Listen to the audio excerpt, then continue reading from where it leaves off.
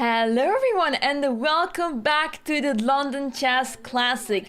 Today is round 3. Oh gosh, I was hearing myself. I probably have a tab somewhere open that I should mute, but it should be fine for now. Hope you guys are doing amazing and welcome back to round 3. Today we have another set of exciting matches planned, but yesterday was a thriller. At the end, we had Gukesh still fighting for a draw, and he managed to survive in a bishop endgame that was completely losing. And we finally figured out how it was possible for his opponent, Jules Vitiugov, to win that game, but he managed to miss that. He made the one move that was causing the game to be drawn in the end, which was a very logical move. So it made a lot of sense that the game ended in the way it did, but there was a winning possibility for his opponent. So yeah, Gukesh lives another day, and that means that everyone in the field there's no one that has 100% score left. So we have 3 players leading with 1.5 out of 2, but it's the start of the tournament. Anything can still happen, but it's already really interesting to see that none of the players have 100% score anymore in round 2 already. So we are back in round 3. As you can see on the camera, the games have started, but we do not have the moves yet.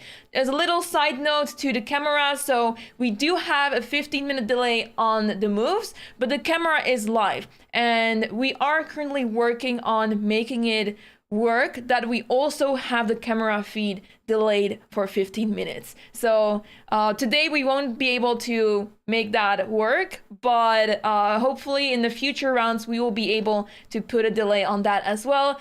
Just so you know, we are working on that behind the scenes.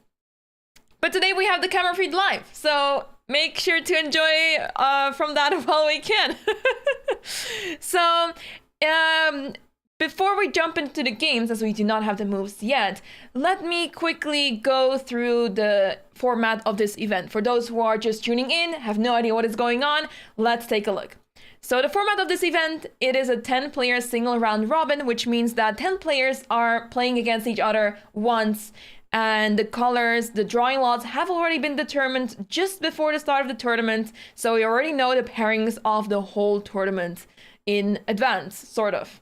So the time control is 40 moves in 90 minutes. And then after the 14th move, the players receive 30 minutes additional time on their clocks. And every single move, the players receive 30 seconds added to their time. So that means that the games can go on for a very long time, and the players have to write down their moves every single time.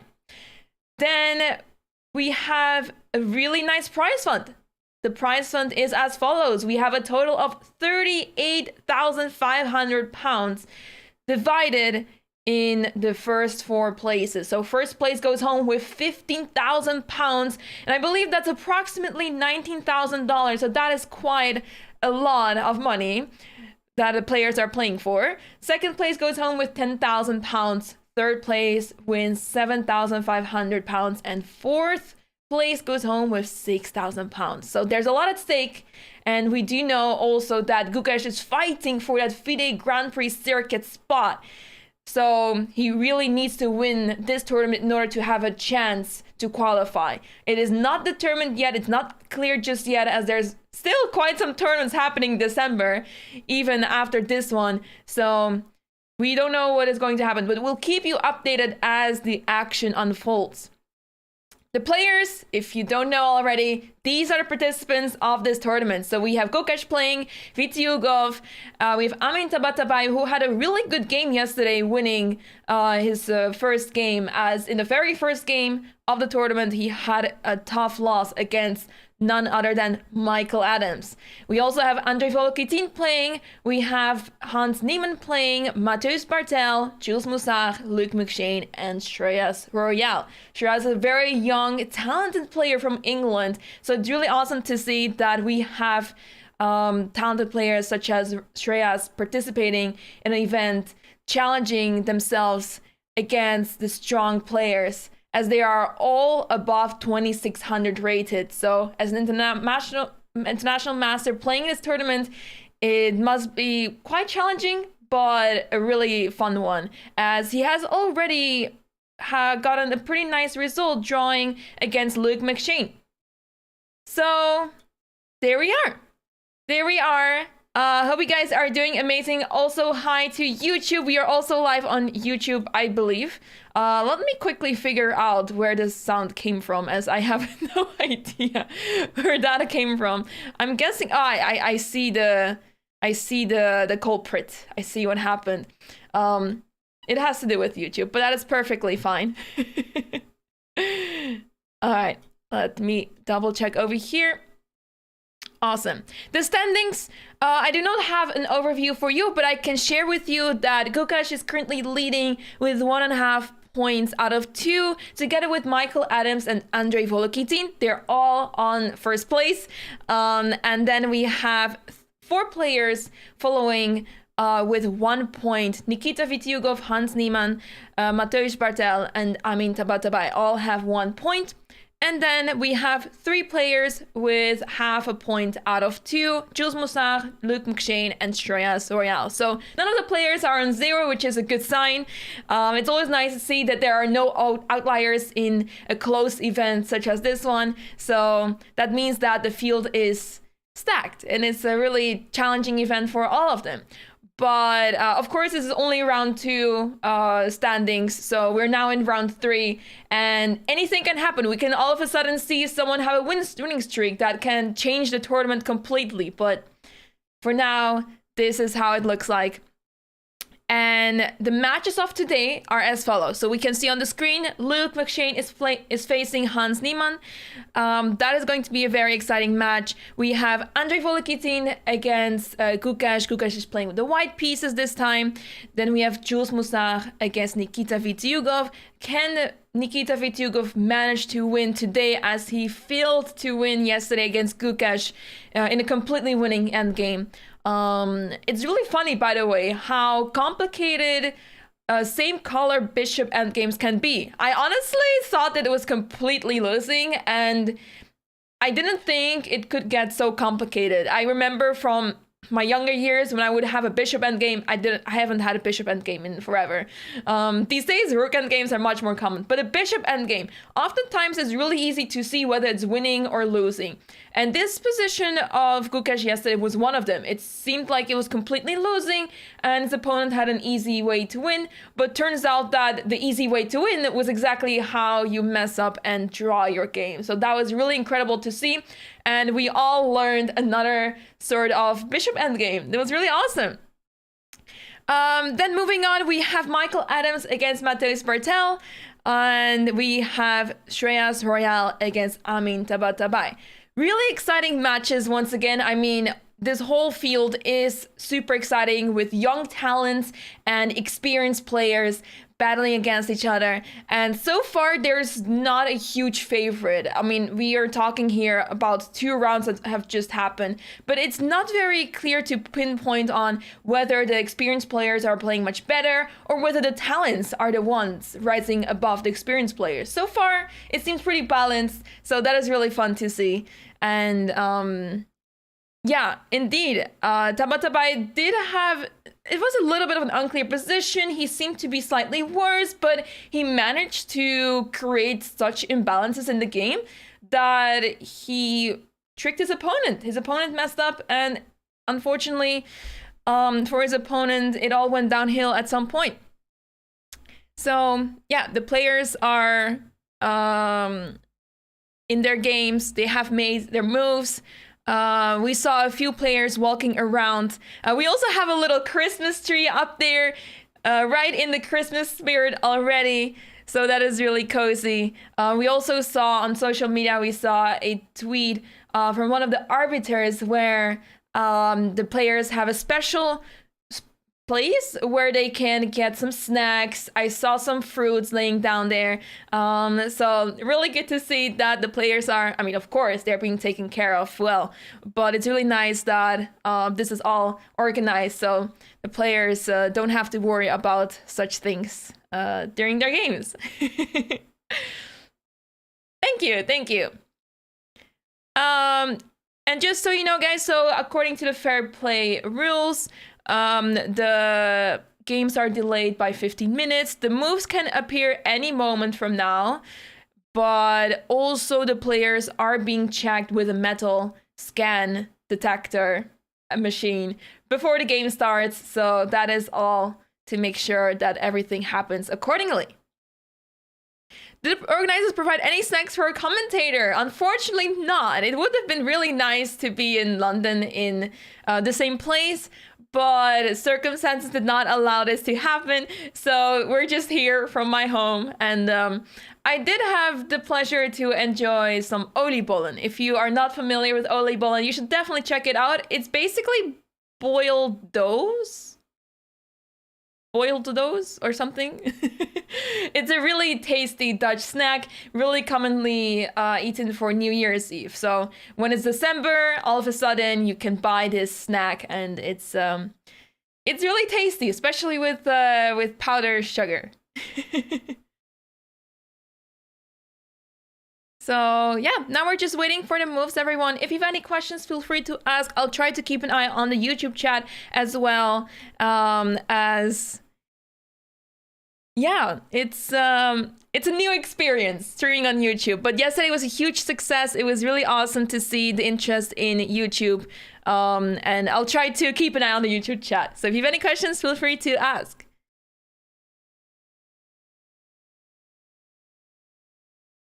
You think it's fortunate that I'm not there. Okay. Delay is killing chess. I think delay is healthy. I think a delay is healthy because okay, it depends, right? But I feel like generally delay, I see it as, let's say, okay, it's maybe a bad comparison, but when I think of a delay, I think of when a tournament is happening at a very bad time for me because of time zones. Let's say a tournament is happening in, I don't know, let's say the other side of the world. Let's say China. A tournament's happening in China. It starts very early for me. Let's say 6, 7 a.m. It's starting for me. And yeah, that is a little bit unfortunate because I would have a really tough time watching the games because I'm not awake at 6 a.m. So I see it such a way that you can't really follow the games in real time, but that's okay. And this is maybe even a worse situation because you can't follow it live, as it would mess up with your schedule a lot. But I think generally a delay is just healthy, just to delay the games. And yeah, we are very patient to wait 15 minutes. It's wet and freezing in London. It's freezing here as well. I think we're supposed to have snow tonight here, but I'm not very sure.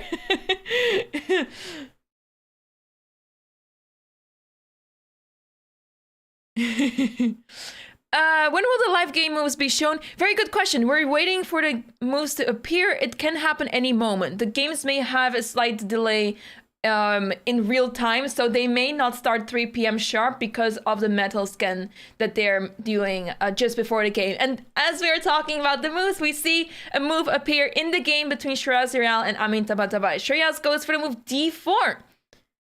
Very solid option, and let's see what Amin decides to do against it. Is he going for standard d5? Does he have an opening with knight of 6? Maybe c5?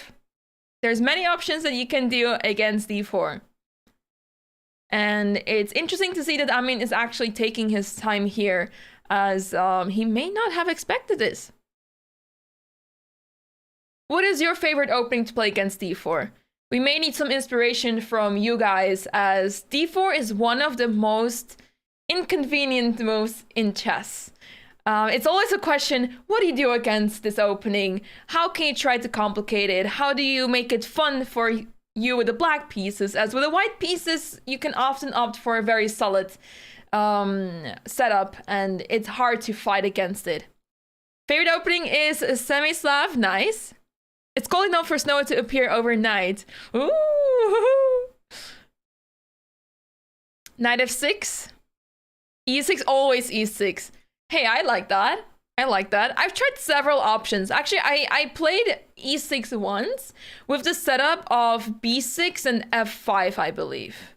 I believe that's how I played. And I actually had a really dynamic position. So if you're interested in this, maybe you can look into it. But you need to have the move order accurate, not to mess up some... yeah, it can be easy to mess up there.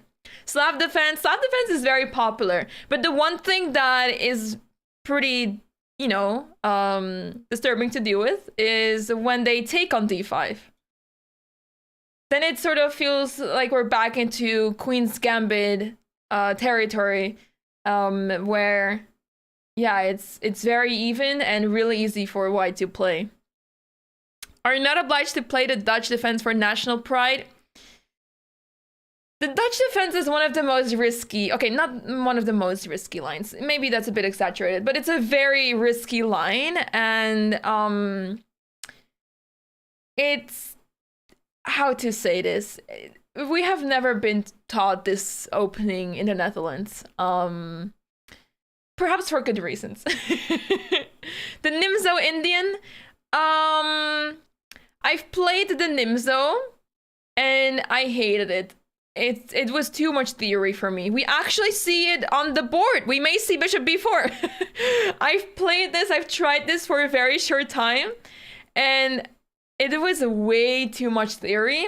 And I remember this one game that I played where after, I think my opponent played like Queen c2, and I spent for here like 15 or 20 minutes not knowing what to do. Because basically I prepared what to do against e3, knight of 3, queen c2, a3, blah blah blah, because this was a very new opening to me, but I didn't remember what my file was saying against queen c2.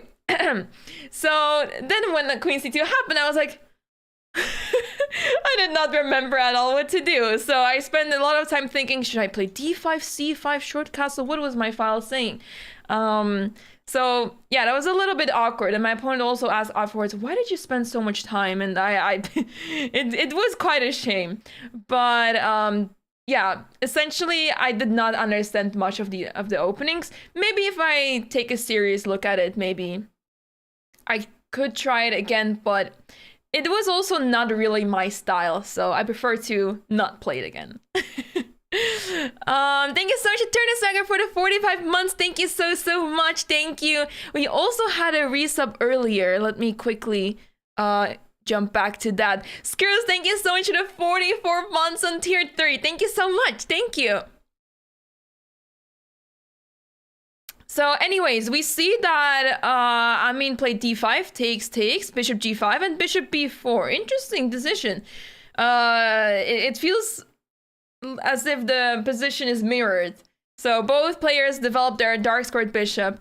Let's just quickly jump to the other games to see what the openings are in those games before we move on and check what is happening here, as I'm expecting some excitement on the other boards as well. So let's take a look at the game between Andrei Volokitin and Gukesh. So let's see. This looks like a really funny position with knight on c7. Let's see how it is started. So c4, knight f6. This is the English opening. c5, g3.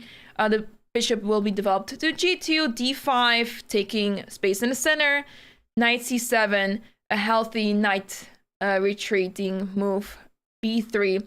So Gukesh is developing the bishops on the sides of the board, also called a Fian Keto. And yeah, he's basically waiting to take space in the center. Oftentimes, I mean, sometimes it's a pretty nice idea to take it easy in the center, because as you move the pawns in the center, you are weakening some squares. So let's say you decide to play e4 here. You weaken the square on d4, so that can be pretty inconvenient. And you try to avoid such situations. But what else do you have? So with the bishop on b2, at least you're attacking the pawn on g7. You're looking right towards that pawn. As well as with the bishop on g2, you're looking at the pawn on b7. So you're restricting your opponent's development in this way. Of course, knight c6 can be played, but then you have to consider whether bishop takes c6 is worth it, as that will be doubling the pawns, and black's pawn structure would look pretty awkward. Did I ever play the Najdorf? I have a really funny memory that I tried the Najdorf once in my life, and I messed up the opening in such a way that I offered a queen trade, I think, I don't know, move 10, 12, between move 10 and 15, I think. It was really quickly out of the opening. I offered a queen trade, and because I was so anxious about my opening failure, I went for a draw really quickly. Because it was a really awkward situation. But I was very young back then. I didn't really know much about opening, so maybe one day I'll decide to come back to Najdorf, who knows? So yeah. Yes, I am Dutch, yes.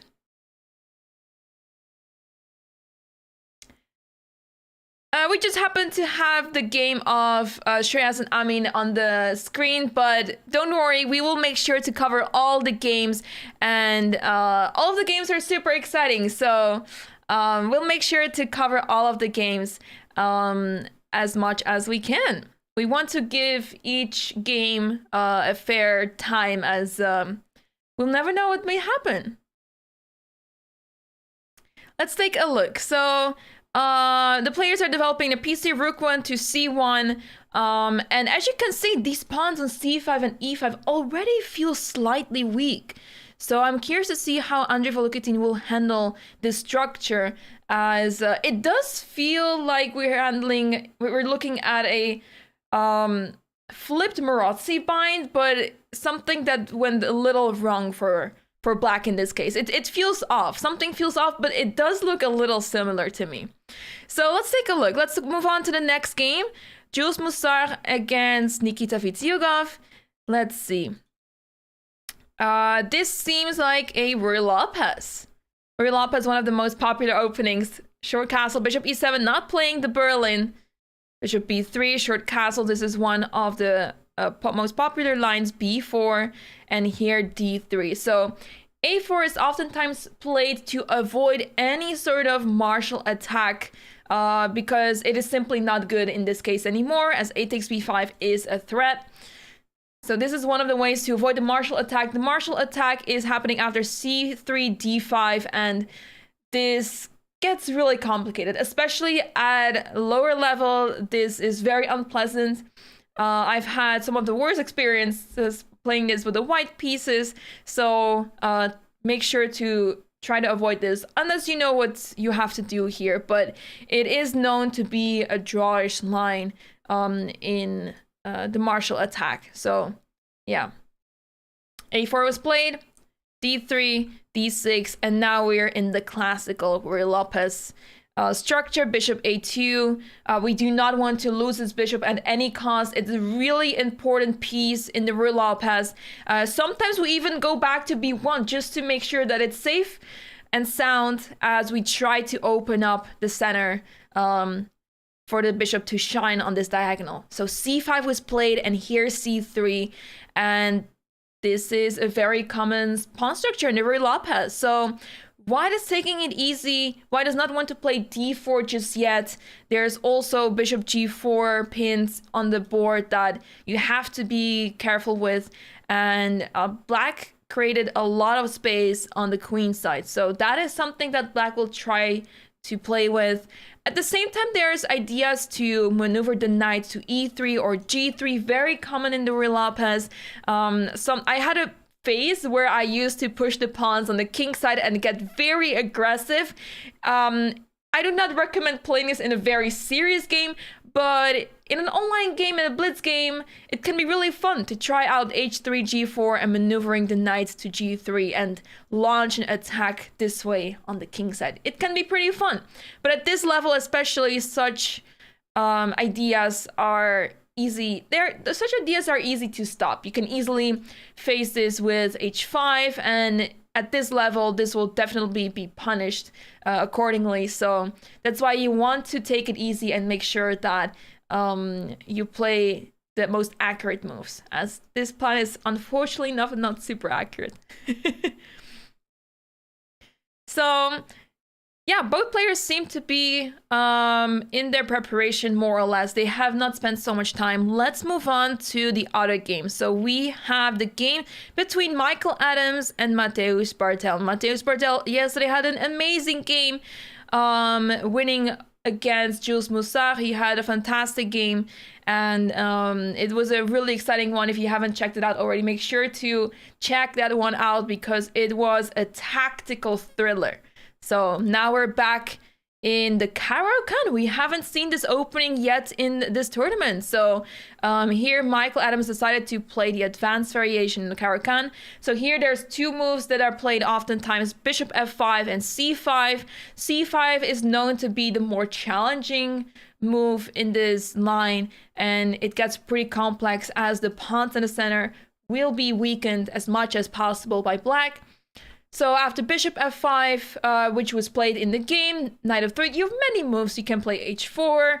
There's even lines with g4, knight e2, and there's many ways to deal with this. Also knight c3. I think after knight c3, there you have the move g4. So there's many ways to play against this. But here, white played knight f3, e6, bishop e2, knight d7, short castle, and here the aggressive a5.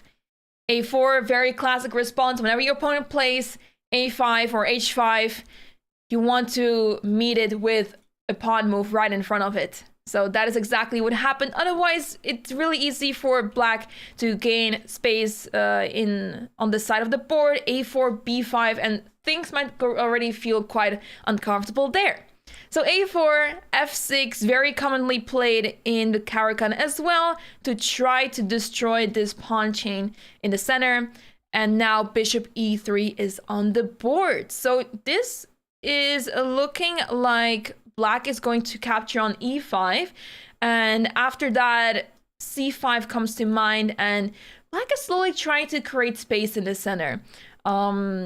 As I said before, when you push pawns forward, you do weaken squares left and right. So to me personally, it's always really terrifying to put my pawns in such a way where I'm vulnerable to pawn attacks with c5 and f6. It may just be that as a French defense player, I am used to playing like this with the black pieces. So when I have this with the white pieces, I feel uncomfortable, but yeah, in any case, this is the current position, and it seems as Michael Adams is lower on the clock. He seems to be out of prep already, but it's hard to tell, of course, as yeah, you can still be in your prep, but try to memorize your lines. We have to note that he did spend some time out at the move a4. So that is when he started spending some time. It may just be that he was simply deciding what to go for here, as yeah, it's interesting to see where the pieces develop. So bishop can go to g5, to f4. It's always a little bit difficult to figure out where the pieces go here, as the pawn structure is put in such a way that if you play knight c3, the knight is extremely restricted. So that is not a really desired spot for the knight. But where else can we go? Because knight d2 blocks our bishop. Okay, if we develop the bishop first and then knight d2, it's also fine. But it's hard to pick a nice square for the pieces. So that's why it's not so easy to play here. Now let's take a look at the game between Luc McShane and Hans Niemann. So Hans seems to be in his prep as he has 1 hour and 34 minutes on the clock. Let's take a look at what happened. So we see once again the Ruy Lopez, knight f6, knight takes e4. And here we see again the Berlin. Bishop f1, knight takes e5. This is very similar to the first game of Hans when he played against Jules Moussard, actually. Rook e2. So the rook is not going back to e1, which I believe happened in the very first game between Jules Moussard and Hans Niemann. b6. Wait, was that intentional? Was that intentional to play rook e2 and rook e1? Interesting. Bishop b7. It's really interesting that the rook went to e2. I mean, of course, there's bishop a6 in the air, so it makes sense that you do not want to allow this to happen. But It's really funny that the rook did not go to e1 directly, but instead to e2. And what is even funnier is that Hans is the one that is playing quickly, so he does not seem to be super surprised by rook e2 as well. It seems to be common, but from a human point of view, it looks rather strange. Rook e8, c3. So this is the current position. We're on move 14, and Hans has not spent, I want to say, a single second, but that would be exaggerated. He has played the opening out rather quickly. Is a Berlin a drawn opening? So oftentimes players play the Berlin to go for a draw. There's a really common drawn line where they repeat moves very quickly. Also, the Berlin is known to be drawn because if they decide to not go for the repetition line, as you can see currently on the board, it's very balanced. Not much is happening. I wouldn't say it's not a symmetrical position, but it's a very balanced one. Similarly to the French exchange defense, where in the French exchange, you simply do not have much play. It's very even, and it looks very similar in this position. Now the pawn went to d6, so in the French exchange, we often see the pawn on d5, so that looks really similar, but here Hans plays the move d6 because he does not want to block his bishop on b7. It's a very powerful piece on b7, so he wants to keep that active as much as possible. Rook e2 is considered the non-drawing attempt for the reason that Jules Moussard was quicker to type. Oh, rook e2. Okay, let's go back real quick because the chat is really awesome to point out what the idea is behind rook e2. So we have rook e2, rook e8, and after knight c3, the pawn on d4 is not hanging. Ah, that's a really good idea. So after rook takes e2, you can simply capture with the knight, and the pawn on d4 is protected. Or actually, you can just take with the bishop as well. You can take many ways. But yeah, this is why this is played. It's always really funny to see what the GMs come up with that may not make so much sense to us mortals, but yeah, it's always very inspiring to see what the grandmasters play and decide to do. So anyways, let's go back to the current position. This is how it looks like. d6 has been played. So ideas for white, not very easy. I would instantly consider playing bishop d3, which is really funny because the bishop went all the way back to f1. And it's common to put the bishop on g2 once you put the bishop on f1. So you play g3 and bishop g2. But here that may not be so convenient as there's already a bishop on f4. So playing g3 would restrict your bishop on f4, and that is probably not a good idea. So you want to give your bishop some space. So when there's a bishop on f4, you oftentimes want to play h3 to put the bishop on h2 safe and sound. Of course, white can decide to capture the knight on e4, but this gives flashbacks to round 1 where pieces are being traded off really quickly and a really dry position arises. So it may just happen here as well. Hey Wolf, thank you so much for the subscription. Thank you for subscribing. Thank you. Thank you so much. Anish is not playing in this tournament. Welcome, Luciano. Hello.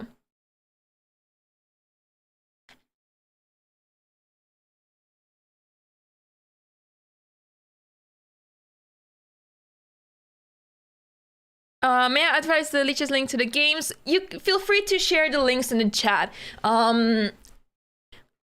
For now, we have allowed links to be posted in the chat, and it's perfectly fine if you share those links in the chat. What is important is that people can follow the game, so yeah, that is perfectly fine.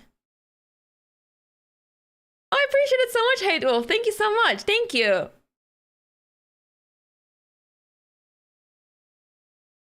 So let's see. Luke McShane spending some time here.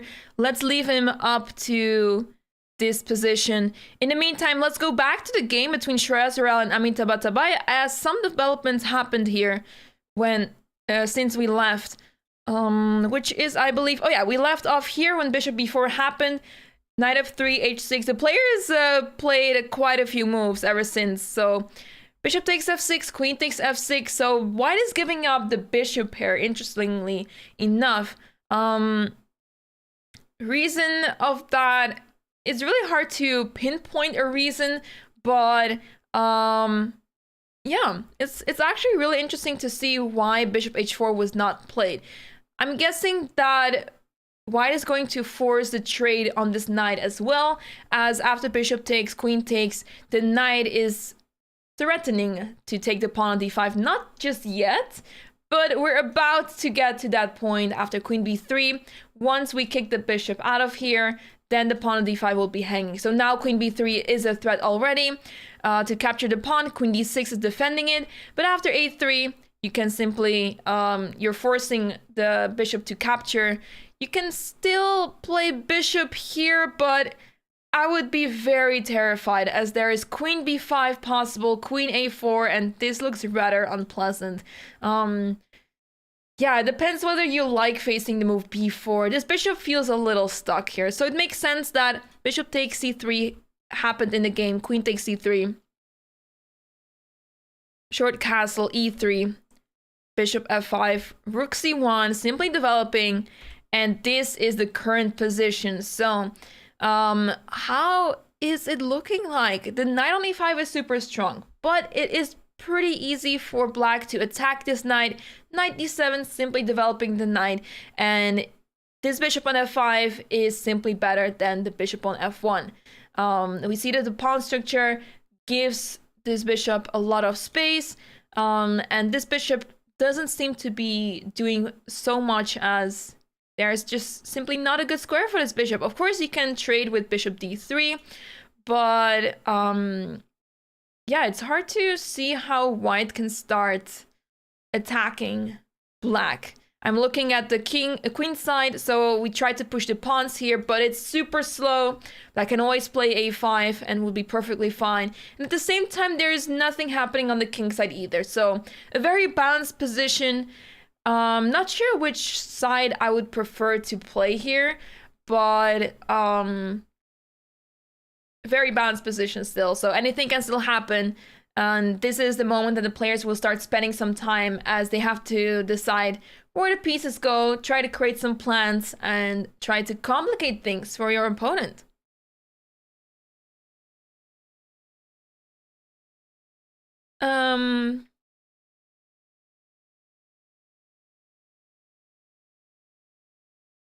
All right.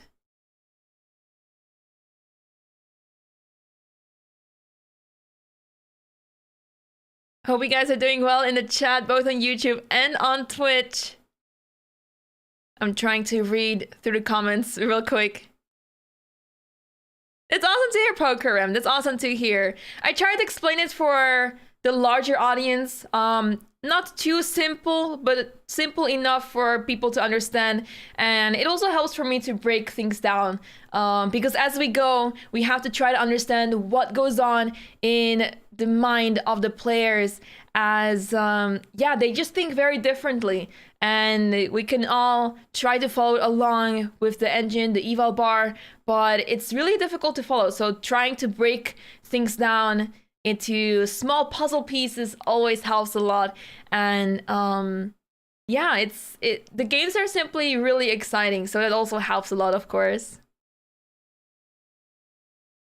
Let's see where we have some updates. Ooh, I see a bishop on a1 in the game of Gukesh.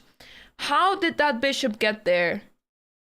Let's take a look. So we left off here when Gukesh played rook c1, short castle was played, knight e4, b6. Ooh, that looks pretty crazy.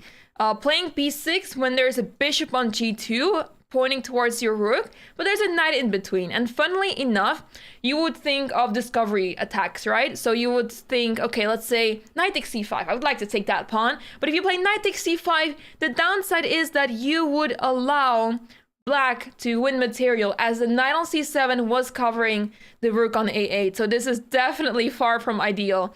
And that's why you do not really have a discovery attack in this position. So Gukesh took on e5. So that pawn was simply hanging, which is really interesting to see that Andre just sacrificed this pawn, and now the bishop went back all the way to a1. And what is interesting is that Gukesh is on 1 hour and 33 minutes. So he spent very little time so far, and he seems to be still in known territory. Do we know the venue? I think it's in the hotel. I think it's in a hotel, but I am not aware what the venue is. It's not accessible to spectators, unfortunately, but hopefully in future editions, spectators will be allowed again, and we will have the London Chess Classic the way that we know it.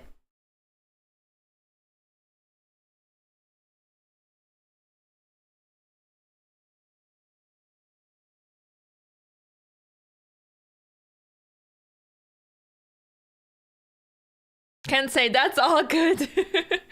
That is perfectly fine.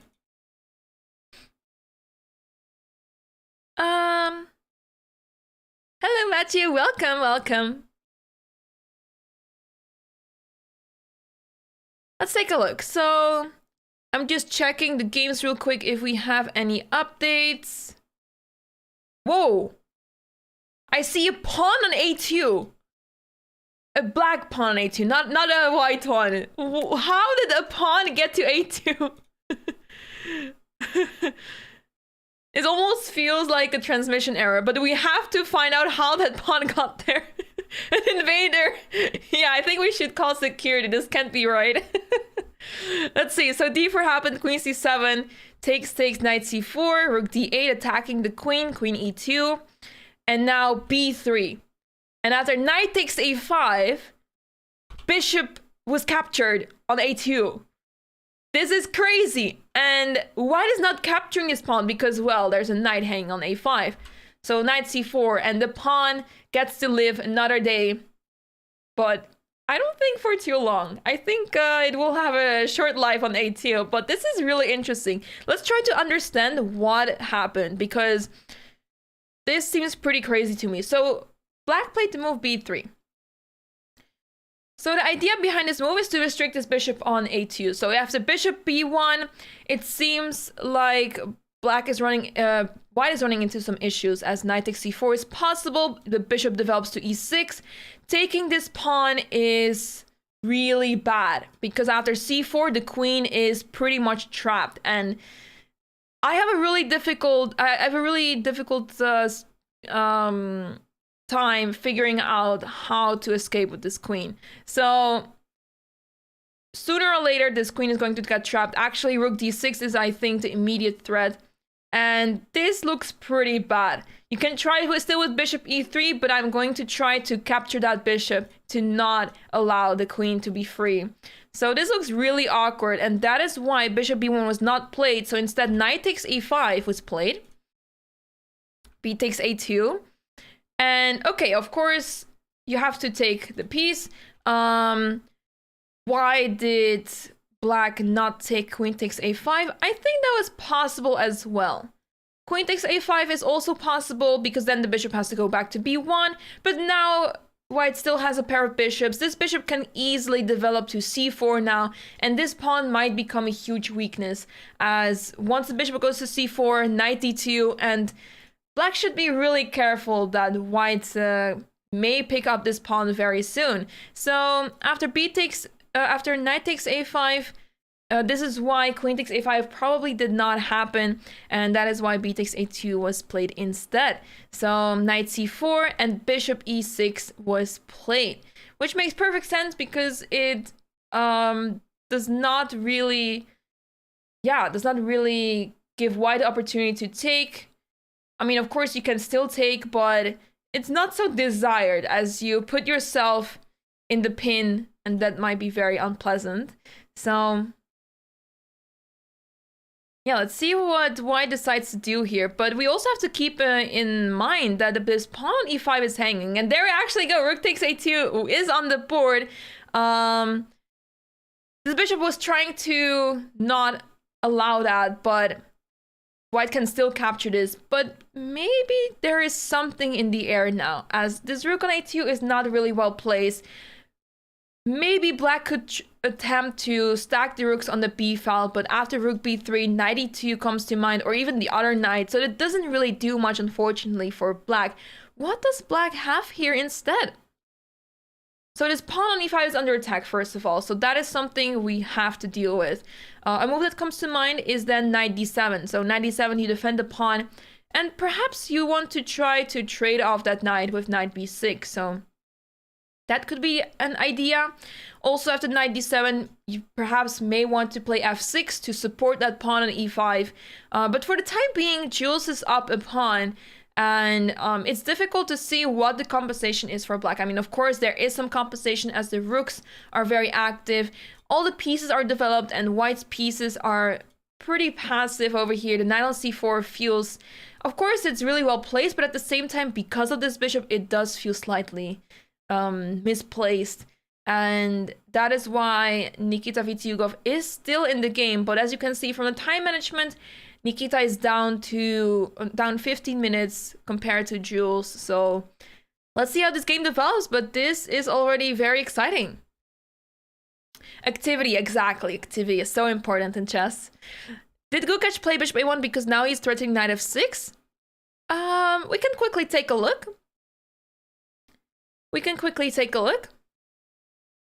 Yeah, you are absolutely right. So if the bishop would have gone, for example, to b2, indeed, knight f6 would not work anymore.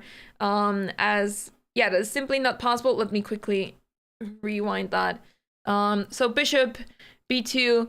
The problem is that this bishop is sniping on this diagonal, right? So f5 is a threat.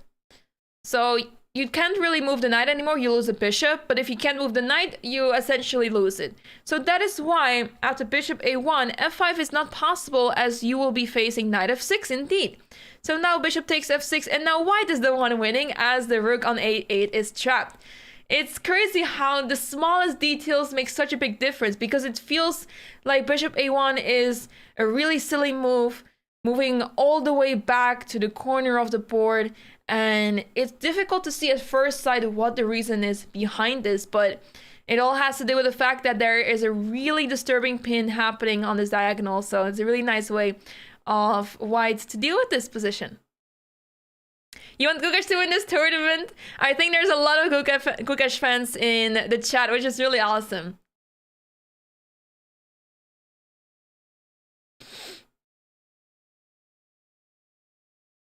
I have arrived. Welcome, Zendali. Welcome.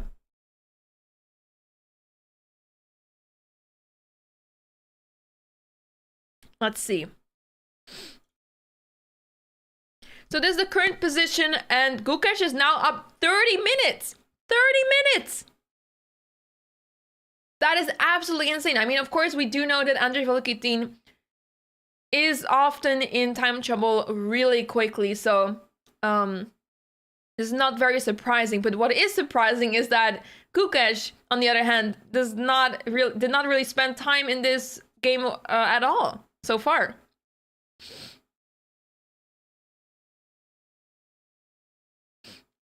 This looks like some weird Gukesh prep. Looks like it. So it seems to be working out. So he is not taking action in the center just yet. All of his center pawns are still in the starting position, and he is simply taking it easy. So let's see how that develops. I'm quickly looking through the games to see if there is some excitement happening in the other games. Let's take a look at the game between Luke McShane and Hans Niemann. So there are some traits that happened. Let's see where we left off. We left off around here, I believe. C3, D6. This was a moment. So knight takes C4 happened. Rook takes, not bishop takes. Rook takes, bishop takes, and queen to A4. And white is pressing here on the queen side, threatening, well, keeping an eye on that pawn on A7. But this does infight queen E8. And when I see queen E8, I think very drawish. But I'm curious if either of the players are going to try to avoid any sort of drawing situation. As maybe white notices that the pawns on the dark squares, it means that the light squares are weakened. So after queen E8, bishop B5, can cause some implications for black. So there could be still ways to challenge the opponent here, but of course it's a very even position, and it is pretty likely that this may end in a draw, as we have seen in Hans' previous games. This looks very similar to the first game, but in the first game it was a little different from the start. But yeah, similarly in game 1, it ended in a draw, so this may also just end in a draw. But okay. It's the very start of the game, and so far the players are not forcing the draw, so let's see what the players decide to do. Hans goes for a6, a really interesting move. So he's essentially avoiding bishop b5. He's stopping bishop b5 from happening, so that is a really good move. And perhaps he's preparing the move b5. So what can Luke do about this? Because b5 looks pretty disturbing. But after b5, queen a5, the queen is in a very odd place, but at the same time, it does restrict the pawns from moving. It puts black in an awkward position as well, so this seems to be perfectly fine for white, and that's why I think rook e1 may be very appealing to play. Yes, so after bishop b5, so let's say queen e8, bishop b5, c6. This is very possible, but as we mentioned before, when you move pawns, you're weakening squares around it. So in this situation, let's say bishop f1, the pawn on e6 is hanging, so you also have to take care of that. d5 looks very logical because it supports the bishop, and the bishop supports the pawn this way. But now we are left with some small weakness on c6. Not very determining the outcome of the game or not changing the situation too much, but it does mean that there's a small difference in the positions of the players, and yeah, you try to provoke such weaknesses more and more to gain an advantage. So you want to be careful with pawn pushes such as c6, but in this case it seems to be fine still. But this can be annoying to deal with in the long run. Yeah. But okay, a6 was played. a6 feels like a more safer option than c6 because now your pawns are still, the pawn structure is still intact more or less. And Luke decides to play queen b3, sliding the queen back and possibly preparing bishop c4, although that it does invite the move d5. So I'm curious to see what Luke is planning to do. Perhaps he's thinking of moving the pawn up to a4 and then trying to damage the pawn structure by playing a5. So this could be his idea.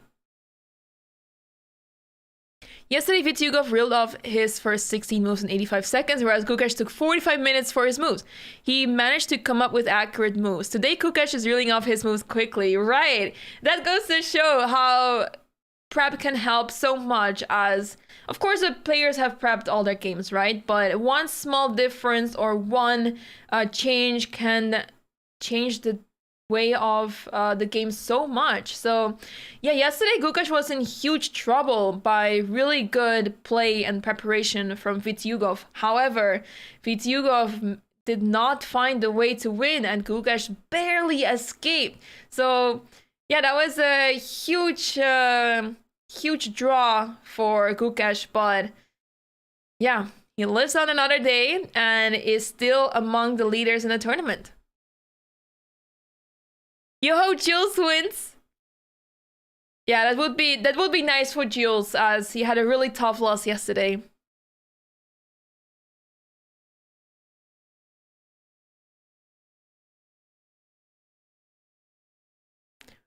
Cookie winning is just necessary to keep circuit exciting. Yeah.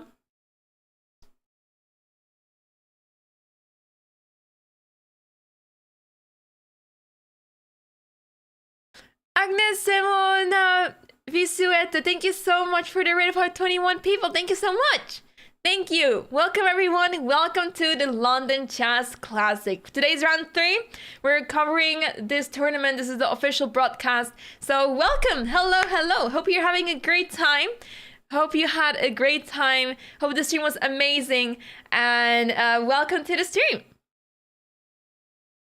Queen d7 is on the board, preparing Well, I was going to say preparing rook e8, but then we dropped the pawn on a6, so that's probably not a good idea. But yeah, it could also be that black is preparing to move queen f5, simply involving the queen in the game and activating it a bit more.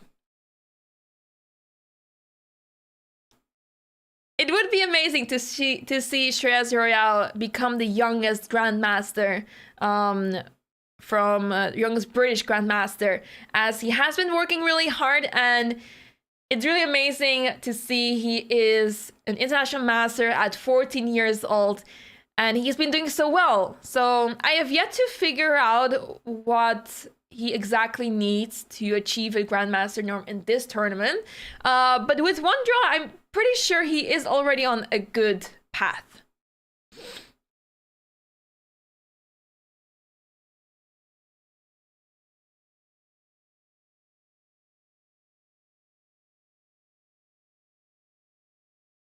All right, rook a1 is on the board. Let's see what Hans decides to do. He finally started spending some time, so yeah, time issues will not be happening in this game, I believe.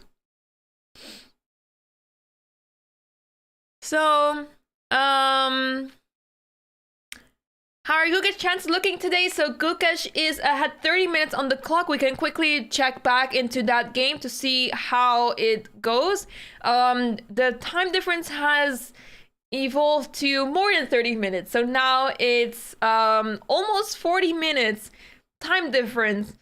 And we are only on move 11. And as an over-the-board chess player, I'm speaking from experience that I know when I am on, if I have less than 50 minutes on my clock and I have not reached move 15 or I'm around move 15, I know that the time trouble will occur in this game. I can simply sense it, as if I have been spending so much time up until move 15, it means that the next few moves will be even more difficult. So I will definitely land in time trouble very soon. So my approach is to try not to get to lower than 50 minutes before move 20, but it's a really difficult task. It's a really difficult one.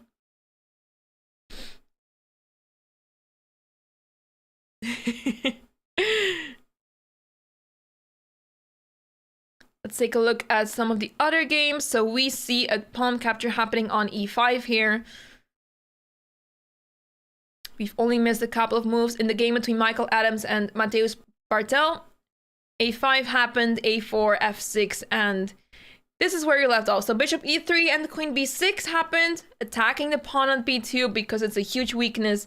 But knight bd2, very often in this line in the Caro-Kann, white is simply okay losing the pawn on b2, because after queen takes b2, rook b1, this queen is feeling slightly awkward over here, and you try to win that pawn back on b7. And even when you're losing the pawn on c2, white is still completely fine, because the rook is becoming super active on b7, and black simply does not have a development happening on the king side. So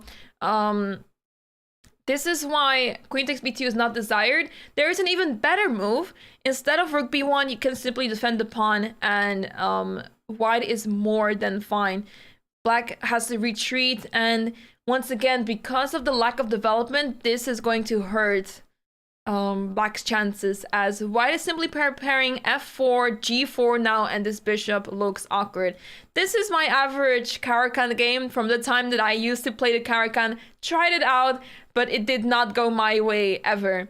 I was getting checkmated every single game, or my bishop was getting trapped on g6 or f7, and yeah, not great memories from the Caro-Kann. So use this opening with huge caution if you try it out or play it yourself. But if you know what you're doing, this is a really good and solid opening, of course. But unfortunately, I personally did not know what I was doing here. But Mateusz Bartel seems to know what he's doing, as he took the pawn on e5 instead. So now knight takes e5 is on the board, and yeah, the bishop is out of the chain. It looks very similar to French the French opening, but then with the bishop out of the chain. And yeah, as long as a bishop cannot be captured on f5, black is doing all right. Yeah, so far so good. Bishop is attacking the queen, so either c5 or bishop c5 comes to mind, or queen c7, that is also possible, but after c5, there's a check on b5, which is very unpleasant, and after moving the queen, I guess you could do that, but it feels very passive, so bishop c5 seems to be the more desired option here, but do you want to trade pieces here with black? I guess you want to. Just so that you can develop the knight to e7 freely. Knight g6. Well, knight g6, you may trap your bishop, so... Tough. Tough situation. Bishop c5 is indeed on the board. How does it get trapped on f7? You mean the bishop? If when the pawns run down the board, it can get trapped. I have managed to get it trapped. Okay, it was probably in some blitz game. I do have to admit it was some blitz game. But yeah, I have had a situation where the pawns run down the board and it got very uncomfortable. Yeah. Gukesh's game, we do not have any updates there yet. Actually, we do. Andrei Volokitin just played the move queen c8 after a very long thought, I believe of 22 minutes. He played the move queen c8, so he is protecting that bishop, making sure that knight f6 is not a move, and this is causing Gukesh to spend some time, finally. I believe this is the first time in the game that he is actively spending time, unless he is simply trying to recollect his thoughts. Because after a long thought of your opponent, you may still feel like, you know, just to recover real quick, because it can be pretty exhausting for you as well when your opponent is the one spending so much time. And there we go, g4 is on the board. What is that? What is g4? Wow. This is incredible. Gukesh is playing the move g4. After queen takes g4, we have the same issue where after queen takes g4, knight f6 check, and again, black is losing material. Wow, he is still in his preparation. This is incredible. Wow. This is insane. And with 51 minutes on the clock, I am fearing for Andrei Volokitin. This is not what you want to face when you're down to 51 minutes and we are barely on move 12. Delayed grub. Gukesh is simply throwing all of the rules we are trying to teach beginners just out of the window and says, we do not care about the sender, development, nor the king's safety. Well, the king is safe, but we try to teach new players to put the king into safety by castling. Well, I'm not sure if we're going to see a castle in this game. But yeah, this is simply incredible. This is definitely a do not try this at home opening. Do not try this yourself, as this is going against all the rules in chess. This is crazy.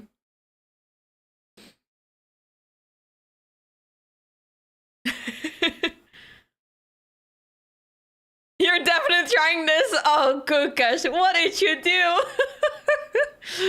To be fair, these days, many of the games are played in such a way that you just do not expect what's happening, and it can pay off. It can certainly pay off. Never in my life did I think I would play a gambit in one of my games. And like, I'm not talking about the Queen's Gambit, but like a proper gambit. So I played the Vienna Gambit, which is, I would like to believe it's a proper gambit. And I never thought in my life I would decide to play the Vienna Gambit in an over-the-board classical game. But I did, and it paid off. I won in less than 30 moves. Like, I won pretty quickly, and it was one of my best games. So, yeah. My pleasure, Ron Fuse. I'm happy to hear that you enjoy it. Thank you so much. Thank you. One of the engine continuation is knight c6 g5. This is unhinged. To be fair, I can see why this is so good, because once you get to g5, you play e3, queen goes here. I don't know, I would be terrified for this pawn on g7.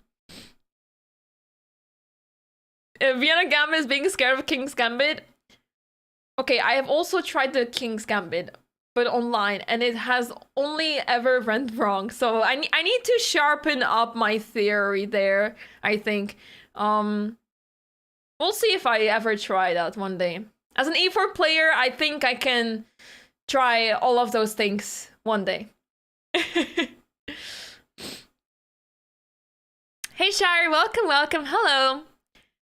I used to always castle queenside every game. I feel like I was ripping the game off, moving the king 2 squares. It does feel like a Giga Chat move. Similarly to the en passant move. It's fine unless they take the pawn. Yeah, try to make it a sacred piece so they don't take it. But yeah, this is simply incredible. Gukesh in his prep still, he does not have to worry about the clock at all. He does not have to worry about his position because he knows what he's doing. But Andre, on the other hand, is down to 47 minutes. What is the idea behind bishop a1? Let's quickly rewind what happened. So the threat in this very position is the move f5. I guess g4 could have been played here, but it does not have the same quality and shock value as we saw at g4 happening later. But in this situation, f5 is a threat. So you want to retreat the bishop, but if you put the bishop on b2, after f5, you're simply losing a piece. The idea is that you want to play knight f6, but after bishop takes f6, bishop takes b7, your bishop is hanging on b2. So instead, if we go through the same line, but then with bishop a1, after f5, now knight f6 is possible, which is why, so after bishop takes b7, now this bishop is not hanging on a1 anymore, and you simply capture the rook, and this rook is fine on c1. It was attacked when the bishop was on b2, now it's not, and this is why this position is so much better. So yeah, this is why bishop a1 was so good, to essentially avoid f5 from being played. A really clever move played by Gukesh. Thank you, Shahir. I appreciate it. Thanks, Zerov. I appreciate it so much. Thank you. Have I ever tried the Evans Gambit? Oh, good question. I probably tried it, but I am very certain it was a failure. It did not go well.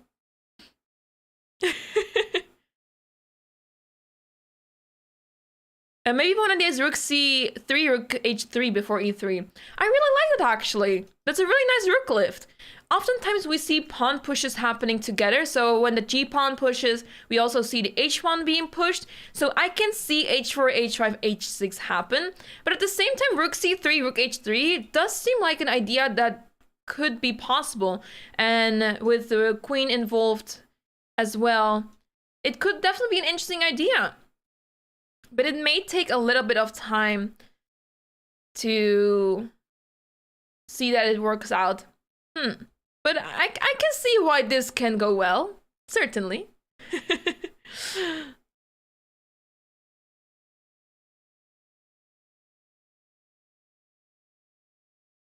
Anyways, my friends, we are going on a short break. We will let the players think, as we are now in the middle game phase. All the games are out of the opening, so we're going to take a short break. Yours truly finally managed to make a really nice break screen. At least I hope it's nice. So let's see what happens. But we put a break screen together, and well, I did. And I hope that you will enjoy it. I'll be right back with you to continue the coverage on the London Chess Classic Round 3.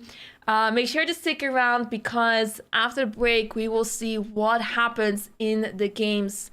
And as we are in the middle game stage. Very exciting stuff. So hope to see you soon after the break. Let's now move on to the break. See you in a bit.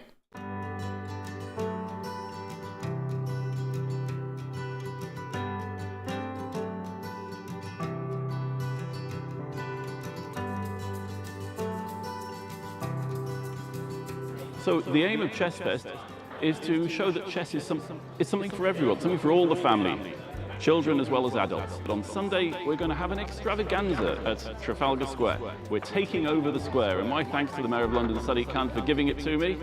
I have to say it's quite a coup for the charity, and we'll have over 1,000 people in the square playing giant chess. We have 32 actors on a giant chessboard who'll be recreating the Immortal game. Now, the Immortal game was the greatest game of chess ever played back in 1851. It was played, in fact, we think, just down the road at Simpson's in the Strand.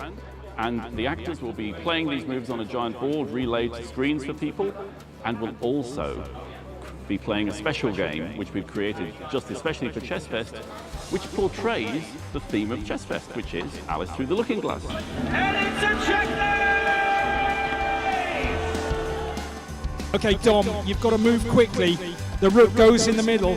How do you think you're doing? Not so well. Playing quick games is not a very good way to get good at chess. You need to play long games. You need to study tactics. Hello, Woody Harrelson here in upstate New York. I'm filming White House Plumbers with Justin Theroux and England's own Lena Headley, who plays my wife. I'm not going to say anything more about that because I hate shameless promotion, but let me just say welcome to Chess Fest at Trafalgar Square. My first move is very unpredictable, E4.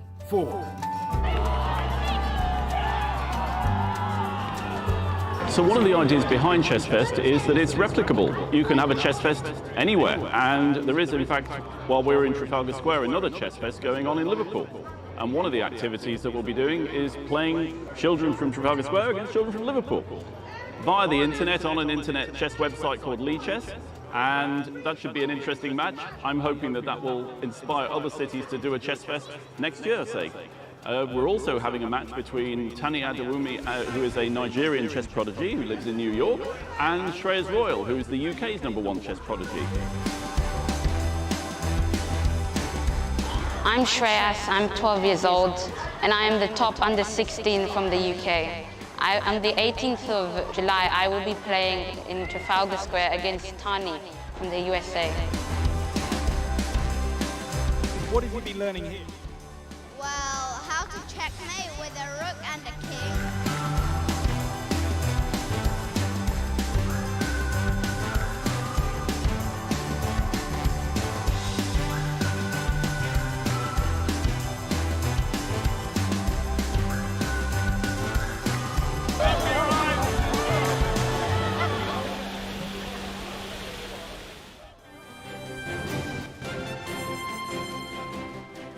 Now, 43 teams from 31 countries competing in an online chess contest spanning the globe. The difference, all of the players are behind bars. 4 of them are in Wandsworth Prison, one of the largest jails in England and Wales, and one of 9 now running chess clubs. Advocates claim that taking part in the game can play a role in rehabilitating inmates for life outside, as well as providing a way out of an often violent prison culture. Our Home Affairs correspondent, Andy Davis, has this report.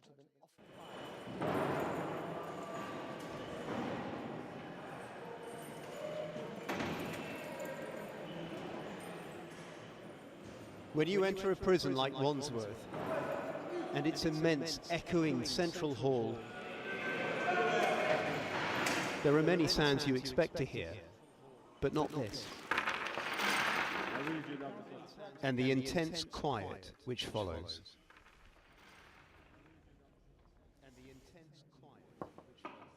We join a game between cellmates. So tactically, how are you approaching this? Well, the very basic is just to try to take over the center, which is at these 4 squares. And once you control the 4 squares, you pretty much control the game. A lot like football. Teaching them are Peter Sullivan and Malcolm Payne, the England chess team manager whose charity now runs chess clubs in 9 prisons. I asked a few psychologists before, when I first had the idea of prison chess, I was sort of thinking, well, you know, how will it work? What will be the benefits? And indeed, I remember very clearly what one of them said, which was that distraction is an excellent idea. If a prisoner can forget where they are for even just a few minutes, then that will, you know, that will be beneficial. I think, though, that genuinely what learning chess in prison does, and a lot of people who are in the club have learned chess in prison, is giving them a life skill, something they can do on the outside, something that will help them integrate when they're released. Check. Knight c3. Knight c3, exactly. That's what I play in this position. Chess as a means to help reduce reoffending is gaining more support, seemingly, in many a criminal justice system. You got to castle your king. In October, for the first time, the Ministry of Justice allowed England's prison chess team restricted internet access to compete in the first ever World Prison Online Championship. Prisoners in Wandsworth made a film about it. 4 of them competed. England came 7th out of 31 countries. Do you see this as a form of rehabilitation, or is it just a means to relieve the boredom of being in prison? Oh, 100%. It is a form of rehabilitation. One thing it teaches you, for instance, is that to think before you make a move. And I think it's quite applicable in life to always think before you do something. And I feel like in prison in particular, there's a lot of people that lacked that ability, which pretty much landed them in prison to begin with, you know. Including yourself? Including myself, unfortunately to say. The wing will have now tables, actually, you know. It is quite nice because you get like 2 people playing and 5 people just watching around, you know, trying to provoke each other, who is going to win, who is better. So it is quite fun. It is something new, and it's quite rehabilitating, I would say. In what way? Intellectual way. So you challenge yourself intellectually. Your brain works. Here, the prison officer who helped start this weekly club plays triumphant prisoner. Checkmate, officer. Oh. That's all right, it's done. What's that, 3 times? 3 times. So how long have you both been playing chess? About a year for me. About 6 months for me. 6 months. What impact does it have on the wing? I mean, what are the benefits, do you think? It's a welcome distraction for them, and it's a way for them to concentrate and actually build relationships with each other. I mean, and with you at staff? And with staff as well, yeah. And the most interesting part is that you can have an old Russian guy, you know, from one wing who's never spoken to a black boy from South London who's on the other side before, but they can play a game of chess. That's quite interesting. I like that part. Yeah. 2 different worlds meet. Yeah. It is impressive, but it is just one scheme. We weren't allowed to film on the wings in the prison. To help assess this in the context of what many consider a wider prison system in crisis, creaking under the strain of overcrowding, violence, the pandemic, and inadequate access to rehabilitation programs. This chess club, you know, looks great, but it isn't the reality across the prison system that there remain glaring deficiencies in terms of prisoners getting adequate access to rehabilitation programs. There are lots of different ways of offering rehabilitation programs in the prison service, and what we try and do is adapt the rehabilitation to the prisoner's different needs. In a prison where most people stay short-term like Wandsworth, we try to offer activities that people can learn quickly and that they can take with them to another prison or that they can take outside with them. See, you rushed me into it. You rushed me into it. Sorry about that.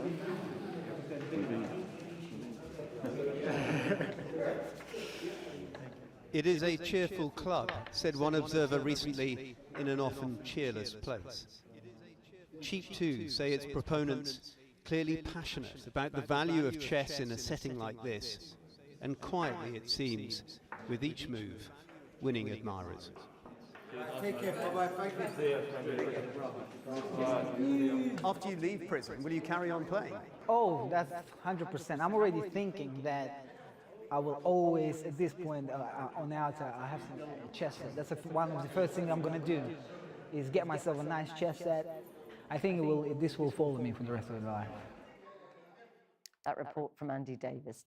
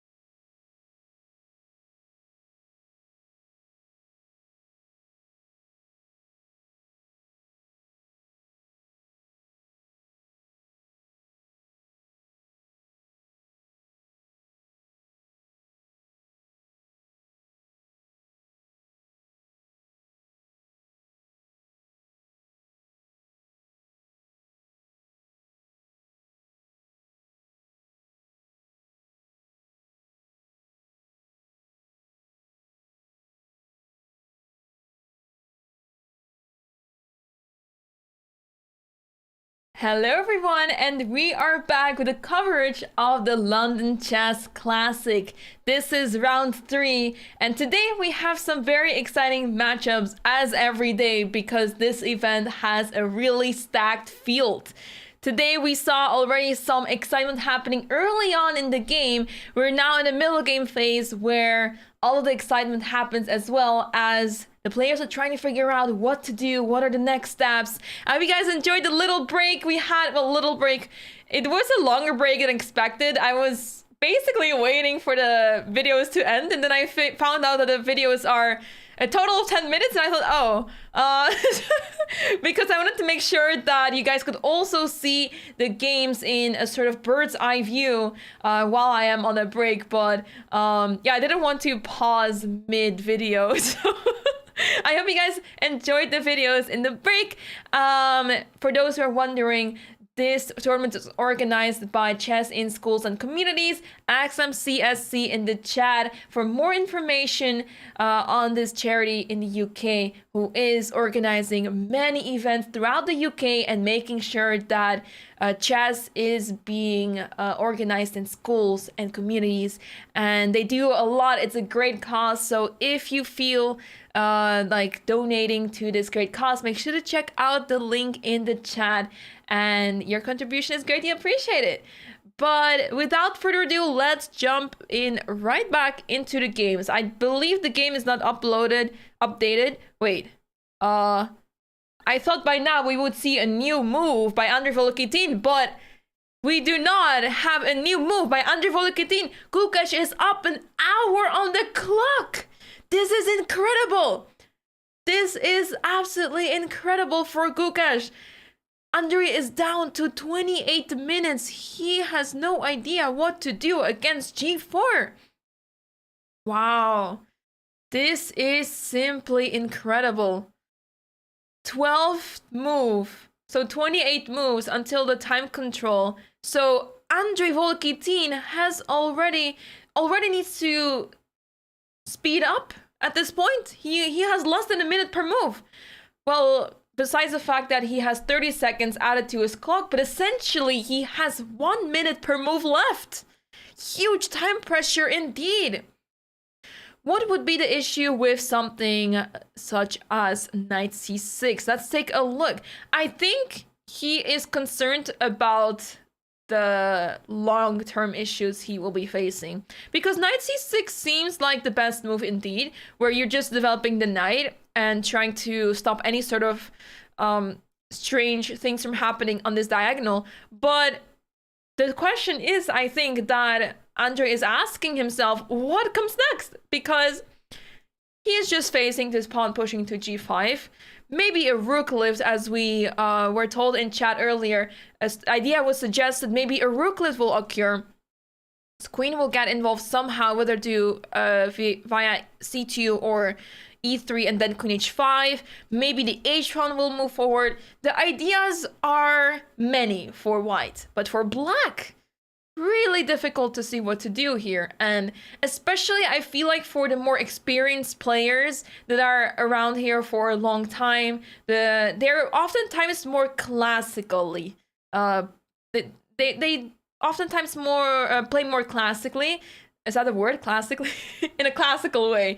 So they're not used to those G4 type of moves that only been around for a few years. It's a word? Oh wow, we learned a new thing today.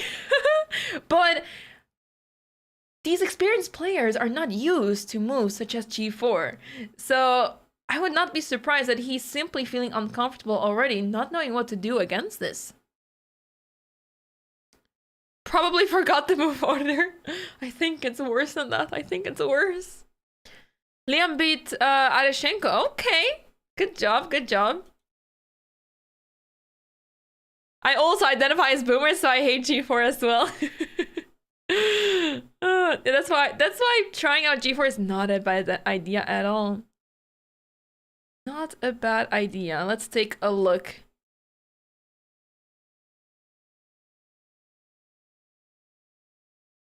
Yeah, I'll make sure to put on the break screen. We'll have a that we're having a break because it was not very clear. But I'll try to put that on the screen the next time.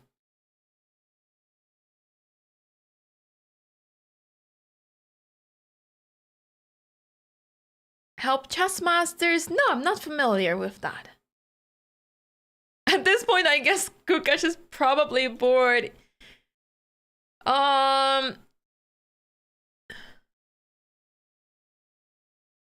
I can barely tell, but I think it is still Andrei's turn. I have a really hard time seeing from a distance the clock, but Gukesh's board is on the very right side. So I'm trying to see if it's Gukesh's turn, but I think seeing also that Gukesh is simply looking away, I think it's still Andrei's turn. So this is really concerning. Classical chess posture. You could make a photo album of chess players' postures.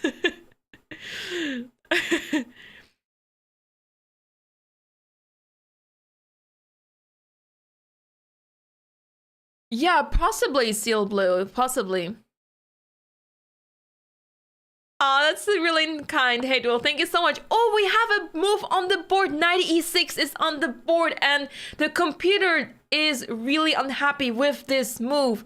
What is the reason? Why is knight e6 simply not good? Because it does make sense. You put your knight out in the center, you want to play knight f4. This could lead to some interesting positions, but you do have another knight that needs to be developed still, and you don't have the opportunity to play knight d4. You do defend the pawn on g7, so that is at least something. But yeah, moves such as e3 come to mind all of a sudden, where yeah, this knight is super restricted, cannot access any of the squares. Can you already play h4? h4, knight f4 is slightly unpleasant perhaps, so you may want to refrain from playing h4 just yet.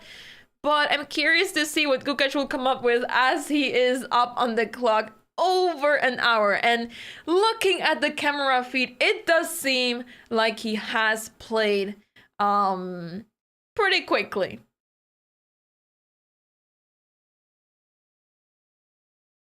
Knight h3 seems like a really crazy move. Would that be preparing f4? Imagine if f4 would be played, or short castle and then f4. That would be crazy. But perhaps Black has the idea to play f5. It's just that this position is so unusual that you can suddenly start thinking of the craziest moves, such as knight h3 and then f5. It's very unorthodox moves, but yeah, it may just be the way to go for both sides. So let's leave Gukesh up to let's leave it up to him. I think actually a move has been made, so Gukesh is now thinking. But let's leave it up to Gukesh to figure out what he's going to do now. We're going to take a look at some of the other games. What have we missed in the other games? I see a lot has happened in the game between Michael Adams and Mateusz Bartel. As you don't like the character, what do you play as Black against e4? The French. Ironic, huh? Where did we left off in this game? Because we saw quite a bit. We left off here. After knight takes e5, knight takes, pawn takes, and here the queen did not retreat, but bishop c5 happened. Takes, knight b3 attacking the queen has to retreat. Bishop h5 check in between is really interesting to see, because it feels like it's a check that doesn't really do much, but it is essentially provoking the move g6. So after bishop g6, takes, and the pawns on the g file are extremely weakened, so this is not something you want to go for, but you also don't want to move the king in the middle, out of nowhere, in the middle of the board. So that's why g6 was played in the game, and now the bishop simply retreats, and this is how White provoked the move g6. It does allow Black to play h5. Mind you that the threat was g4, trapping the bishop, and that's why h5 happened, to prevent g4 from happening. Queen d2 was on the board, queen c7, bishop d3, quite a risky move, as now e5 is left hanging over there, but Black does not capture it. Knight h6 was played,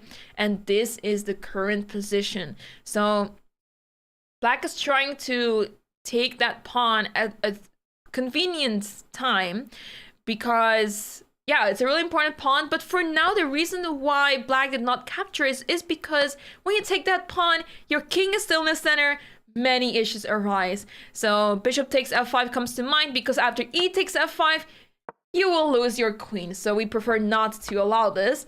But what happens after, let's say, queen takes f5, because we want to get out of the file of the king. So then knight d4 comes to mind, the queen has to move, rook e1, and the pawns in the center are simply too weak. And with the king still being stuck in the center, it may have disastrous consequences. Of course, lone castle may happen any moment, but there's a pawn on a5 hanging.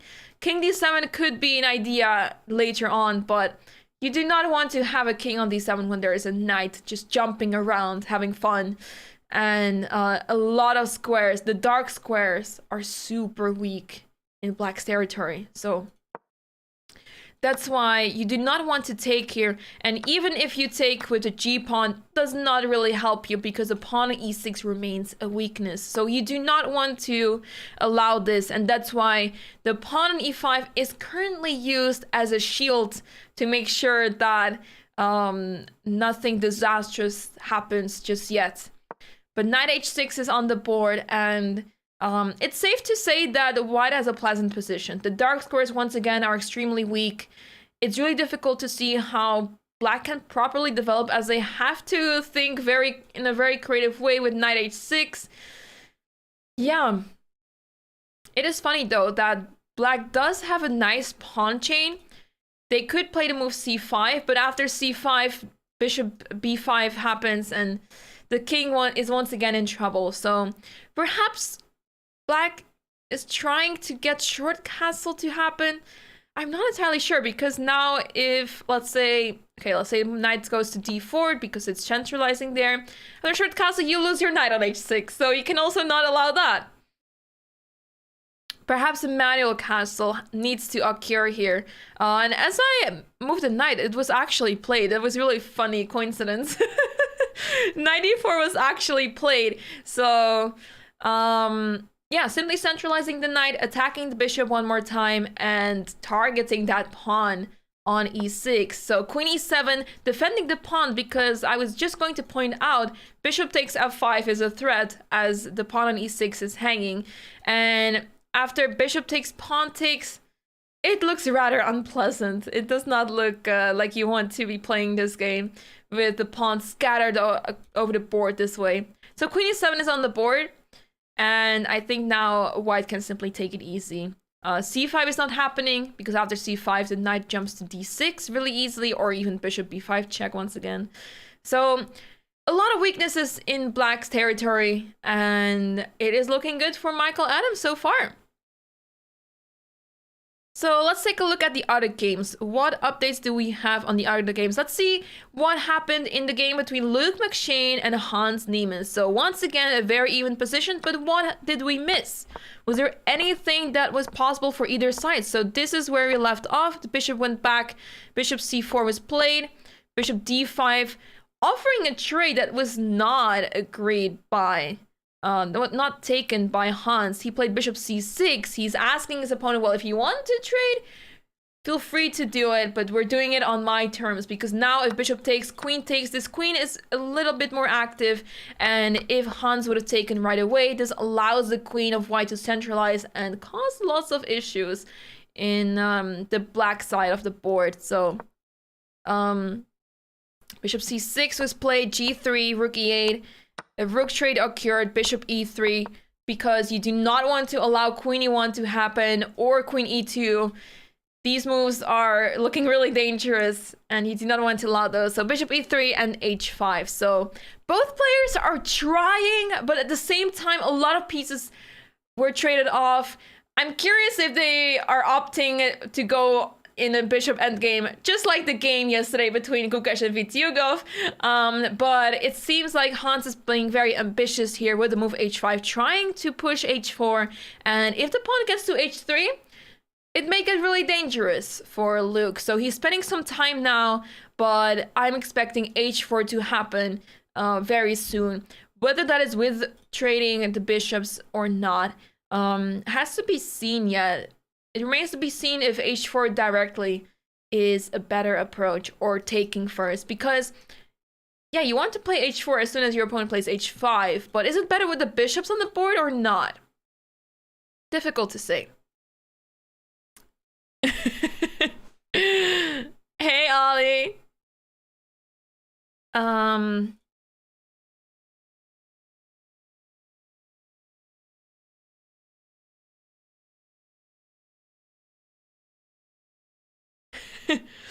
What's so curious what's happening on the Gukesh board? It's getting crazy. It's getting crazy, but we will come back to that game in a short moment because I believe that Andrew Volokitin is taking his time one more time. Hey Erle, welcome, welcome. King G2 maybe? King G2 certainly helps a lot in these situations, but I think you have to avoid h4 at all costs, just to avoid anything happening with pawns on the king side. And then after that, King G2 is a really good move, I think.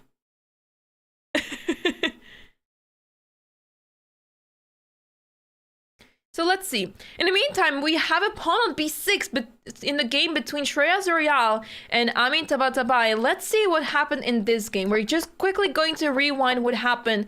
We left off here. So knight d7 was played, bishop d3, bishop takes, and knight takes. So pieces have been traded off, and now maneuvering starts. So Shreyas is pushing on the queen side as he is trying to create that weakness on c6. Very classic in this pawn structure where you're trying to push b5, and after all of the trades, you try to take on c6, and as soon as all of the pawns on the queen side are gone, this pawn on c6 remains, and it remains a weakness, which becomes a huge target. Difficult to deal with for black. So queen e7 is exactly what happened, but instead of a takes b5, Amin went for c takes b5 because he can play the move a5.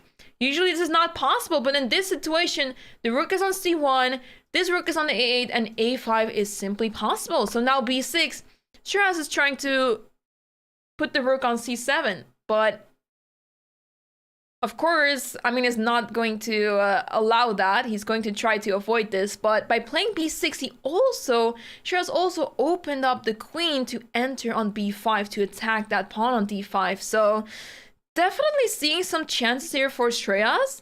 And okay, he still has to be quite careful because of the passed pawn on a5, but for now he seems to be doing just fine as this pawn is not going anywhere.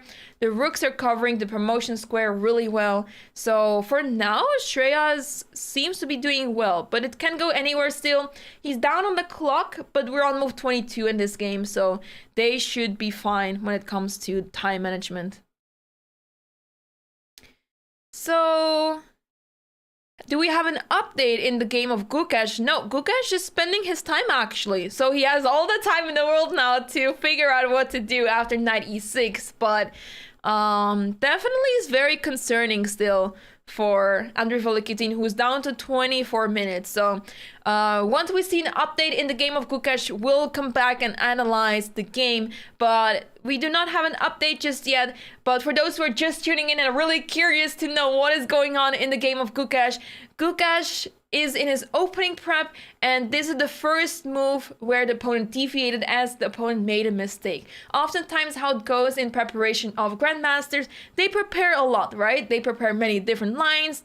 They know that, okay, this move is the top engine move, and as they go, they know that this move is good, this move is not good. Well, they know that this move is good, so that's how the line continues, etc. But as soon as the opponent plays a move that they did not expect, it means that it is probably a mistake. So they have this preparation in their mind. They have it, they remember it very well, they know the evaluation, but as soon as the opponent deviates, they know that, okay, this move I do not remember in my file, so it must not be a good move at all. So this is why Gukesh probably realizes that this move is, you know, not great. He does not recall this from his preparation, but he knows that he must be doing well here. So now he's trying to figure out what is the key here to have a better position. What does he have to do? And he has more than enough time to spend on this. So he definitely will take his time here. How did the pawn get to g4? Very good question. Yeah, it was played just a move ago, actually. So this was the position where Gukesh just did not play any central pawn move in the game whatsoever. His D and E pawn are still in the starting position. But here he played move g4, which was absolutely mind-blowing. And this caused another, I believe, 30 minutes. Yes, Andrei Volokitin spent 28 minutes on this move. So after g4, Andrei did simply not know what to do, and he played knight e6 after a long thought. So the idea behind g4 is very obvious, because you want to start attacking on the king side. Once you see it on the board, it all makes sense. But would we figure this out on our own? Probably not.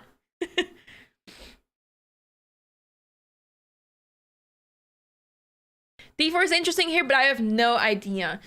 It is certainly interesting, but I think White wants to keep the pawns on d2 and e2, just because this king finds its safety on e1.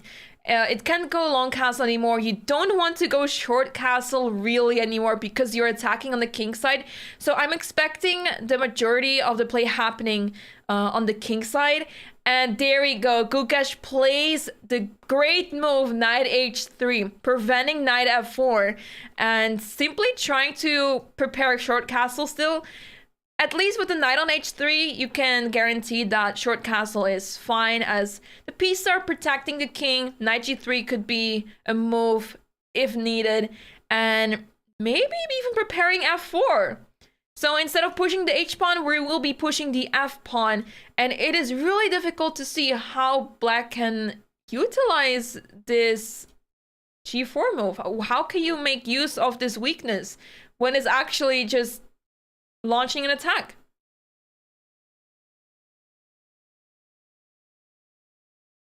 Gukesh reading your mind. Yeah, so Gukesh spent 15 minutes on this, but he has so much time that it simply does not matter. So he took his time in the right moment and played the best move. So now it's on Andrei Volokitin to figure out what to do here, but this is not looking good for Andrei, and not just because of the position, but I'm most concerned about his clock, because when you're low on the clock, that's when mistakes start to arise. And especially in such a dynamic, complex position, anything can happen. Why was 96 a blunder? It's not per se a blunder, it's a mistake. So it's really harsh to call it a mistake, but the reason why is because black is behind in development. So his pieces look very awkward. This move does not really do so much, because knight h3, white was planning to develop the piece there anyway. If not now, then in a few moves probably. So this move is not really doing so much. It was of very big importance for black to develop the other knight to c6, but it's really difficult to understand this. I mean, it's a very simple concept to develop the pieces, but if you play knight c6 here, it looks rather awkward, right? Having the pieces all stuck together, and at the same time, you know that an attack is going to happen. So the move knight e6 makes sense to try to support the kings, defend the pawn g7, but the reason why it was a mistake, well, it's always the question why the computer thinks it's a mistake, but it is simply because black is behind the development, and yeah, white is simply attacking here, and it's unstoppable. Well, you can try to stop it, but you'd have to get creative. My favorite unorthodox opening. Oh no.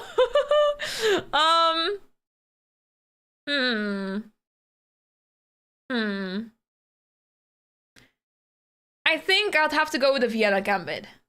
Just because I played one game over the board classical in my life in the Vienna Gambit, and it was a successful game. It was one of my best games, and I have a good memory from this. So I think that would be my favorite. When other players watch your game and walk by, is it distracting, or are you so focused on the game that you don't notice someone watching? Yeah, I'm actually not distracted at all. When I was younger, I was playing in rapid tournaments a lot. So every Saturday, every other Saturday, I was playing in a rapid tournament, and there it's very common. I mean, my games often finish last. So you know that everyone is waiting for your game to finish. So oftentimes a lot of people will be watching my games. So on one hand, I get used to it, but on the other hand, I also I zone out so much during my game that I don't notice that people are watching, or I notice and that's it. Like you look at it, you laugh, and you move on. So yeah, you simply don't have time to think about it. But yeah, it does feel pretty cool when people are watching your games like this. It's really cool.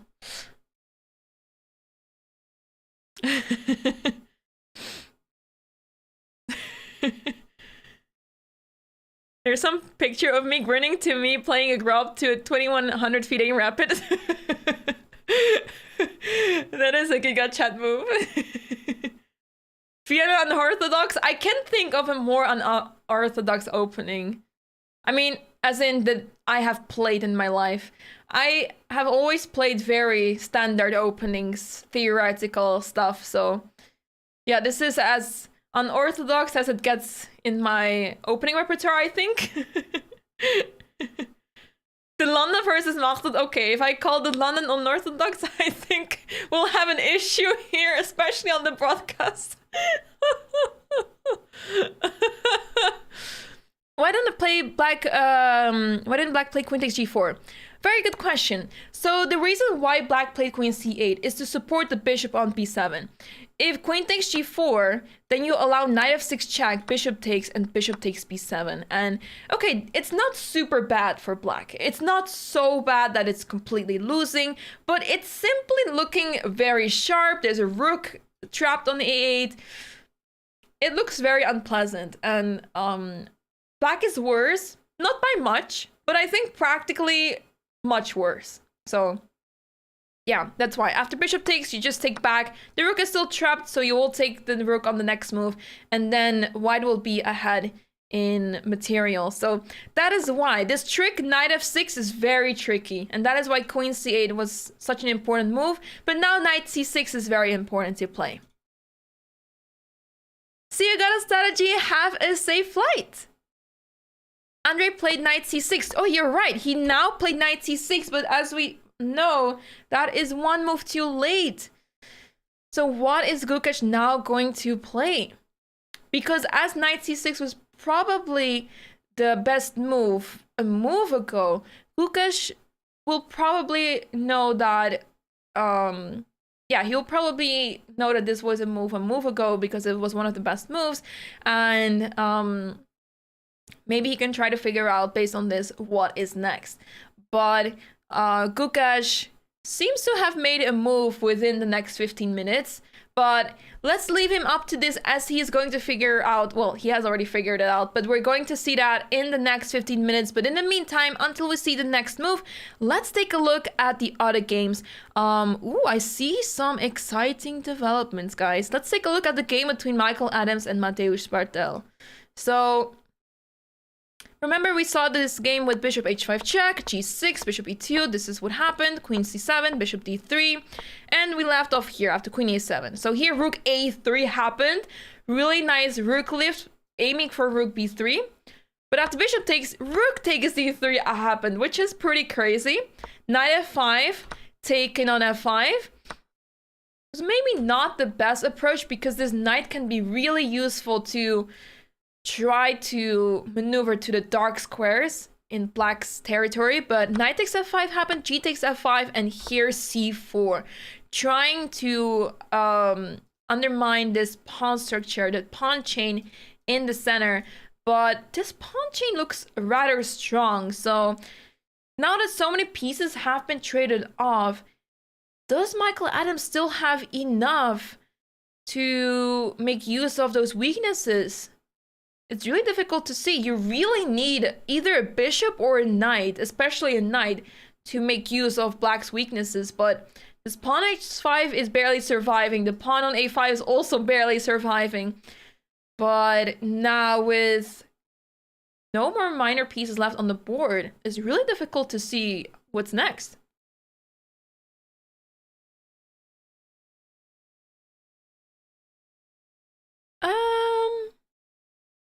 I'll get back to your question in a moment, Matthew Watkins.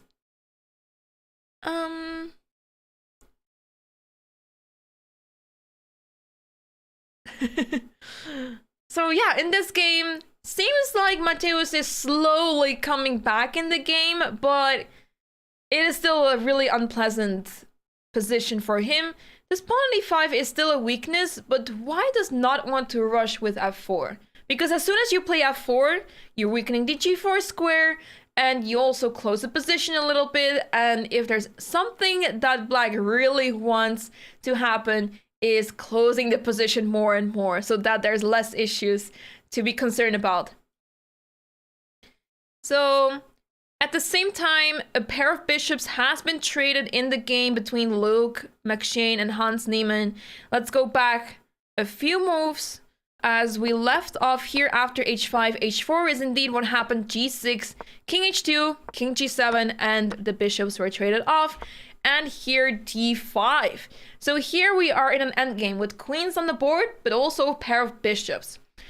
Now this bishop on e3 seems to be doing much better now. So Luke McShane played this really nicely, where he pushed the pawn to d5, opened up the bishop, and this bishop on f6 is still rather useless. It is simply staring down at the pawn on c3, and it doesn't look great at all. But at the same time, it seems like black can easily defend everything. Play queen b7, queen e8, queen d7 maybe even, and simply neutralize the position easily. I predict a draw here as well. This seems very drawish. But at the same time, Luke seems to be trying. He seems to be trying to create weaknesses in black's position. As his pawn on a6 is a weakness, the c7 pawn now is more or less backwards. And there are some chances here for white, but very small. d5 seems quite the commitment indeed. He can try, but will not change the result probably. I think so too. All right. Ooh, wait a second. Shreya's Royale is in a better position now, as after a5, b6, black played the move queen d6, allowing the rook to be planted on c7. So this is really good for Shreya's, as he's now controlling the 7th rank. If black plays rook e7, you simply add another rook on the c file and you sit there on the 7th rank. More than fine. I have a feeling that black is trying to push that pawn forward, or play rook a6 to attack the pawn on b6, but there's a pawn under attack. You have to make sure that you defend this pawn, because if you push a4, you simply lose this pawn.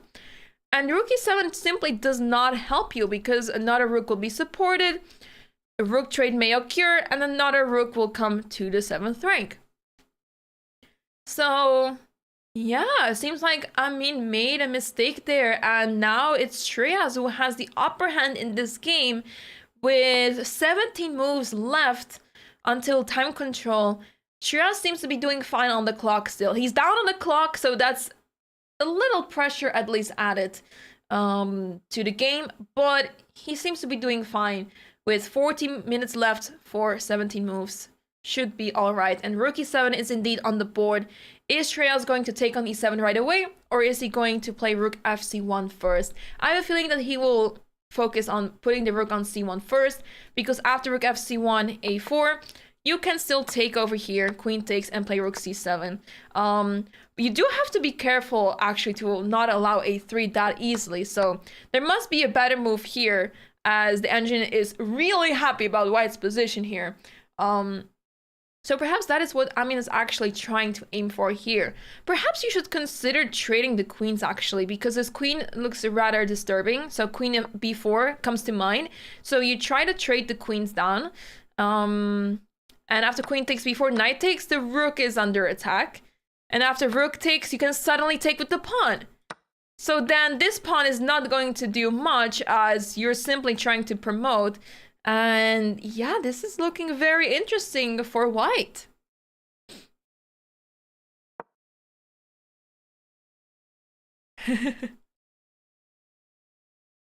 Rook fc1 is on the board, by the way, so Shreya's played rook fc1 pretty quickly, which makes a lot of sense.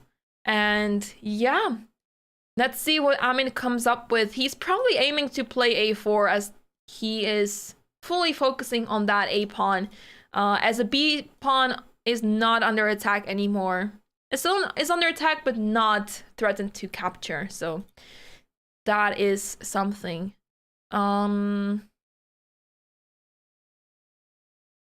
Let's see the other games.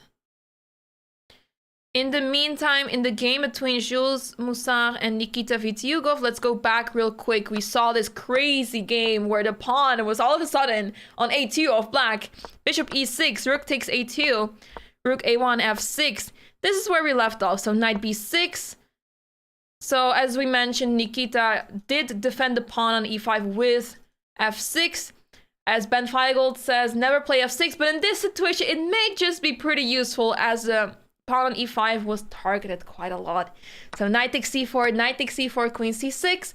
The pawn on e4 is under attack. White defends it as well with f3. I think if there's one game you should not show to Ben Feigold, it's this one.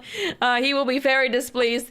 But bishop f7 was played, b3, rook d7, trying to stack either on the d file, but I have a feeling that the rooks are heading towards the b file because b3 is suddenly a huge target. And the reason why this pawn was not captured on b3 is, of course, after rook takes b3, knight a5, forking the queen and the rook.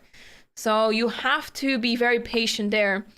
And now rook d8. So this rook went to defend the pawn on b3, but now Nikita shifted the attention towards the d file, and this is the current position. So rook bd8, and the rook is trying to infiltrate on the third rank to attack the pawn on c3.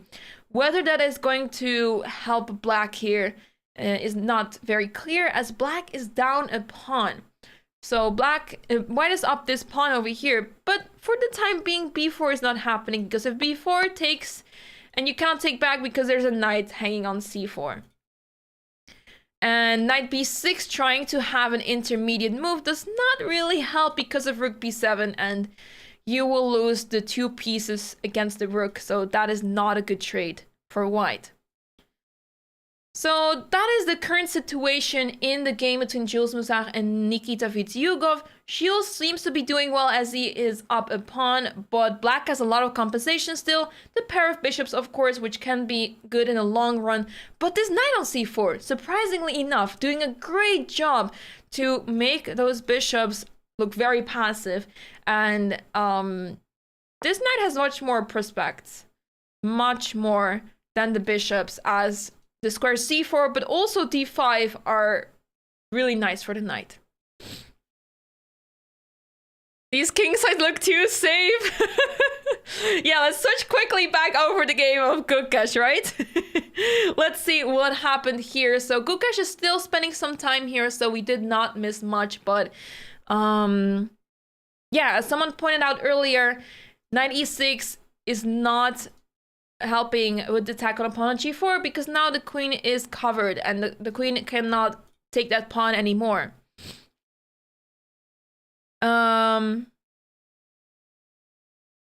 Let me see. I don't see the error in f5 instead of knight e6. Let me go back to that moment. So instead of knight e6, why not f5? So the reason why I don't personally like f5 is because your king is being targeted. And if there's one thing that white wants is to open things up on the king side and start attacking even more. So if f5, white happily takes this and queen takes f5, funnily enough, is not so bad. It has to do with the fact that after queen takes f5, you're attacking f2. So that's why you can't just play around with this. So you have to be very careful with d3.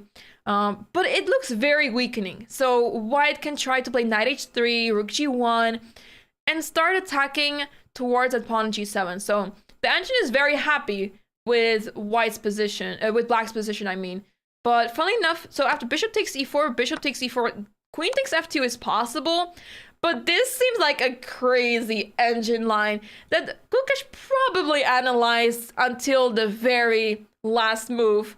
So I would not be surprised. The engine is saying zeros after bishop g5. This is complete madness. So Yeah, that is just complete madness. But yeah, I think from a practical point of view, from a human point of view, f5 seems to be weakening so much, so it makes a lot of sense that Andre did not want to commit to that. If anything, you want to try playing f6, but even f6 you allow g5, not very pleasant. Such an obvious, yeah. So just from a human point of view, it doesn't feel right to play f5. It doesn't feel right. So anyway, this is the current position. We're waiting for Gukesh to make a move. When we see the live feed, we see that I think it's black to move. So Andre is spending some time here. So I'm worried for the time trouble, guys. I'm very worried. You calculate that? Very good, very good. Don't touch the kingside pawns if your opponent has played g4 already. Yeah. So this is why you want to keep the pawns this way. If you play h6, you allow g5. You just invite the move g5 even. So that's why you want to avoid touching the pawns at all costs. But yeah, if f4, f5, f6 is happening, you at some point don't have a choice.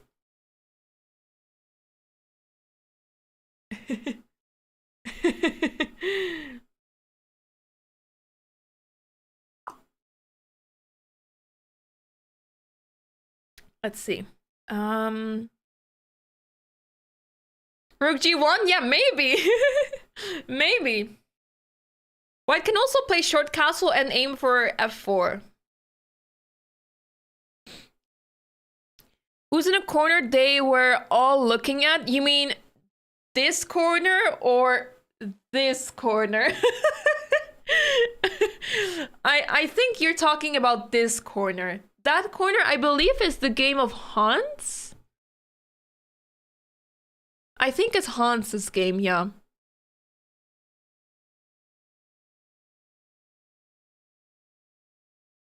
What's on the screen? I was also actually curious because I got worried for a slight second. What if the stream may be on?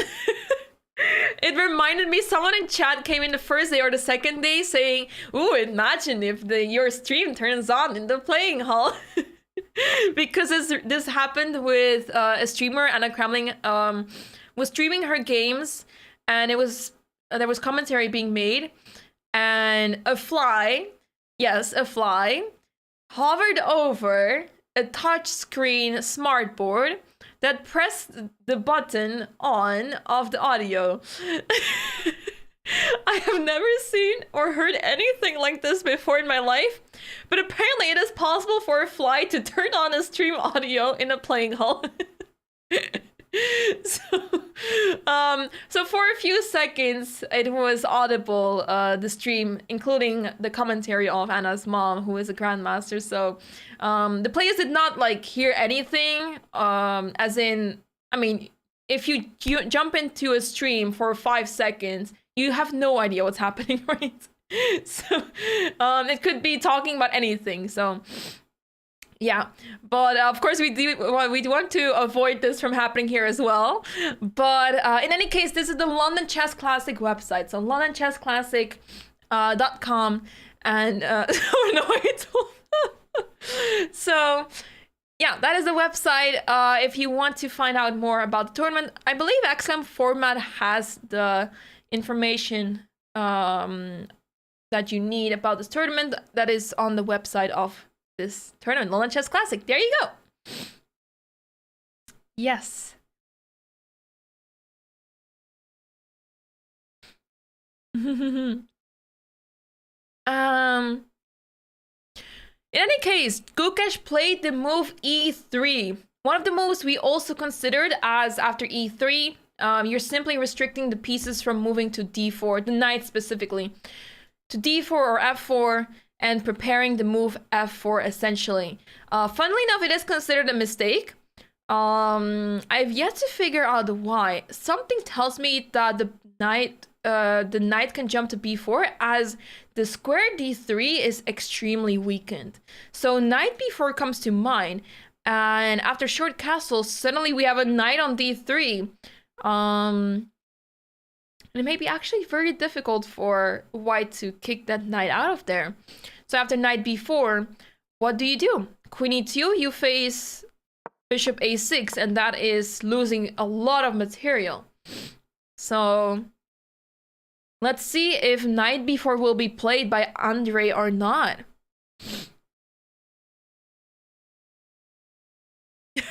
Krishna, oh no.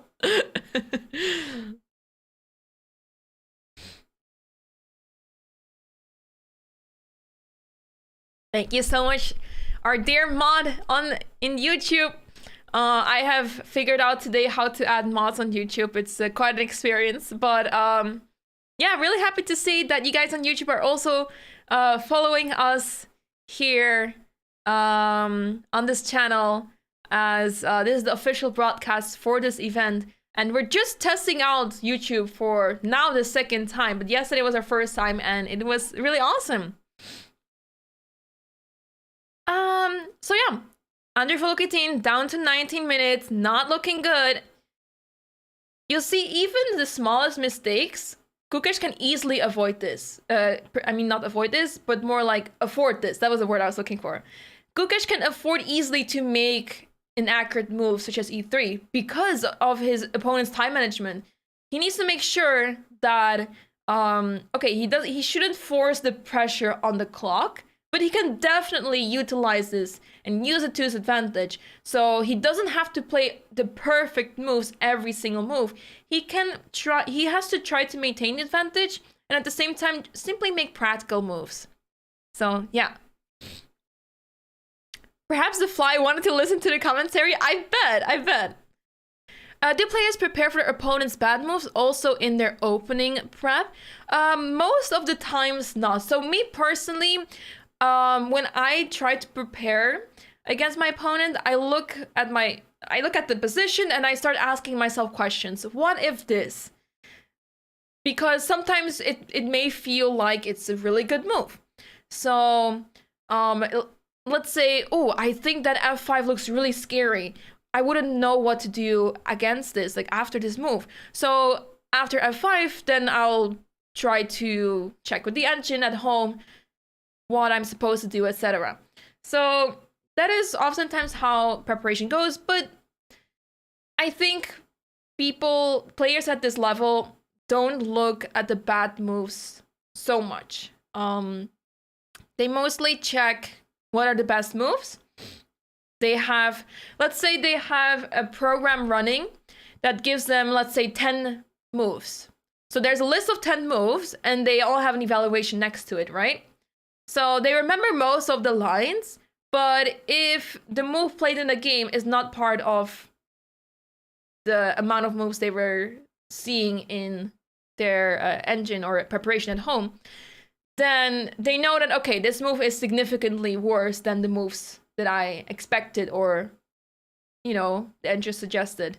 So yeah, that is basically how these top players operate when it comes to prep. So they don't really check bad moves as much because they trust their intuition. They trust that, okay, they are so strong, they are at this level that if my opponent plays a bad move, they will be able to figure it out. But me personally, I need to know that, okay, after a move such as h6, I need to know what I am doing after that. So yeah, that is how it goes.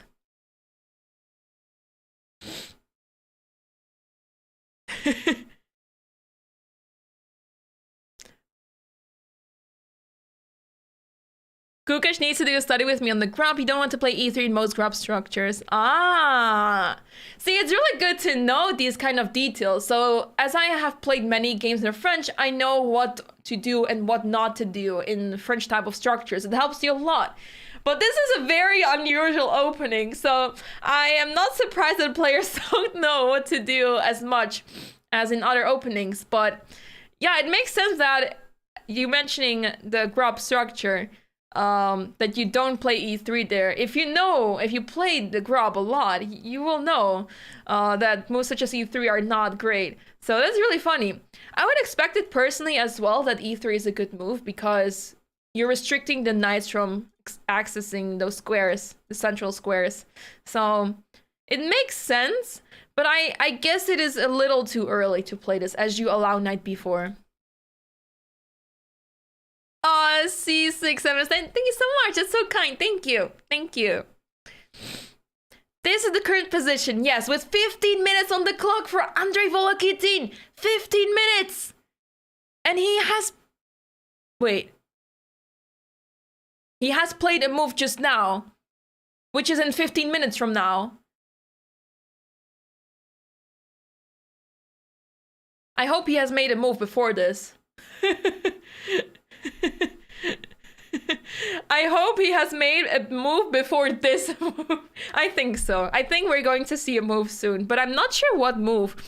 I mean, okay, knight b4 is a really nice move, right? So he may have spotted this.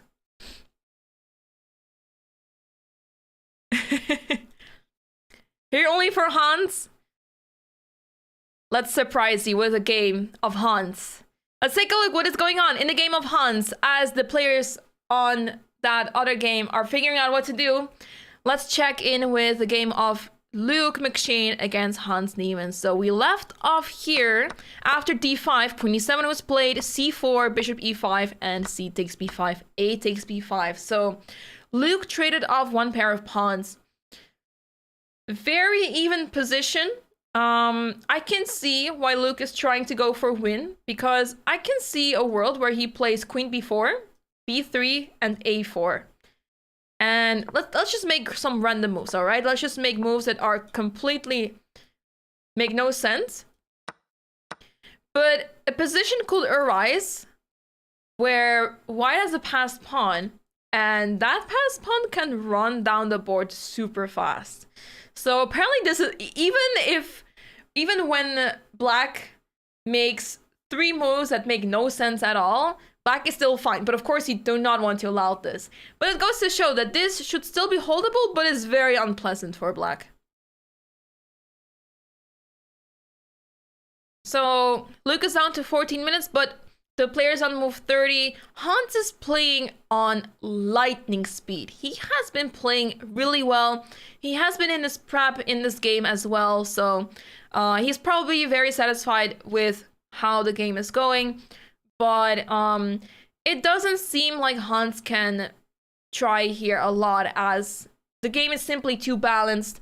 After moves such as queen g4 to target the pawn on h4, you can simply move the king to g2. So yeah, there's simply not much for black. And I feel like if someone is trying to win here, it would possibly be the one with the white pieces. In that case, c5 gives black a pass pawn. Correct. But oftentimes the pawn on the side of the board, the one that is further away, is much more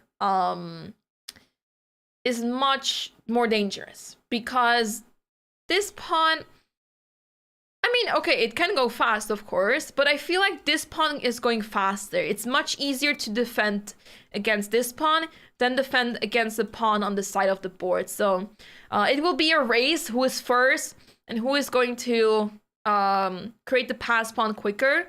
But I can see why this pawn is not a great pass pawn, so to say. You put the queen on b4, bishop d4, and this pawn is going to be stopped easily, yeah. So not so easy, but it's definitely an idea for sure, definitely. And that is probably why it's not so bad for black, right? There must be something against white's idea. Oh, Valesa in the YouTube chat. Welcome, welcome. Hello. Also play a couple of brilliant moves and win. I like your optimism. Queen c2 is on the board, playing it very safe, and now it's black to move. So white is trying to restrict the queen, because as the queen will leave, the pawn on c7 will be hanging. So here he is indeed not allowing the pawn, the c pawn, to push, which is probably a good idea. Yes, we are streaming on YouTube as well, Slomka. Yes, since yesterday we've been experimenting, and so far it's going great. I'm able to keep track of both chats, funnily enough, so that's awesome. Royale is now 14 years old, if I am not mistaken.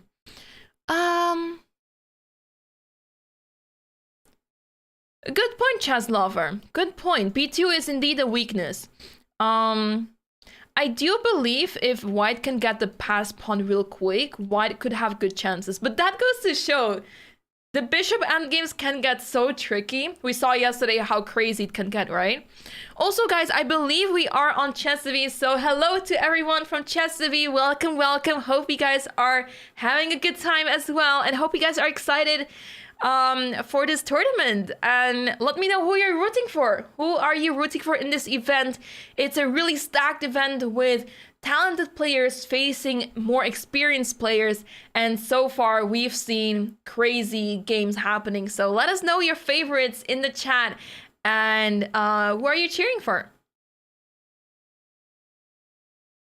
Yeah, I tried to remove the latency on YouTube, but I think it's difficult to remove it. At least I tried to put it on the lowest latency or something. There was a button for it, but it may just be that YouTube is a few seconds behind, and I'm sorry about that. He turns 15 on January 9th. Oh, that's close to my birthday as well. Oh, you joined through Chess TV. That's so awesome. You rooting for Hans? Rooting for Gukesh? Good point. To make the FIDE circuit more interesting. Rooting for Vitiugov, very courageous and honest person. Oh, I should take a look at his tweets then. That sounds interesting. Bartel, Hans. It's so awesome to see that there's so many players that you're rooting for, as in it's not everyone rooting for one person, but we're all rooting for other persons, other players. So that is really awesome. It makes it very interesting, right? Jules Moussard, that seems like a very valid reason. That must be the reason, the one and only.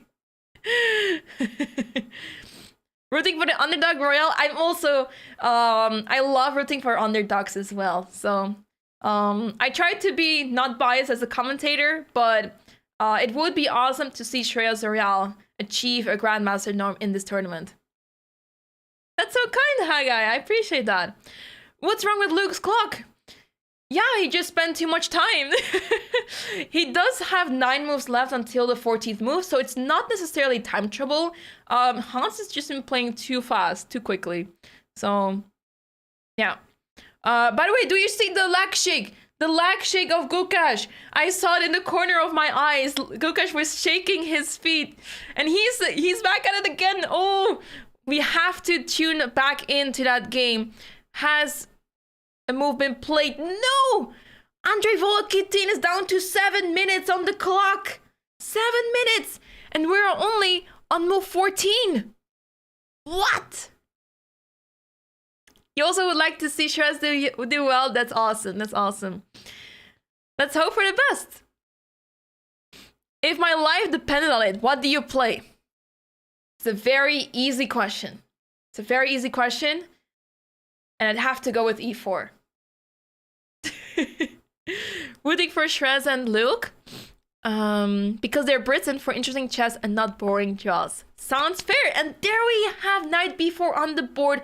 Andrei Volokitin found the move, punishing Gukesh for making this small mistake of pushing the pawn to e3, allowing the knight to jump to d3. So Andrei Volokitin down to 7 minutes, but found the best move. Can he keep up with the pressure, the time pressure, the whole crazy opening pressure? Let's find out. But seeing Gukesh being ultra focused in his game, it seems as if, yeah, things are a little shaky on the side of Gukesh. Shrez is close to winning. Let's quickly tune back into that game. Is Volokitin better on the blitz game? He is known to be low on the clock. A lot of things happen when he's low on the clock. We've seen good games, but also pretty bad games, as many blunders arise in time trouble, right? But he is used to this, so it's not uncommon for him to be low on the clock. But let's tune back into the game of Shreyas Royale and Amin Tabatabai. as a few more moves happened. Well, actually not so much. Only one move happened. So rook e8 happened, which is far from good, as that is way too passive. a4 had to be played to try to keep up with the compensation, but now knight c5 is on the board, and the knight is coming in, b7 is hanging, and it looks like this rook is hanging, so black will be able to capture the pawn, but after queen takes c7, knight takes e4, and black loses material because of the discovery attack. So for this reason, knight c5 is a really strong move, attacking the pawn on b7, and this looks simply crushing.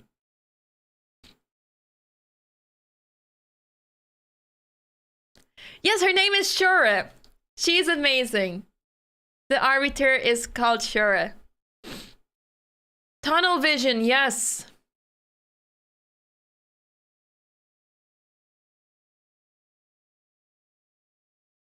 She's also a strong chess player. Yeah. Yeah.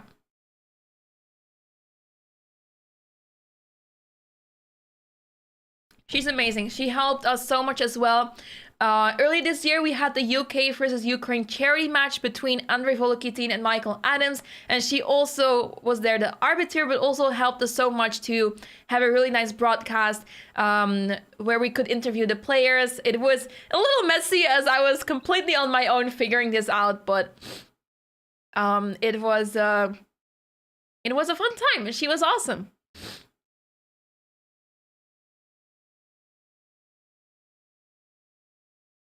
What happens after rook takes c7? So let me go over it one more time. After rook takes c7, b takes c7.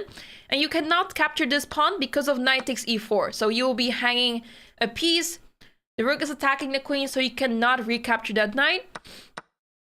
And if you don't take that pawn, this pawn will simply be captured. And yeah, this pawn will promote sooner or later.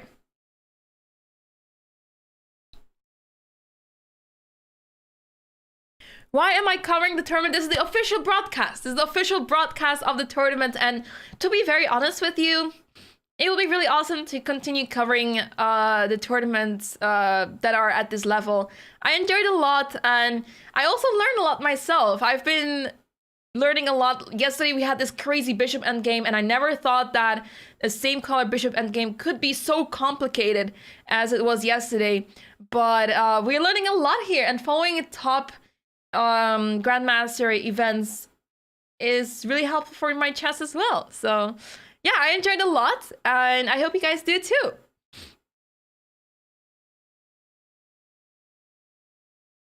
And I happen to have a free time. Like, I usually don't have time to cover such events because they last for so long, and I also play my own chess tournaments and here and there. But I happen to had free time in this week, so it was quite convenient. That's awesome, Galahad. I'm so happy to hear that. Thank you.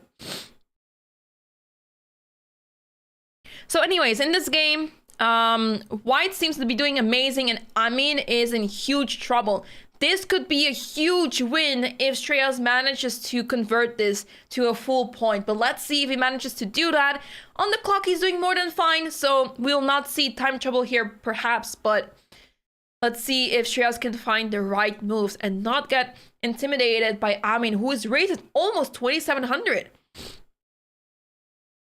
My nose, during commentary, my nose tends to get stiffy. So, yeah. It's a known issue in my yeah. I often just need to take a break if this occurs, but anyways, so the knight has been captured, but this does not help Shreyas. I mean, for Shreyas, this is still amazing, as you can simply capture this knight back and maintain the advantage. These pawns are super weak, so yeah. This is still a really tough situation for Amin. Let me quickly check back on... Ooh, wait a second. Knight takes a2? So knight b4 happened. Short castle. Knight takes a2. Andrei Volokitin captured the pawn on a2, attacking the rook on c1. So the rook has to move probably to b1.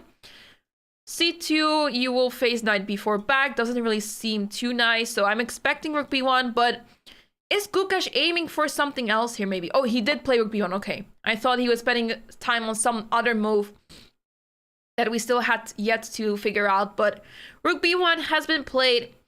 And now, yeah, this knight seems lost at a2. But of course, black took a pawn. So, yeah, the material count is now even. But, yeah. Black is getting more and more activity now. This knight is on a wild adventure and can still access the square d3.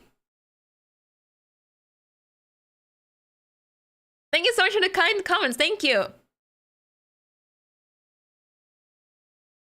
Yeah, it would be awesome to have another commentator, absolutely. But there's limited budget. And we really hope to see the London Chess Classic back in...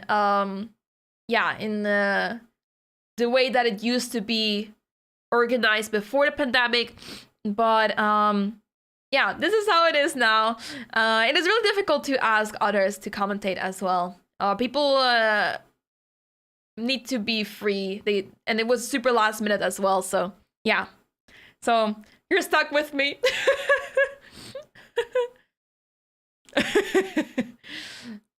I don't speak Armenian nor Russian, unfortunately. It really would be really awesome to speak those languages, but I speak Georgian, as my parents are actually born in Georgian, despite my surname. So I've never played a London Chess Classic, but I would love to. Not in this specific top elite tournament, but probably the open section. Oh, Nick Taylor, that's so nice. Thank you so much. Thank you. Thank you. I want to check other games, but I believe not much has happened in the other games just yet. Yeah. Yeah, the clocks are correct. Absolutely. Absolutely. Tbilisi, yes, correct.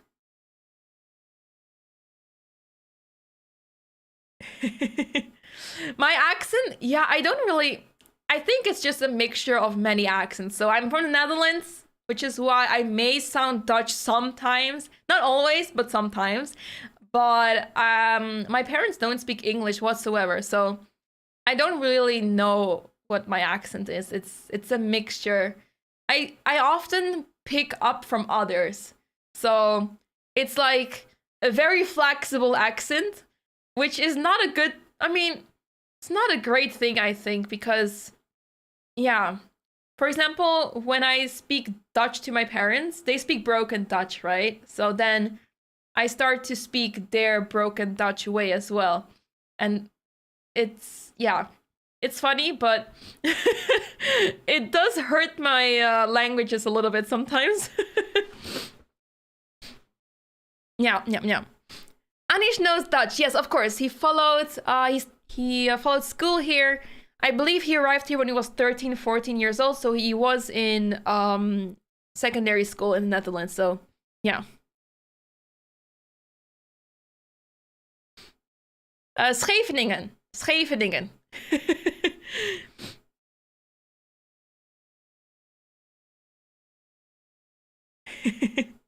you so much, guys. I appreciate it a lot. Anyways. Am I seeing this right? Did the Hans game end, guys? I see on the very corner, I don't see players anymore. So it looks like the game of Hans ended in a draw. I'm not expecting any other result there, as the game looked super drawish. But I think that game finished. And I think on that note, guys, this may be a super exciting moment for you guys, as Andrei Volokitin is down to 4 minutes, but we're going to take a short break. So, let's just go on a short break. Nicola, before we go to the break, thank you so much for 1,000 bits. Thank you so much. Hope you're doing well, Nicola. But now we're going on a short break, guys. Stay tuned for the coverage of the London Chess Classic Round 3. We will continue the coverage after this short break. We'll show you a couple of videos from chess in schools and communities. It is an UK charity that is organizing this tournament and many other events in the UK. They do a lot for chess, so ask some CSC in the chat for more information about this amazing cause. But now we're going on a short break, and I hope to catch you after the break because the action is unfolding here and it gets super exciting now. So make sure to stick around and see you after the break.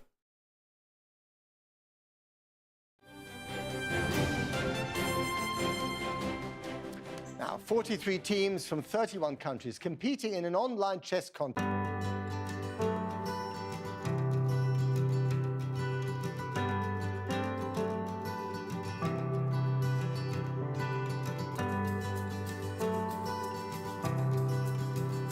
So the aim of Chess Fest is to show that chess is something for everyone, something for all the family, children as well as adults. But on Sunday, we're going to have an extravaganza at Trafalgar Square. We're taking over the square, and my thanks to the Mayor of London, Sadiq Khan, for giving it to me. I have to say it's quite a coup for the charity, and we'll have over 1,000 people in the square playing giant chess. We have 32 actors on a giant chessboard who'll be recreating the Immortal game. Now, the Immortal game was the greatest game of chess ever played back in 1851. It was played, in fact, we think, just down the road at Simpson's in the Strand. And the actors will be playing these moves on a giant board, relayed to screens for people, and will also be playing a special game, which we've created just especially for Chess Fest, which portrays the theme of Chess Fest, which is Alice Through the Looking Glass. And it's a checkmate! Okay, Dom, you've got to move quickly. The rook goes in the middle. How do you think you do it? Not so well. Playing quick games is not a very good way to get good at chess. You need to play long games. You need to study tactics. Hello, Woody Harrelson here in upstate New York. I'm filming White House Plumbers with Justin Theroux and England's own Lena Headley, who plays my wife. I'm not going to say anything more about that because I hate shameless promotion, but let me just say welcome to Chess Fest at Trafalgar Square. My first move is very unpredictable, E4.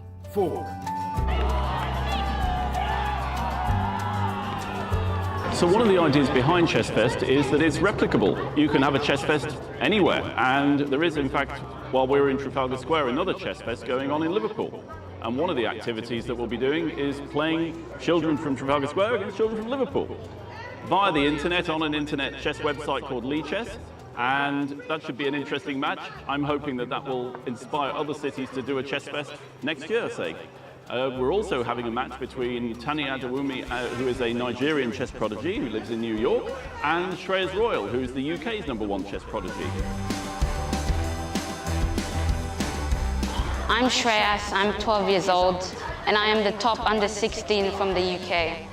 On the 18th of July, I will be playing in Trafalgar Square against Tani from the USA.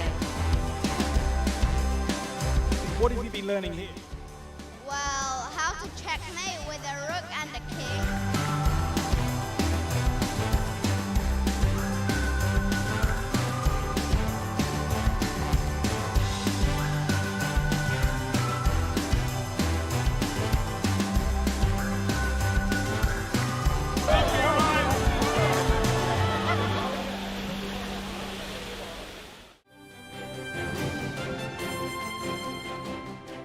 Now, 43 teams from 31 countries competing in an online chess contest spanning the globe. The difference, all of the players are behind bars. 4 of them are in Wandsworth Prison, one of the largest jails in England and Wales, and one of 9 now running chess clubs. Advocates claim that taking part in the game can play a role in rehabilitating inmates for life outside, as well as providing a way out of an often violent prison culture. Our Home Affairs correspondent, Andy Davis, has this report.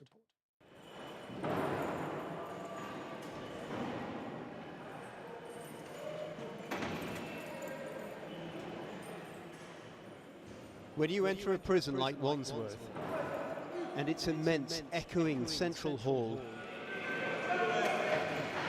there are many sounds you expect to hear, but not this.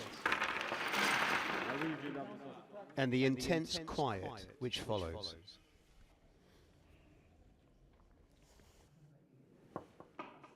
We join a game between cellmates. So tactically, how are you approaching this? Well, the very basic is just to try to take over the center, which is at these 4 squares. And once you control the 4 squares, you pretty much control the game. A lot like football. Teaching them are Peter Sullivan and Malcolm Payne, the England chess team manager whose charity now runs chess clubs in 9 prisons. I asked a few psychologists before, when I first had the idea of prison chess, I sort of think, well, you know, how will it work? What will be the benefits? And indeed, I remember very clearly what one of them said, which was that distraction is an excellent idea. If a prisoner can forget where they are for even just a few minutes, then that will, you know, that will be beneficial. I think, though, that genuinely what learning chess in prison does, and a lot of people here in the club have learned chess in prison, is giving them a life skill, something they can do on the outside, something that will help them integrate when they're released.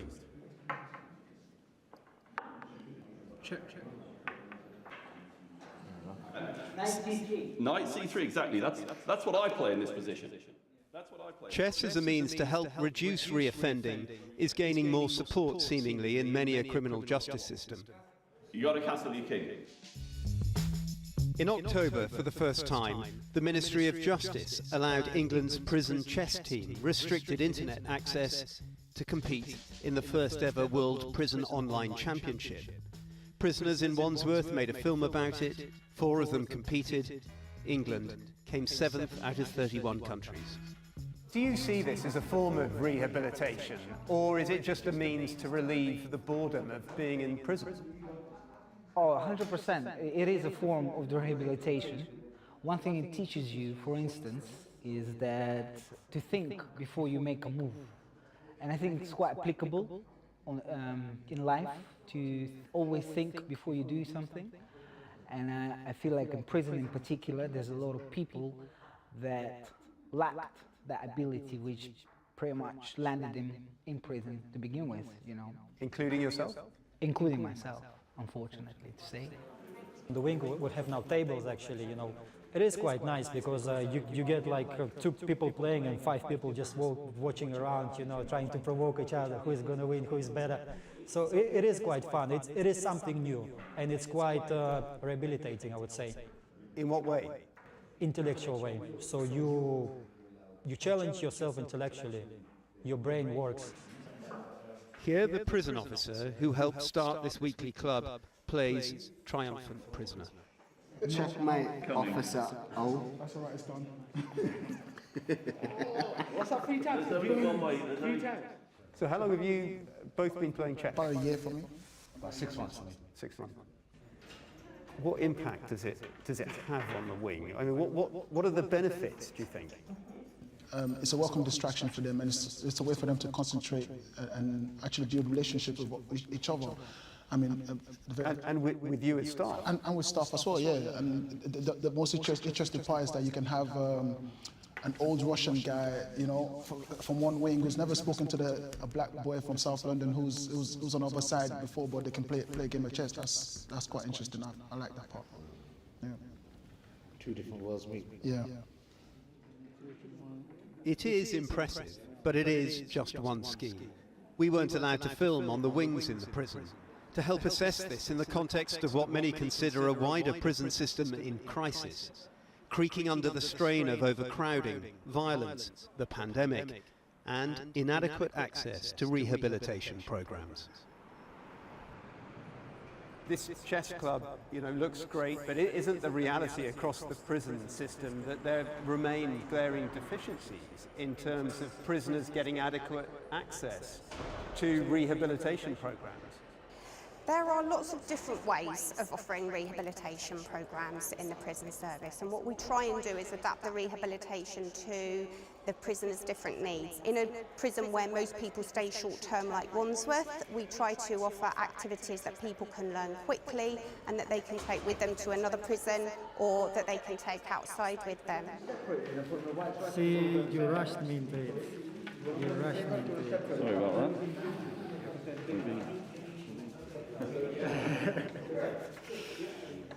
It is a cheerful club, said one observer recently in an often cheerless place.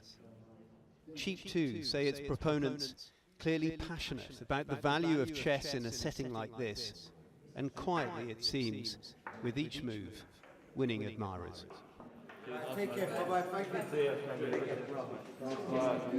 After you leave prison, will you carry on playing? Oh, that's 100%. I'm already thinking that I will always, at this point on out, I have some chess set. That's one of the first things I'm going to do, is get myself a nice chess set. I think this will follow me for the rest of my life.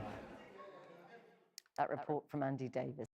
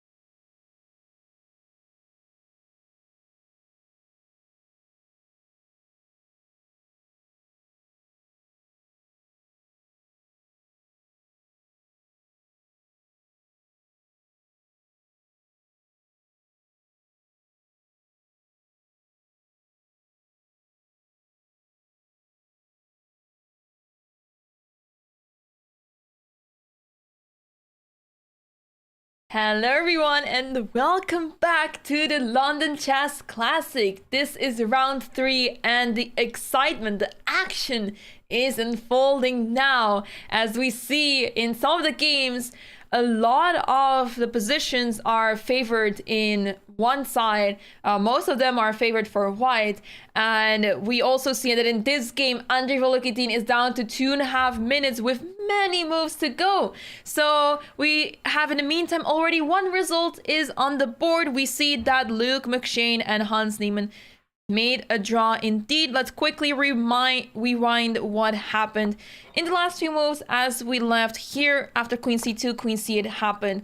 So the players played it super safe. Hans pushed the pawn to b4 to fix the pawns on the queen side and to guarantee himself that draw, as allowing the a pawn to be a pass pawn would be quite tough to deal with. So he played it very well. Queen takes a2, queen takes b4, queen a6, and here a queen trade occurred. And after this, it's simply a very symmetrical position with neither side able to make progress. And that is why the game ended in a draw. This was move 37. For those who don't know, there is a no draw offer rule up until move 30.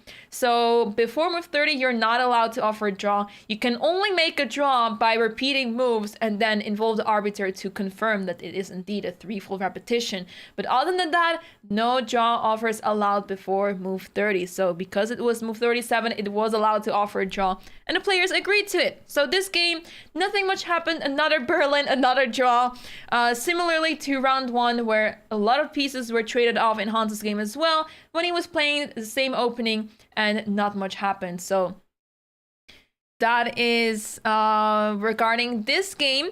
And in the other games, a lot of excitement is happening. So let's take a look at the game between Michael Adams and Mateusz Bartel. As in this game, all of a sudden, Michael seems to be completely winning. What happened? What happened after c4? We left off here, and this is the moment that things started to crumble for Bartel as king f7 was played. And after c takes d5, e takes d5, all of a sudden, black is left with those weaknesses. King e6. Normally, this feels like the king plays very well. It's covering everything that we need to cover, and it's covered by this pawn on e5. So what is the danger here? Well, rook g3, queen f7, and white is just playing on both sides of the board. b4 trying to open up the queen side as well. So now rook b3 was played, and b takes a5, rook g8, and now queen b4. And guess where the queen is heading to? d6.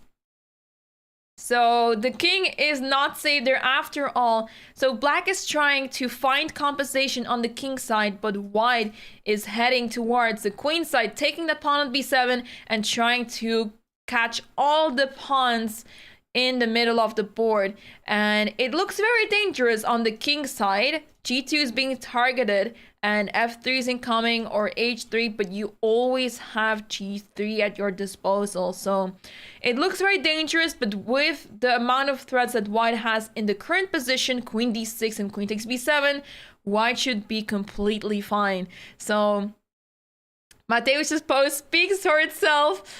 Yeah, that can give a good hint. My parents will always say that they could tell based on my face how I'm doing. They don't understand chess, but they understand it because they are watching my face and they know me longer than anyone else in the world. So I'd like to believe I have a good poker face, but my parents know me more than anyone else. So yeah, they know what type of face I'm making when I am feeling good or not feeling good. So sometimes I did fool them. I mean, it was not on purpose, but sometimes I made them believe that they were not sure about the result, and they had absolutely no idea. So they're like, what did you do? And then they thought the opposite happened or something, because I was not so happy or not so sad and stuff like that. So that's always really funny. But yeah, in this position, Michael Adams's down to 11 minutes. There is still 11 moves that need to be made until the time control. But in this position, it seems like Michael Adams has it fully under control. He seems to be doing fine, but he does need to take care of his king, as his king will be targeted. Queen g7 comes to mind, but you always have g3 at your disposal. So we'll come back to this game in a short moment, but let's quickly jump back to the other games, as Gukesh managed to castle now and push the pawns on the king side. So let's take a look. We left off here where knight b4 was played, f4, f6, and now queen f3, which was once again not liked by the computer. The reason why, not very clear. I mean, okay, you're stepping in the pin, so it makes sense that you do not want to allow this, but at the same time, it's hard to see how black can make use of this. So bishop c6 was played, and I'm guessing that Volokitin is trying to put a queen on b7 and attack that knight on e4. So this restricts white from maneuvering the pieces around smoothly, as you'd have to think of moves such as knight h to f2 to defend that knight and free the queen easily. So a very dynamic position on the board, with only 2 minutes on the clock for Andrei Volokitin. And how many moves do they have to play until the time control? 22! So, yeah, that's not a lot of time per move. You basically rely on the 30-second increment now. Especially in classical, it means nothing. So we're all used to online chess where 3+2 is very normal. It's very normal to be on 2 seconds increment. But here, this is very different. 30-second increment means nothing. You can barely write down the move, and then you already have to make the move. You have to be ready to make your next move. So, indeed, Volokitin is about to go into hyper bullet mode. But we see on the screen, on the camera over here, that Gukesh seems to be a little bit nervous as he's shaking his foot over there. And I do understand it because it does look pretty tricky. And there we see Volokitin making his move rather quickly. I believe there was a capture, so maybe the knight on e4 was captured. That is going to be very interesting. Hello, Learn25PH, welcome, hello. Let's take a look.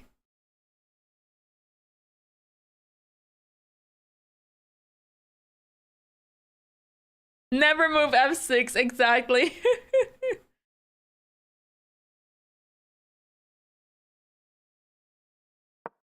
And there we see Gukesh. He stood up and he's walking around, and we all know what that means. When Gukesh is standing up, he's feeling confident, we've noticed. At least from yesterday's game, I noticed that. When he was not in trouble anymore, he was walking around feeling very confident. But it may also just be psychologically trying to confuse your opponent. That could also be possible. In any case, f5 has been played, attacking the knight on e6, which makes a lot of sense, as if you play knight g5, knight takes g5, f takes g5, this looks simply horrendous. With the knight on e4, pawns doubled on g7 and g5, this does not look great at all. And this bishop on a1, this bishop over here is still there, so you have to be really cautious with the black pieces. I'm not a fan of black's position, but the thing that worries me the most is the clock. 1 minute on the clock for Andre.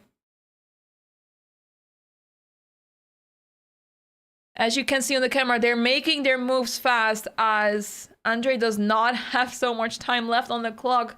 And he needs to make his moves every 30 seconds now for the next 20 moves.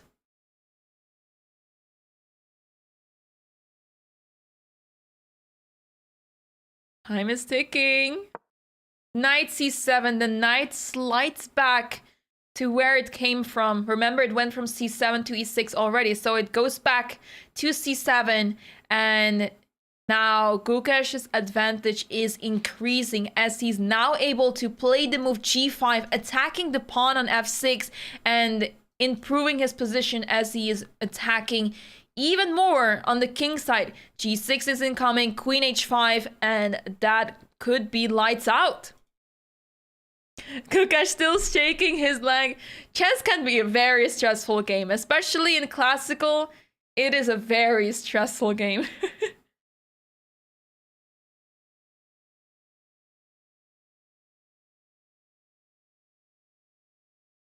The position was a disadvantage and I couldn't find a move that wasn't stopping his snowball. Yeah, that makes chess so difficult, right? I mean, Gukesh is simply marching up on the king side here and it's unstoppable. How do you stop this pawn march? The video feed is in real time, but we're working behind the scenes on a solution to make the video feed also delayed for you guys. So just so you know, we are working on it behind the scenes, but currently it is live as we have no other options as of now. But I have a really difficult time seeing the moves. I see some pieces being moved, but it's really difficult to tell what the current position is from this view. But at least we're able to show you guys the overview of the playing hall. But as I am saying this, I believe the game of Gukesh finished. The game of Gukesh has finished. And that may mean that Gukesh has won because I do not see any other result happening here. Wow. So in 15 minutes we'll know the result. Like, we will know how the game finished. But Yeah, that was practically impossible to defend. Being down to 1 minute on the clock in such a dynamic position where only you can basically be worse. And you have to fight for a draw or compensation, that can only go wrong, especially against Gukesh, who has 30 minutes on the clock and has nothing to worry about. So this seems like a win for Gukesh, and once again, Gukesh lives another day, moves on to the next round, and assuming that he has won his game, he would be leading the tournament with 2.5 out of 3. And once again, he needs to win this tournament with a sole lead in order to have a chance at in the FIDE Grand Prix circuit. So yeah, this is the state of events, and another important, probably, win from Gukesh. So for the people that are confused, what is going on? How is this game finished over here, but it's not on the screen, or what is going on the screen? So the camera down here is 15, if not delayed. So the moves on the side are delayed 15 minutes, but the camera is live. So what you're seeing here is happening live, but we can barely see the moves on the screen. We're working on a solution to make the video feed also delayed. So we hope to fix this in the next few days, but for now we have a live camera, and yeah, let's enjoy from it while it lasts. But in any case, it seems like in the next 15 minutes we will see why Andre resigned, as he's already in a terrible position 15 minutes earlier, but 15 minutes later probably some disaster happened. Yeah, anti-cheating measure, fair play measures. The players are also being scanned before the game starts to make sure that it's according to the fair play rules and everything is fine and we don't have to worry about things. So yeah, the tournament takes it very seriously, but we're unable to delay it as of now. But hopefully in the next few days, we'll be able to delay the camera feed as well.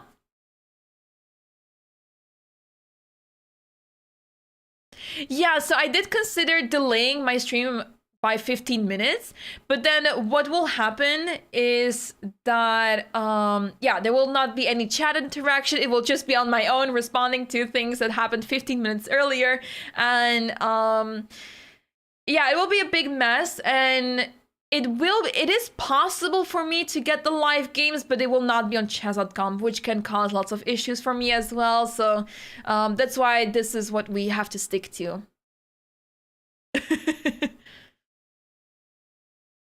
That is the idea that I was considering as well, Biofield. So we're hoping to make that happen in the next 2 days.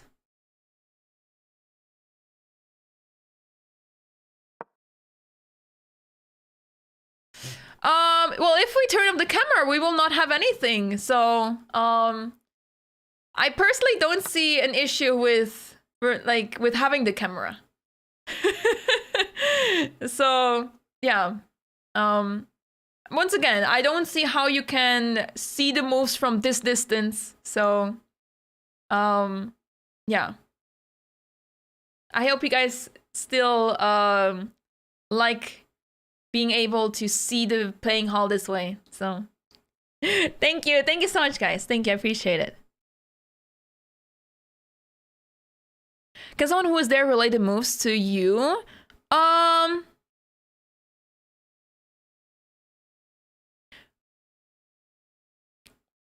do have a link where I can see the moves, but I'm thinking if I should show them. You know what? The game's over. Let's take a look. Okay, I have to make sure that I'm not leaking this link, all right? Let's take a look. Since the game is over anyway, I mean, I wouldn't do this, of course, if it was for the games that are still going on. But since the game is over, I can figure it out for you guys. We're doing some fishy stuff here. No, we're only doing this since the game is over. Otherwise, we will not be doing this whatsoever, of course. Yeah. Unless you guys are very living on the edge. Is there also a separate women event? Not for this event. No, not for this event. Let me take a look for you guys.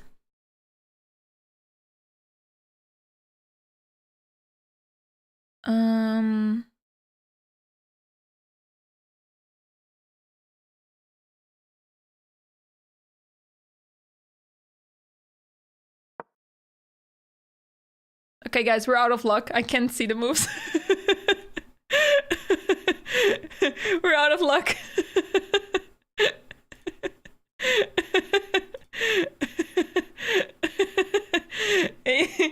Turns out that we can't do it. So, okay, we have to deal with what we have. We can't, it's really funny because I'm able to see the first 2 games, basically. The first 2 rounds, but not round 3. So, we have to deal with this. How it is right now. I suggest we go to check the other games and wait on to see how this game finished. I mean, it's been already like 5 minutes probably. But just to rewind what happened in the last few moves. So Gukesh is simply pushing with g5 and Andre took on g5 and now queen g3, h6. This is so clinical by Gukesh. f6 and he is just running it down on the king side. He doesn't care that pawns are being captured. He doesn't care. He's going to sacrifice all of his pieces and checkmate that king. So, I think the game can end any moment. I mean, I'm expecting Gukesh to make the moves actually super quickly. So we're trying to delay the video feed by 15 minutes. We're working on a solution, but currently we're not able to. Things are happening very last minute and it's quite a hassle to organize everything as of now. But in the next 2 days, we're hoping to set it up so that the video will also be delayed 15 minutes. So, yes, I hope that that is okay with you guys.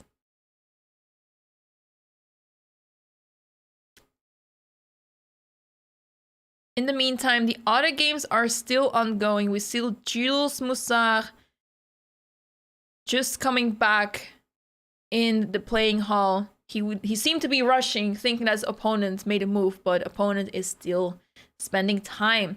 And in the meantime, we see that Andre took on f6 with the pawn. So now you can take on f6, but there's also the crushing knight takes g5, sacrificing the knight. As I mentioned, Gukesh probably took all the pawns on the king side to open up the king, and that king is simply undefendable at this point. Too many pieces are looking towards the king side, and it's simply going to be very difficult for Andre to stop the attack with all the pieces towards the queen side. Not doing much over there anymore. This is a closed tournament, a 10-player round robin. So there's only 10 players.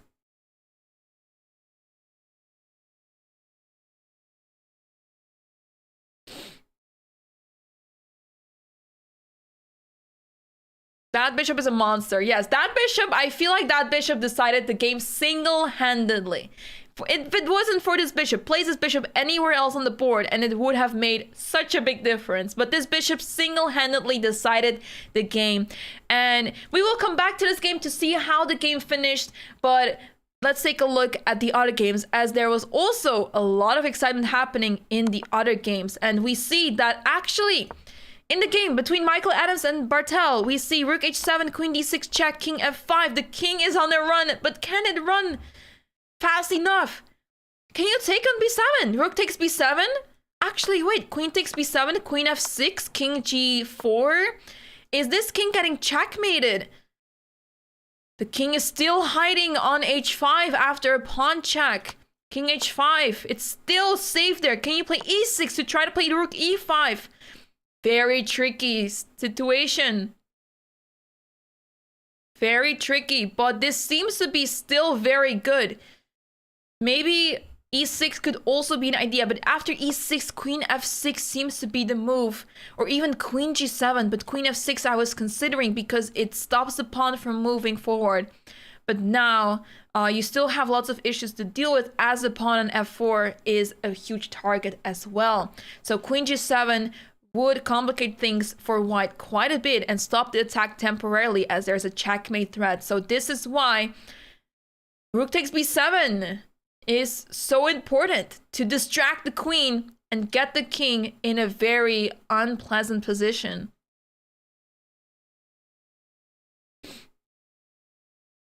Hans is playing his tournament exactly. So far he has made 3 draws, and that's it. He drew today as well. And there we see 2 games have finished at the same time. I believe 2 games have finished. The game between Michael Adams and Mateusz Bartel finished. And I believe also the game between Shreyas Royale and Amin Tabatabai also finished. I think. Or not. I'm seeing... No, Shreyas is still playing? Okay. Huh? Okay, then I got a little confused. The game between Shreyas Royale and Amin Tabatabai is still going on. So I am expecting this game.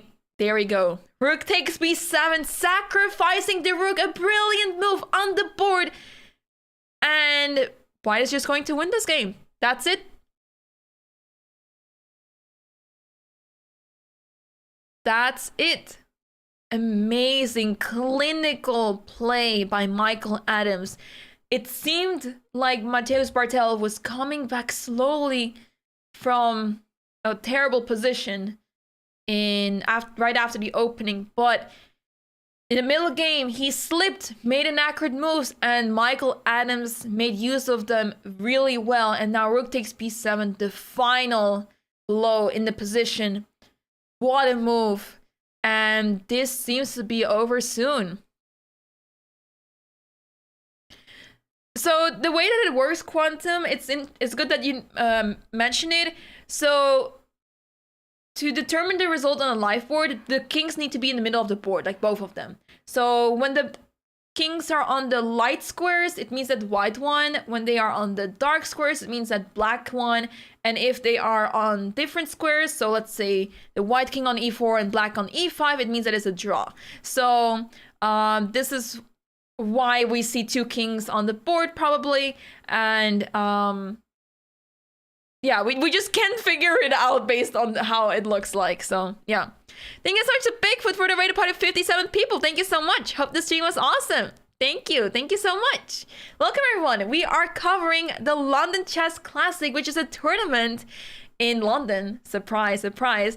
And it's a top elite tournament with very strong players, and it's a super exciting event. We're here for the rest of the week commentating on this event. This is the official broadcast, and I'm super excited to be covering this event and streaming it for you guys, as this is on my channel. It's really fun this way, as we can interact with you guys a lot.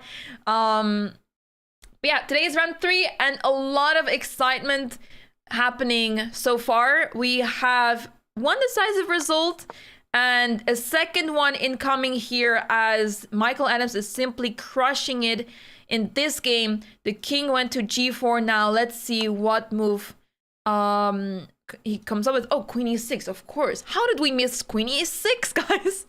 So giving the check on the king, attacking the rook. He's simply capturing the rook. There's no need to complicate things. There's no need. You're gaining the rook back, and you still have the pass pawn, and there's still a very weak king on g4. So yeah, we see a line in the chat: e6, queen g7. Ooh, ooh, that is fancy. h3, checkmate. That is such a giga chat move. Wow, that is a really fun line. Thank you for sharing that. That was a really beautiful line.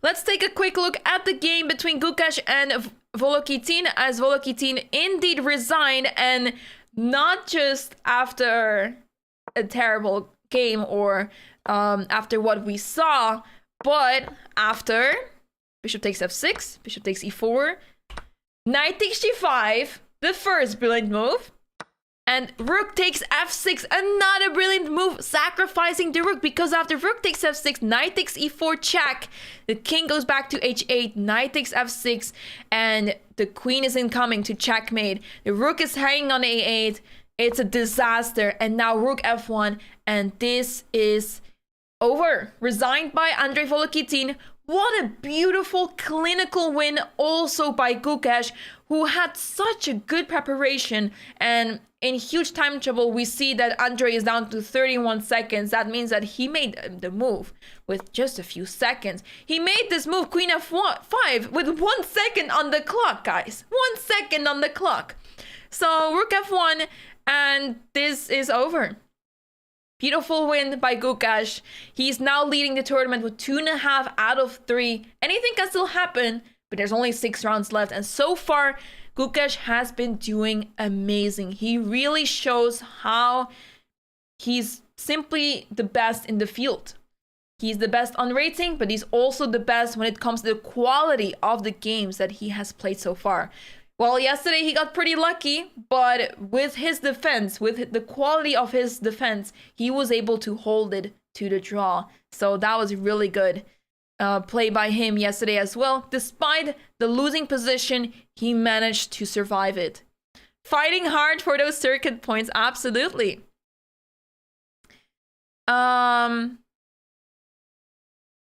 Let's take a look at the game between Royale and Amin Tabatabai. We're now in a rook endgame with a pawn on b6. How did this happen? Let's take a look.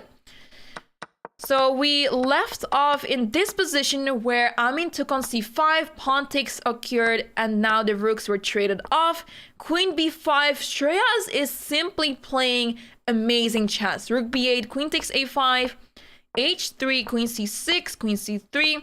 Taking it easy because this pawn on d5 is a huge weakness. So g6 was played, h4, h5. Always useful to include a little h4 to try to provoke weaknesses. King h2, another safe move. And now queen d6, which was not the best apparently, but simply trading down as in the rook endgame, rook c7. You're taking the pawn on b7 and king g7. This is the current position. White is up a pawn. The passed pawn on b6 is very strong, but is it enough to win? It should be. It should be winning, but it is also a difficult task. You have to know your rook endgames, and rook endgames are drawn way too often, unfortunately. It's always nice to have a decisive result in a rook endgame. I'm often on the losing side, unfortunately, so I have to brushing up my rook endgames, but I have faith in Shreyas Royale as he is putting the king forward, trying to activate it, and if the king gets to c5, it's lights out. So, yeah. Gukesh won on time? Oh, that could very well be. That could be the case.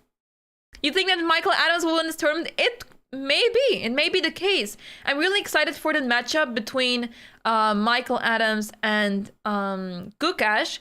Let's take a quick look. When are they facing each other actually? Because that matchup is going to be really important. In round 5, Michael Adams will be facing Gukesh, so that is a round to look forward to.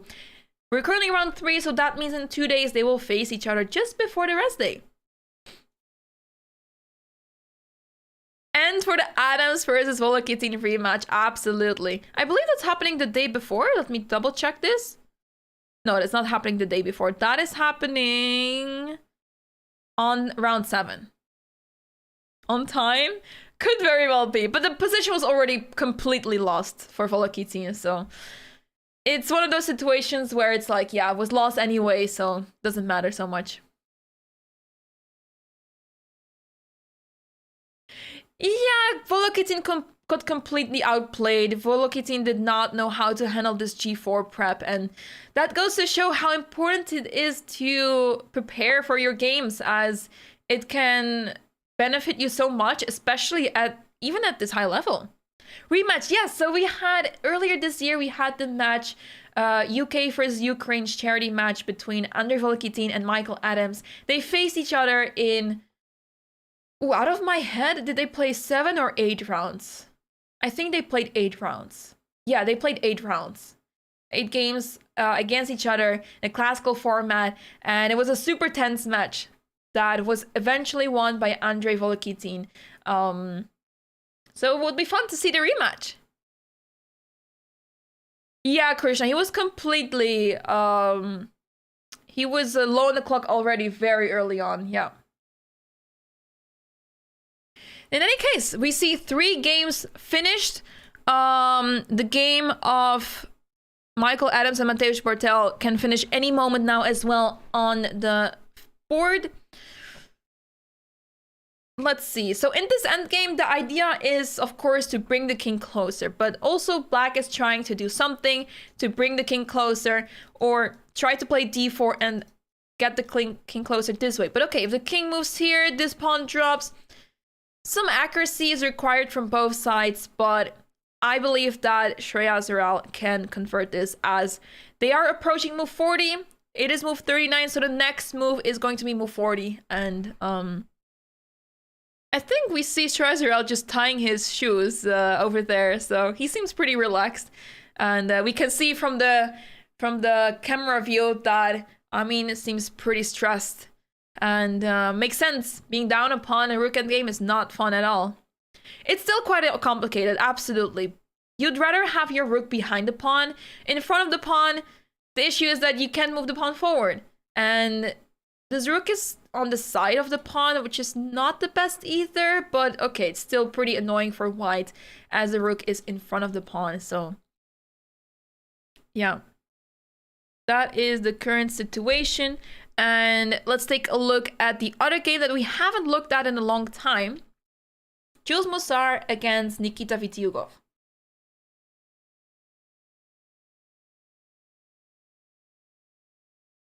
Let's see where we left off here. So we left off at this moment. So rook d1 was played, queen b7, pair of rooks was traded, rook b8, rook b1, taking very slow and easy. c4 was played. Ooh, the pawns are super weak on the queen side now, but it's still fine because white is up a pawn. Queen b4, queen d3. It's actually making a lot of sense because white has a knight, and knights are in close positions very crucial. They are very strong, and these bishops, as you can see, they're incapable of not doing anything. They can't do anything. They're stuck. They're looking at their own pawns or the opponent's pawns, and they're simply not a way for those bishops to activate. Rook c3 was played, queen c2, and we see now rook d3.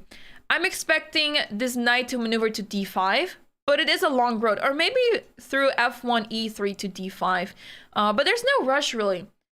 White is simply trying to maneuver and make sure that is not going to lose his b3 pawn, and simply trying to maintain the advantage. White is not in a rush, because what can black possibly do? Black is trying to create activity on the king side, but it will come at the cost of the black king on g8. So this is going to be a long and slow game, but at some point there will be progress. And for now, Jules Moussard is in an advantage and doing well, as they are on move 38, so 2 more moves until they receive 30 minutes added to their clock. So it should be fine for both players. No time trouble here either, but this is going to be a super slow game, so I'm expecting this game to go on for much longer. So let's see if we have anything that happened in the other games.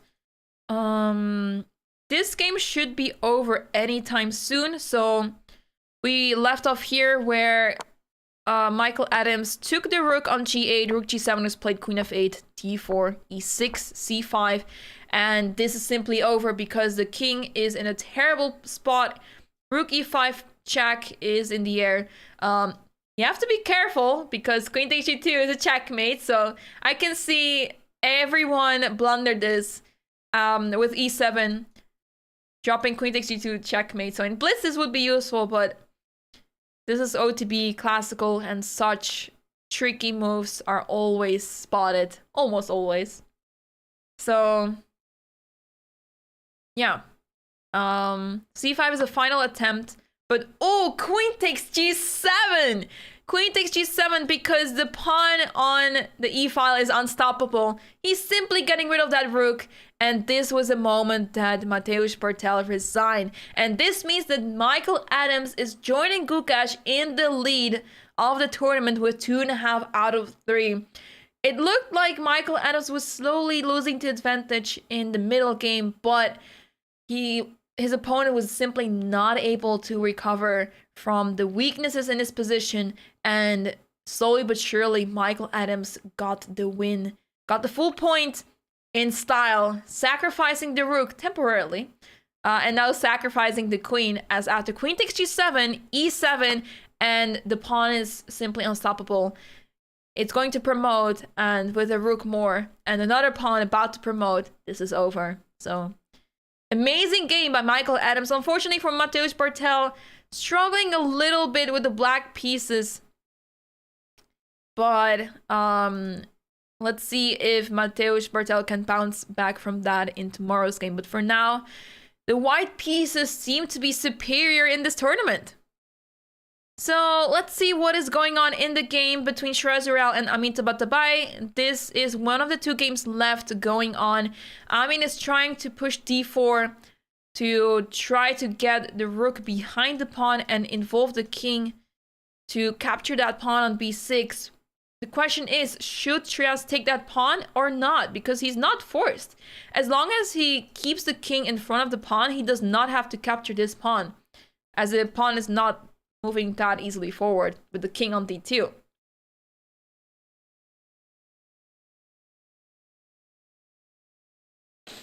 Queen takes g7, threats checkmate. That was true. That was true. That is true. Not true. That's really funny. Yeah. So far, so good. The players have reached the 14th move. So that means that it's pretty relaxed now again. The players got their extra time, and they're going to use that very carefully as we're now approaching the final stage, the most important one. Oftentimes, it is being said that the moment where the most blunders happen are move 39, 40, and 41. Because on move 41, you're still in that time trouble zone. It's still chaotic in your head. Your mind is not cleared out yet.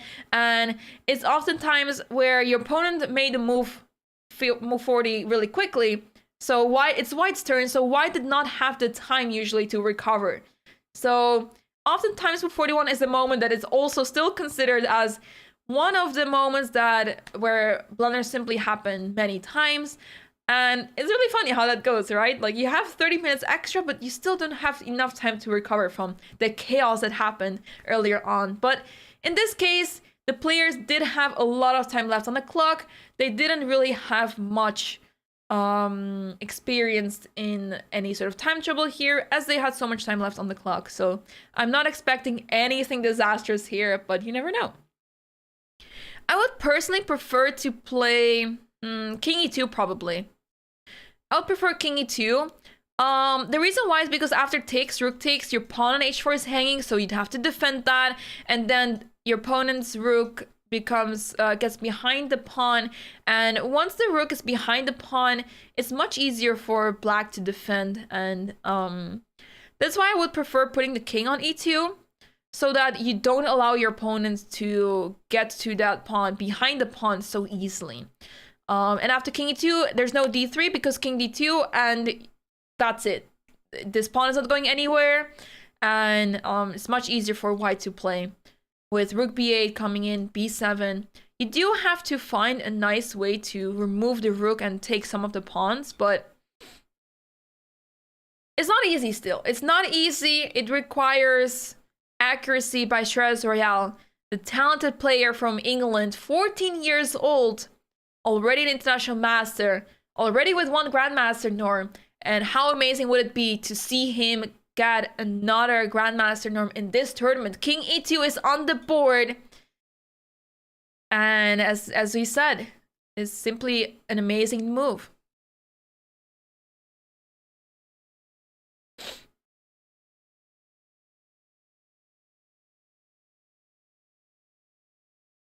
Is it both winning?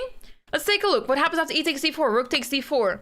I'm not so sure because I mean, it should still be good, but g3, rook b4.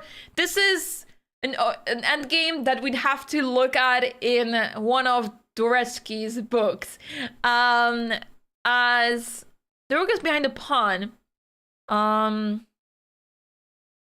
believe this is still winning. Oftentimes you see endgames being shown where the pawn is on the A file, but I think now that it's on B file, it's very easily winning as the king simply gets closer.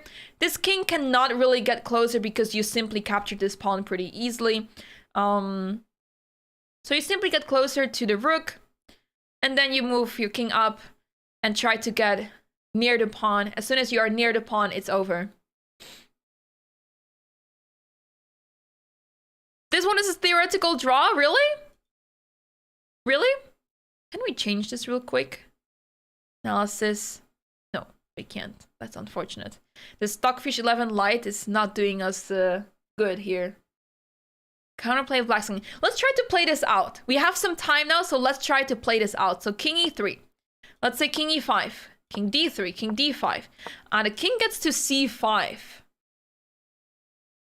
And we can't, after rook b1, we can't really move up. That is a small issue. So it's really difficult to make progress here. But at the same time, this is really good to take a look at, really instructive, as this rook endgame, you never know what type of rook endgame arises, but this is one of the classical rook endgames where the pawn is on the 6th rank, on the b file. What happens here?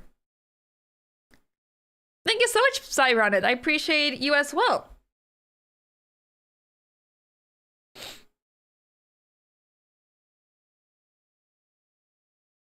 Ruby 2 would also pose problems, absolutely. There's a little fly hanging around here in my glass of drink. That's not really nice. Rook endgames are whole different games themselves, absolutely. So yeah, it would be a good idea to study this endgame, but I do also think that this may just be a draw, as it's really hard for the king to get to c5. And this rook cannot do much on its own. So I think king e2 was actually necessary to play, just so that you do not allow the rook to go behind the pawn. And this way it also restricts the black king, right? I luckily have a glass of water where the fly was not entering. I have a glass of orange juice, which is what the fly was really interested in, so flies need to hydrate too.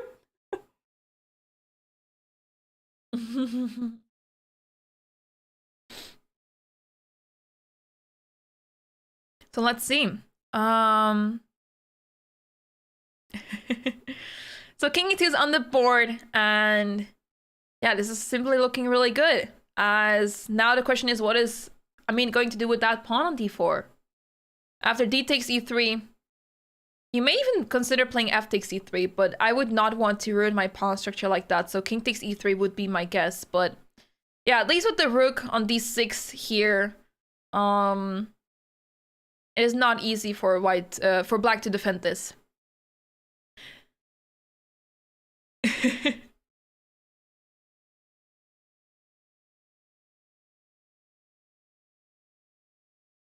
Oh, that's very kind. That's very kind to type a heart in chat for me. That's so kind. Thank you. Let's take a quick look at this game between Jules Moussard and Nikita Vitiugov. As the players have reached the move 40, they reach a time control, so they got the extra time added to their clock. Rook d3, f5, king e1, king e1, as if it's the most normal move in a position to play h3 now. Because, of course, we do not want to take this pawn. If we take this pawn, f4 will be played. This pawn will be captured, bishop h4, and suddenly it is looking very, very windy over here for that king. It's very unpleasant, so we'd have to make sure to not allow this. That's why g3 was played, rook f8. Queen c3 attacking the pawn on e5, and queen c7 defending the pawn. So this is the current state of events in this game. as I said, this game is going to be a long shuffle. The players will move their pieces around a lot to try to find a way to infiltrate an opponent's camp. For now, Jules is still up a pawn, but this pawn is on b3, not able to move at all.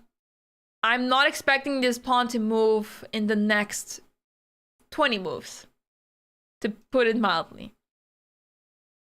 Putting the pieces back into place for the next game, absolutely. So bishop goes back, knight goes back. Yeah, seems about right. So... and yeah, this position is simply looking good for white, but as I said, it's going to take a long time to try to maneuver.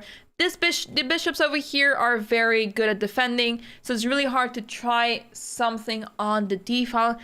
What would we try to do here if we were white? It's not easy to find a plan. I would probably play knight f1, but then I am allowing certain things to happen. f4 is in the air, f takes e4 is something you need to be careful with. Not so easy, guys. Not so easy. Long-term weakness. This pawn is a weakness, but also the pawn on h2. So we'd have yet to see for who this is more beneficial. But for now, it's definitely making the situation more interesting.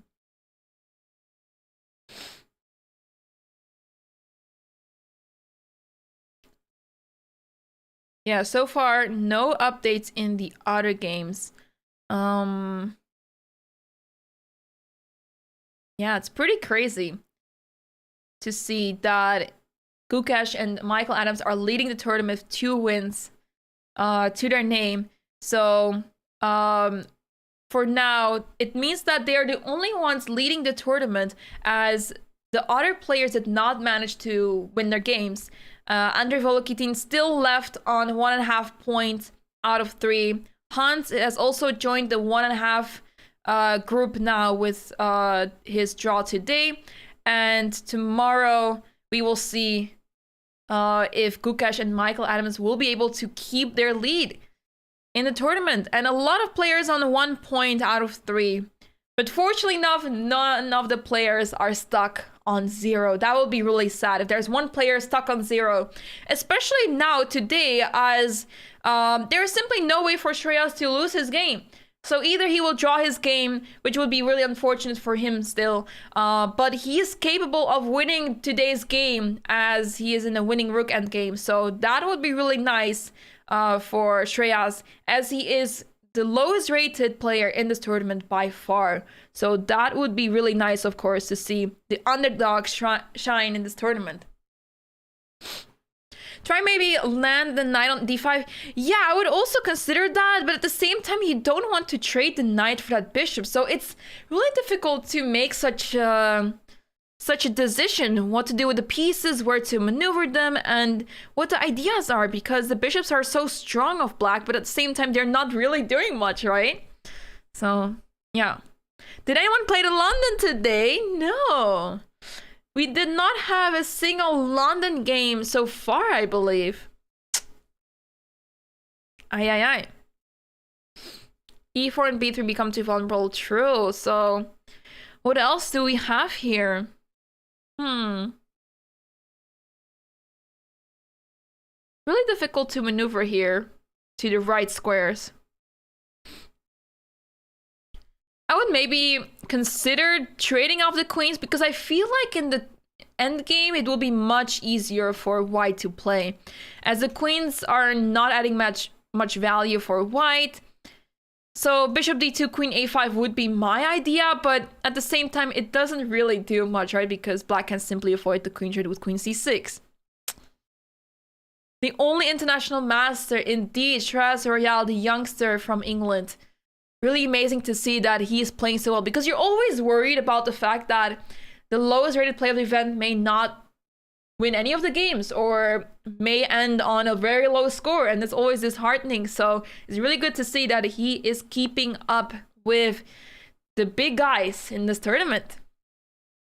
How long were you with WIM? So I am a FIDE Master and Women's National Master. I actually got my FIDE Master title earlier in 2015.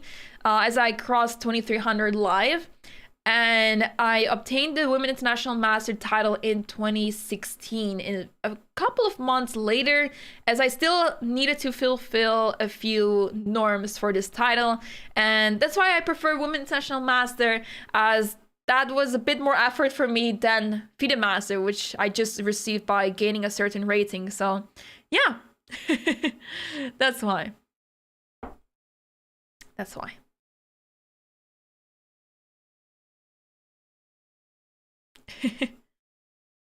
F4. Ooh, F4 bishop d6 rook takes, making it very spicy. I like it. I like it. Makes the game very interesting. Hey, PJ Vela. Hello, welcome.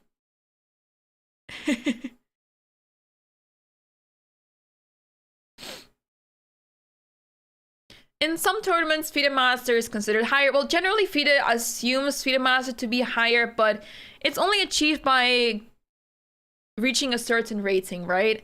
And WIM, you have to get 3 norms still, and it's very close. The difference is very small, right? So it's often personal preference, but some tournaments consider WIM higher, some FIDE Master higher. It really depends.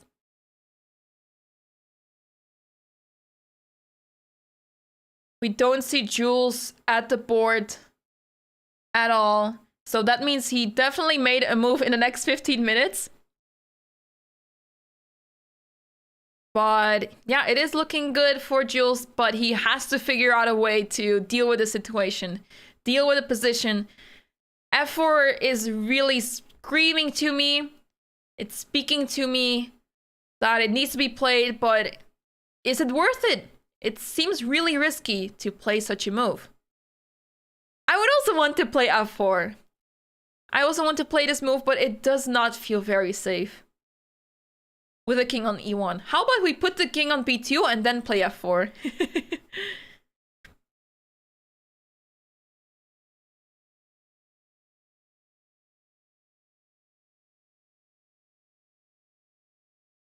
Let's see. At the same time, Amin is still spending his time. He has 40 minutes on the clock, so he still has a lot of time on the clock, which he is going to spend very carefully as he is trying to draw and create a miracle, just as Gukesh did. And I think now is a great time to go for a short break. We will be back with you with the continuation of round 3 of the London Chess Classic. The coverage continues on this channel after the break. During the break, we'll show you a few videos that are showing chess in schools and communities, the UK charity that organizes many events in the UK, as well as this tournament. This tournament is organized by this charity as well, Chess in Schools and Communities. Ask them CSC in the chat for more information about this charity. It's a great cause, and in the break you'll see videos of the charity organizing their events. Really fun videos. I hope that it shuffles the order so that you don't see the same videos over and over again. But we try to add more and more videos to this so that you don't get to see the same videos over and over again. But with that being said, we're going to a short break. See you after this break in the 3rd round of the London Chess Classical.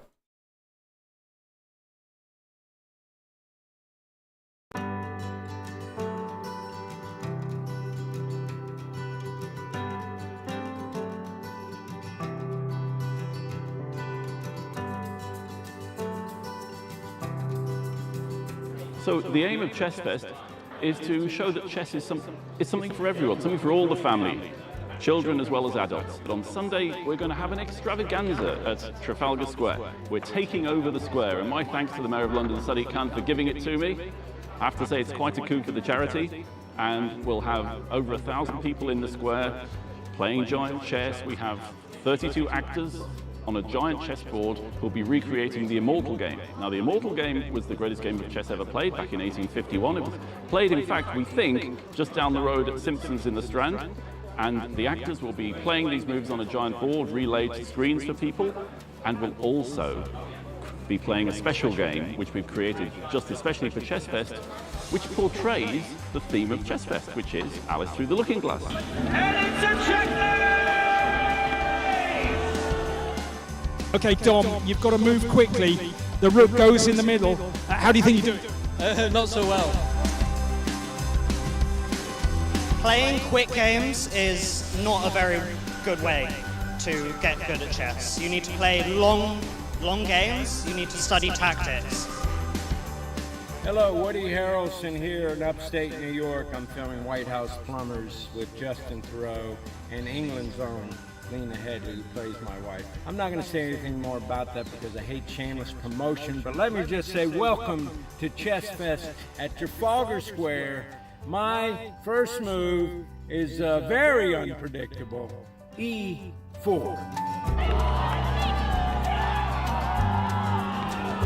So one of the ideas behind Chess Fest is that it's replicable. You can have a Chess Fest anywhere, and there is, in fact, while we're in Trafalgar Square, another Chess Fest going on in Liverpool. And one of the activities that we'll be doing is playing children from Trafalgar Square against children from Liverpool via the internet on an internet chess website called Lee Chess, and that should be an interesting match. I'm hoping that that will inspire other cities to do a Chess Fest next year, say. We're also having a match between Tani Adewumi, who is a Nigerian chess prodigy who lives in New York, and Shreyas Royal, who is the UK's #1 chess prodigy. I'm Shreyas, I'm 12 years old, and I am the top under 16 from the UK. On the 18th of July, I will be playing in Trafalgar Square against Tani from the USA. What have you been learning here? Well, how to checkmate with a rook and a king.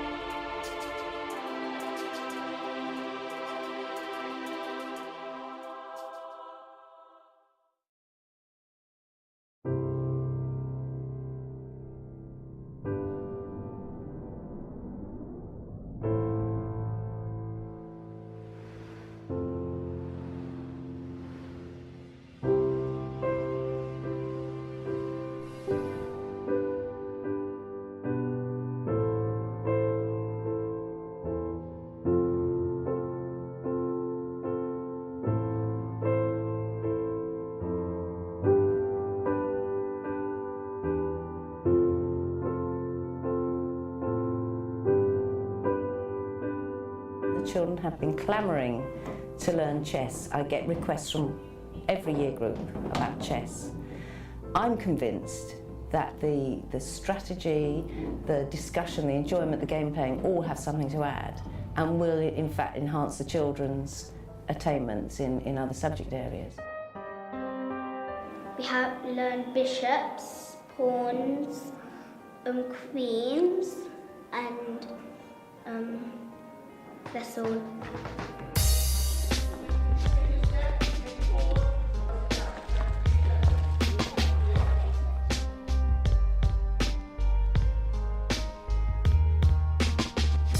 Next, after Queens, we're learning about Knights, and these are probably the most difficult. With CSC, we follow a curriculum, which I think is fantastic because the way that the curriculum works up, step by step, small bit by small bit, really helps the children digest it, and I think they can understand it a lot easier that way. The lessons that I did today, that was only their 6th lesson in each class. They were giving moves that more advanced players may even struggle with. I mean, they were giving moves where the queen was attacking more than one pawn when they've never learned about a queen before. That's really good. So that kind of tells me that they're really understanding what we've done so far.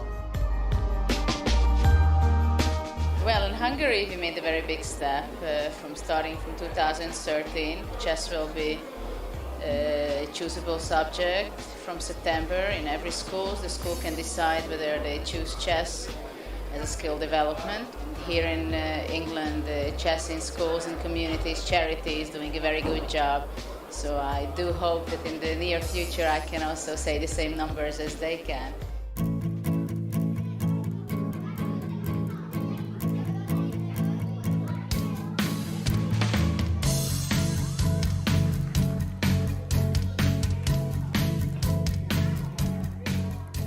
lesson you just saw was their first full game of chess. We build it up gradually, you know, from pawn games to rook games, knight games, bishop games, so that they get to know how the pieces move.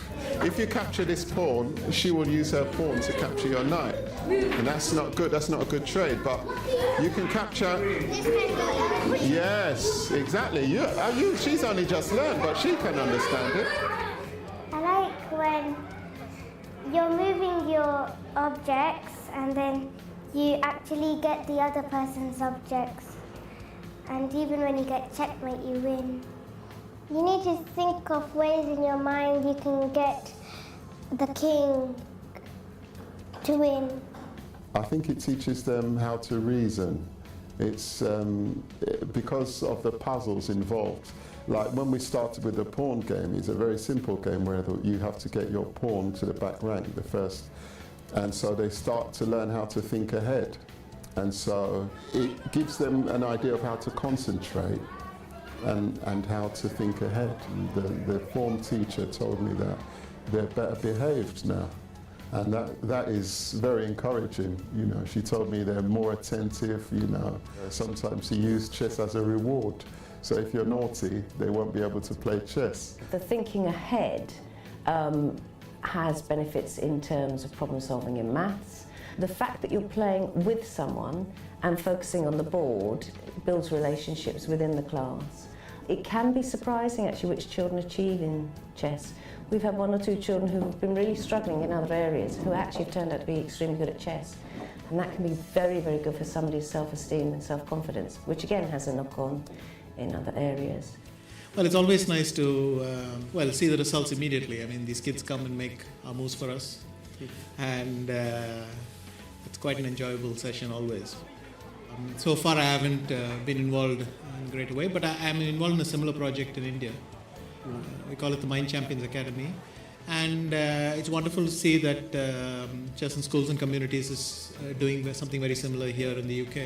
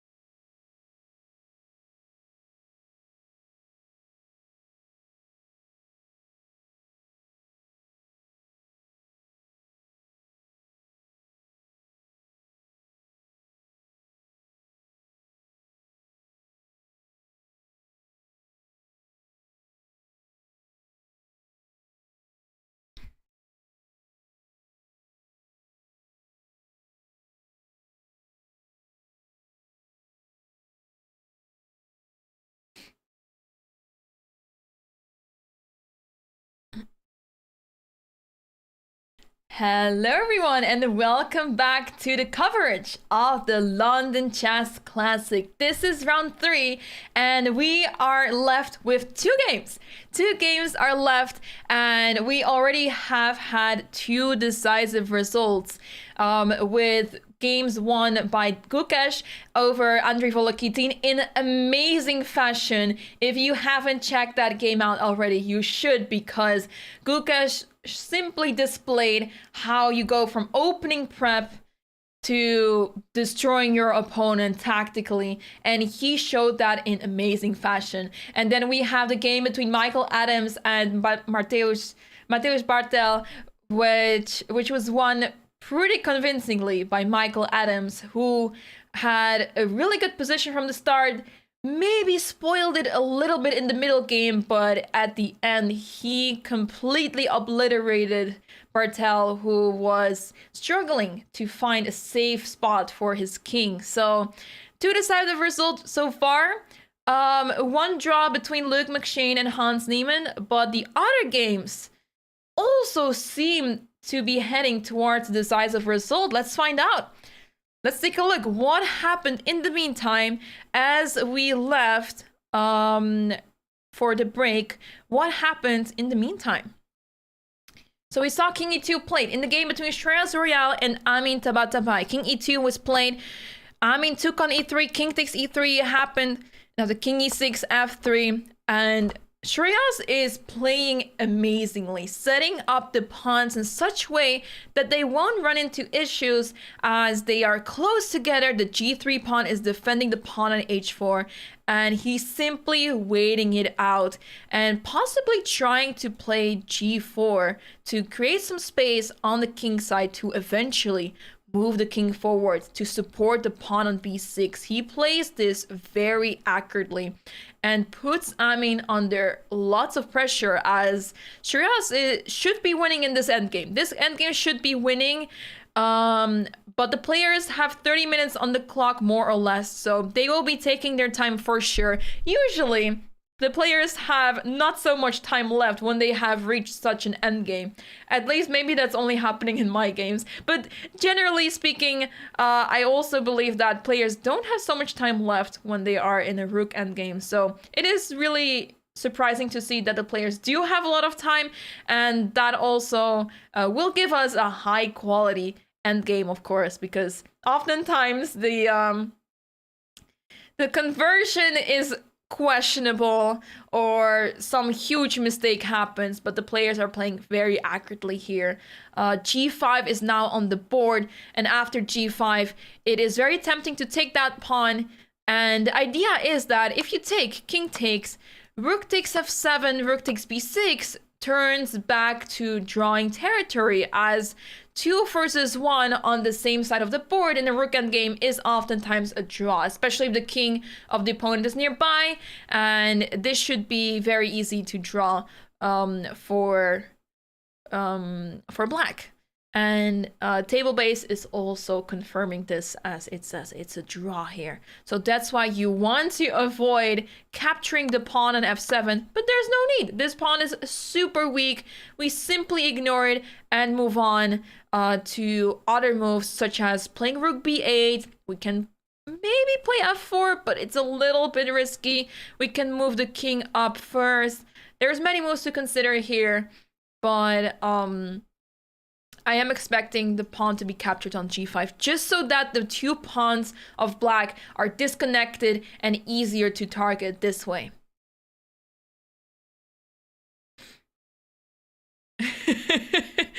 I like your pun, one is so one is on YouTube is saying, I'm in shock by this game. I'm in shock. So I like it. It's harder to say it. It's harder to display the pun when you're saying it out loud, but I like it a lot.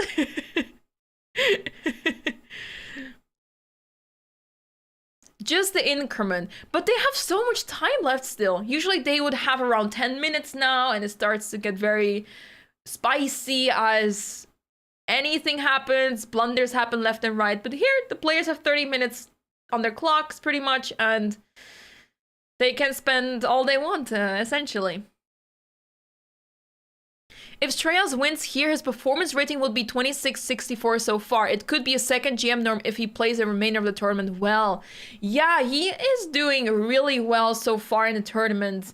Against all expectations, he is playing effortlessly. It's incredible. And as he's by far the lowest rated player, I mean, it's a lot of pressure, right? Because at the same time, it's not expected that you perform well, so there's not that much pressure. But you also don't want to be that one guy that finished 0 out of 9, or some low score that can also not be really fun to have. So there's definitely some pressure on him, but he's been handling super well, and he has played so far amazingly and showing that he deserves to be in this tournament, which is really amazing. And of course, how can we root against the underdog, right?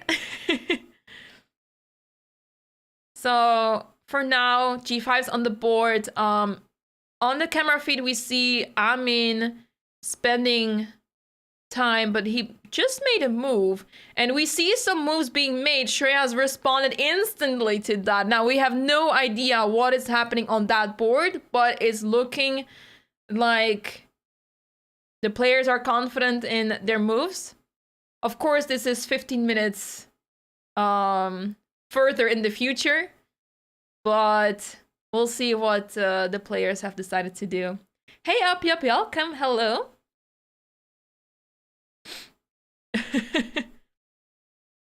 Let's take a look at the other game. Let's take a look at the other shuffle game between Jules Moussard and Nikita Vitiugov. So in this game, as we mentioned before, we expect a lot of shuffling of the pieces to try to figure out where to push forward. So we left off in this situation. Queen c3 was played, Queen c7, and here Jules decided to play King d1. He's going on a king march all the way from g1 towards c2.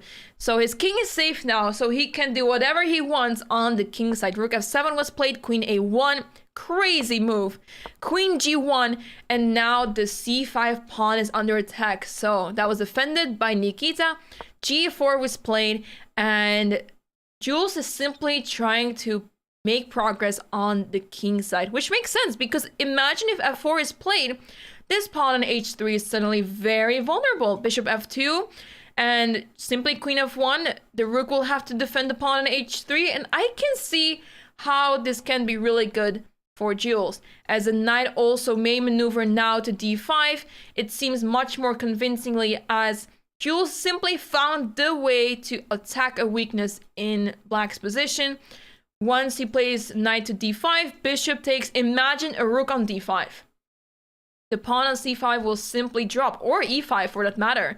So that's why you have to be really careful here with black.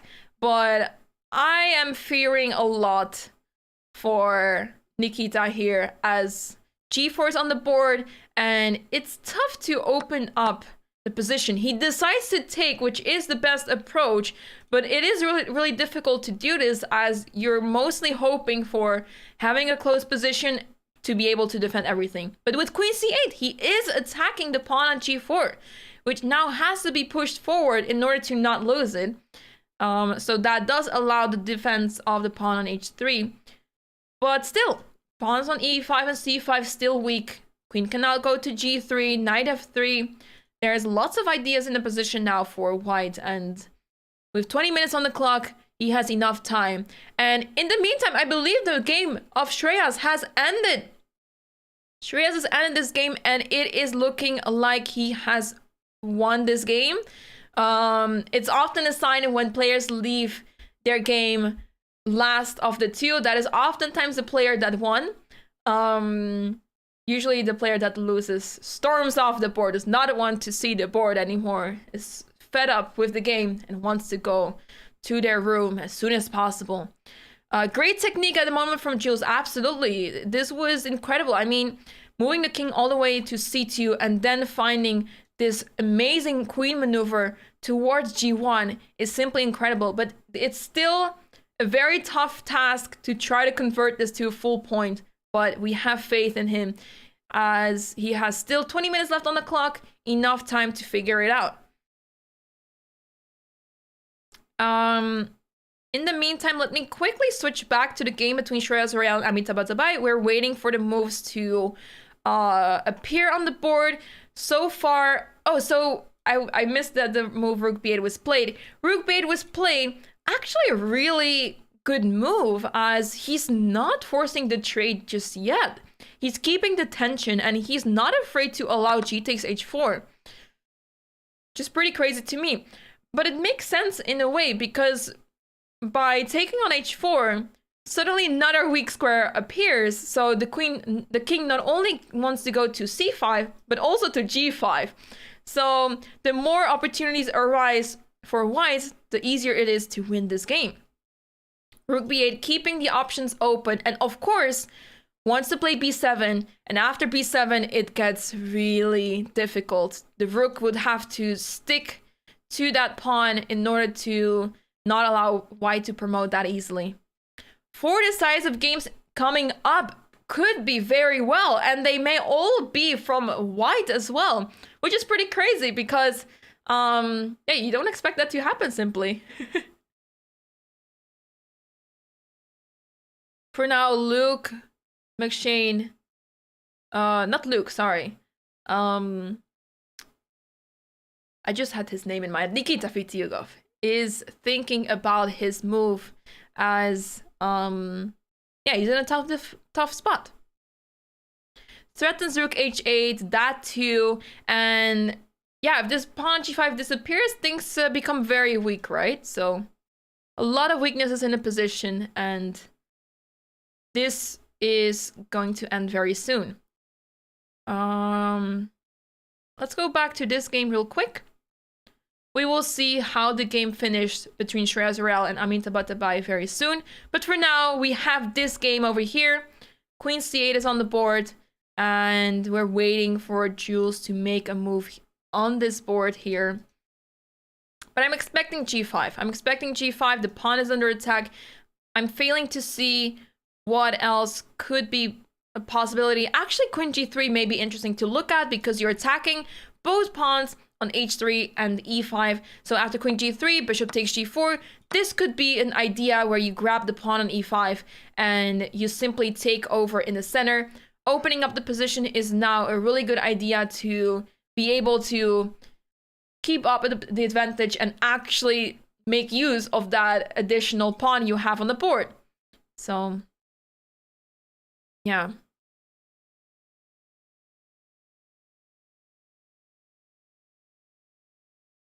Bishop F2, Bishop takes G4, and Rook G3. Nice idea, I like it a lot.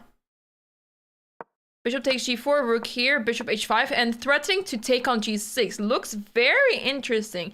It is maybe a bit too much to do this right away. A bit too risky to sacrifice materially this way. But it definitely looks really interesting. Maybe Knight F3.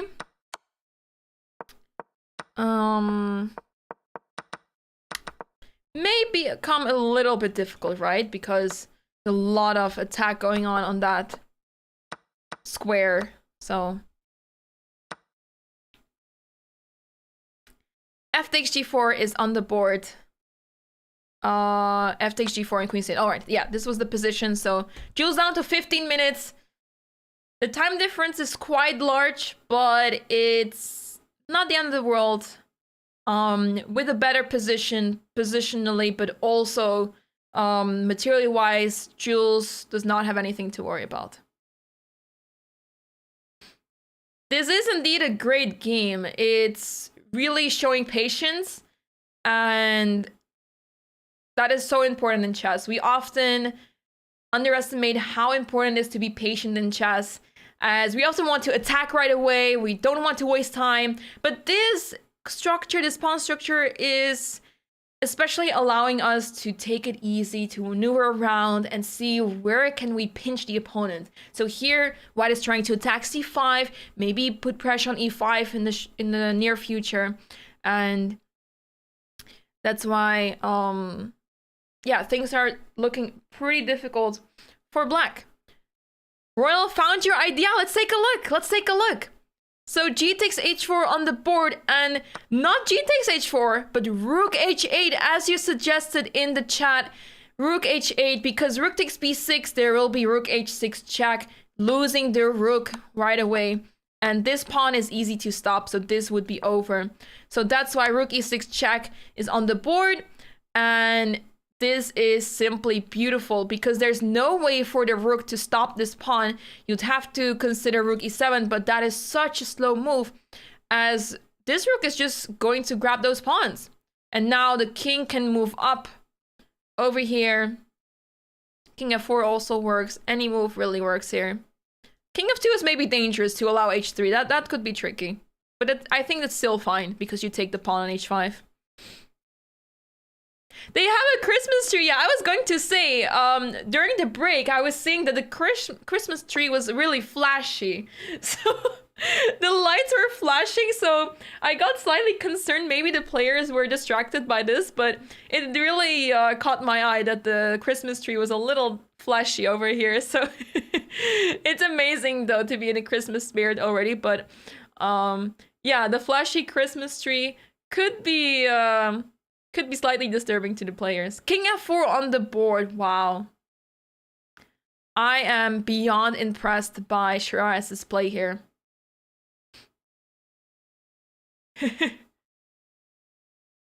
Oh, you said it was lit. Oh, there it is again. There it is. There we see the lights flashing again. It looks amazing, though.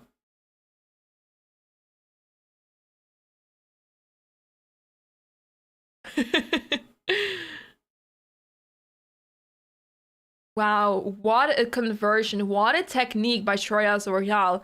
And that at 14 years old. Imagine being 14 years old and playing at this level, beating one of the top grandmasters, rated 2692. I have to double check how the standings are looking like on 2700 chess, but I believe, yeah, this is definitely top 100. Beating a top 100 player is an insane result. I mean, Tabatabai is currently 43rd, but yeah, he has had better days, of course. The changing patterns.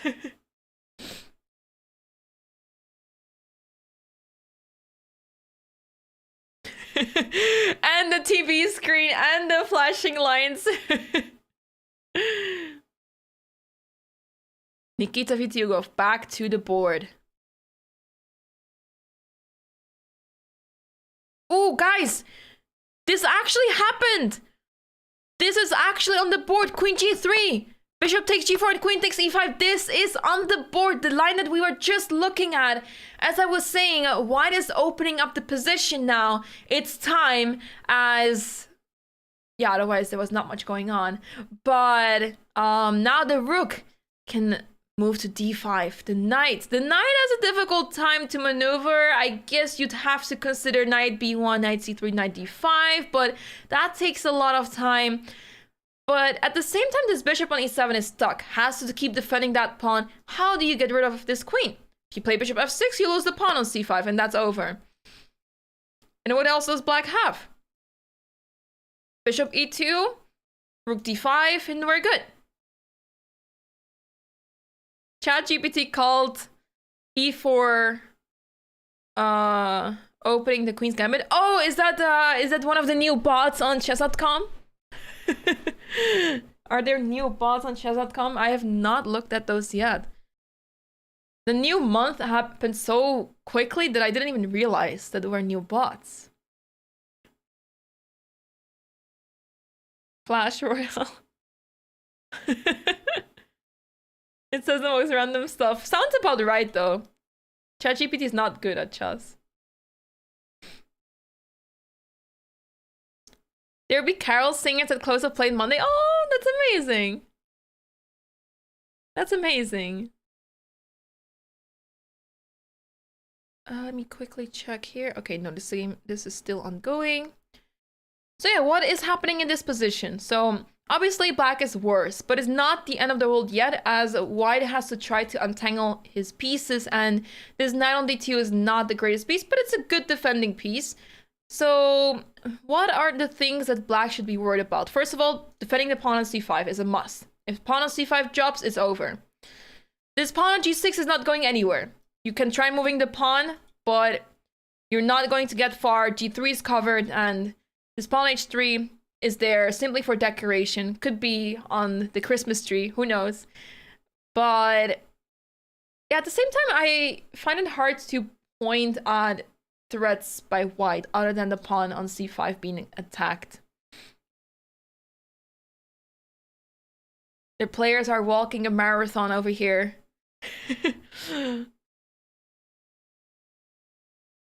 ChatGPT is good at my essays, Kappa.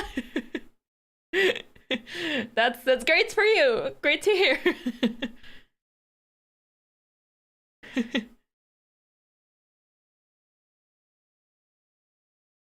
How did future world champion Hans Niemann play today? He drew pretty easily and swiftly against Luke McShane with the black pieces. So that is a good result, I think. That is, I think, a good result.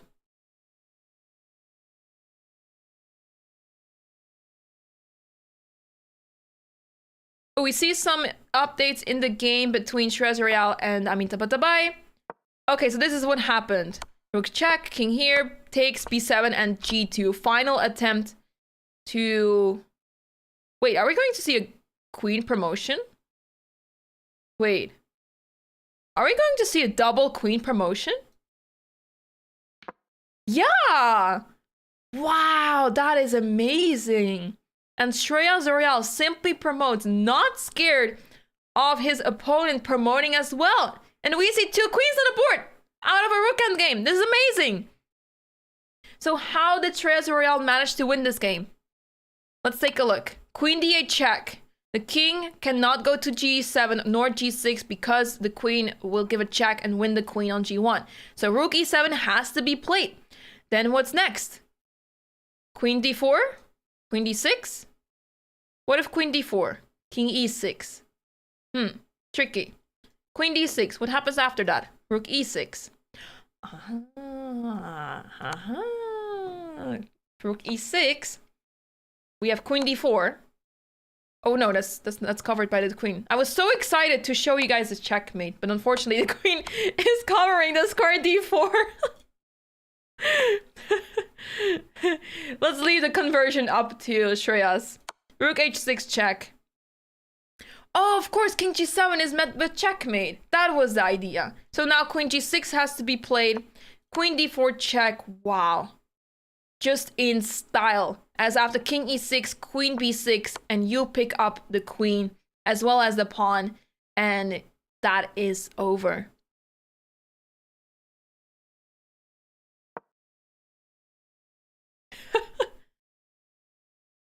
There we go. The queen will be picked up and then it's over. Yeah, there we go. I guess instead of king d5, it was already a resignation here, as the kings are placed on e4 and d5. So that is officially a win for Royale. Amazing result for the youngster from England. Only 14 years old, beating a top 50 player in the whole world. Amazing performance, and that goes to show he deserves to be part of this tournament. He deserves to be here, play here, as he has shown amazing results in the tournament so far. So that is an amazing result for Shreyas. Unfortunate for Amin, who has been very inconsistent throughout the tournament so far. Has been having a tough time. Won his previous game, but also in the first game he was struggling against Michael Adams, so a little bit bouncing back and forth, but a great result for Royale. And now we come back to the one game that is left, Jules Moussard against Nikita Vitiugov. So here we see, after queen takes e5, queen e6 happened, and Jules avoided the queen trade. Very interesting to see. It does seem very drawish after the queen trade because of those bishops. So it makes sense that white wants to keep the queens on the board. So queen g3 on the board now. Let's see what the players come up with, because now it is getting interesting as the position is slightly open now, but still not enough to be able to move around easily, as the pawn on e4 cannot really move forward because of bishop f5. The knight can't move now because the pawn on e4 needs to be defended. Suarez Royale is indeed on 1.5 out of 3. That is correct. That is correct. They don't call it the Royal game for nothing. He actually has a really amazing amazing name. So yeah, it's really fun to have Royale as your surname. That's really cool. So yeah, queen g3 is on the board. And what can black possibly do now? I mean, you can try putting the... Okay, you would love to put the bishop on this diagonal, but the pawn on c5 needs to be defended. Yeah, it feels like both players are running out of moves. But at the same time, I'm seeing rook d5 being possible for white. Attacking the pawn on c5 one more time can be slightly disturbing for black. So what does black have here? Not a lot of options. Bishop is stuck. Bishop h5 does look terrible. You can play a king move, I guess, but once again, rook d5 is a big threat. Attacking that pawn and really difficult to defend for black.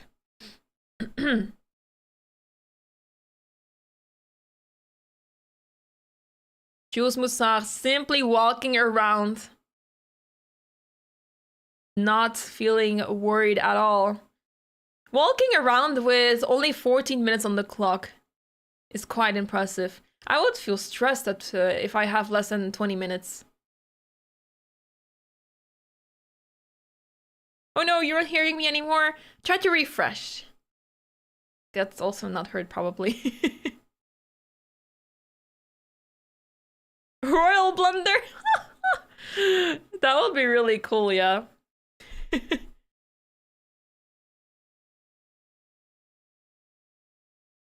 So yeah, now it's on Vitiugov to figure out what to do here, and it's really difficult to find the right moves. This position is indeed very complicated. I think I guess an engine would win this with the white pieces, no matter against who. As white is up the pawn, and this is like a classic position that engines just know what to do. But human beings have a hard time because it's very complicated.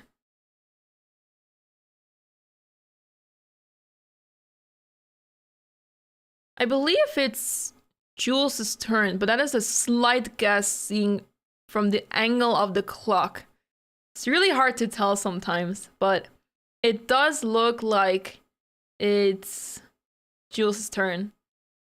I'm curious to see what Nikita has come up with. Hey, Dima Leroy, hello!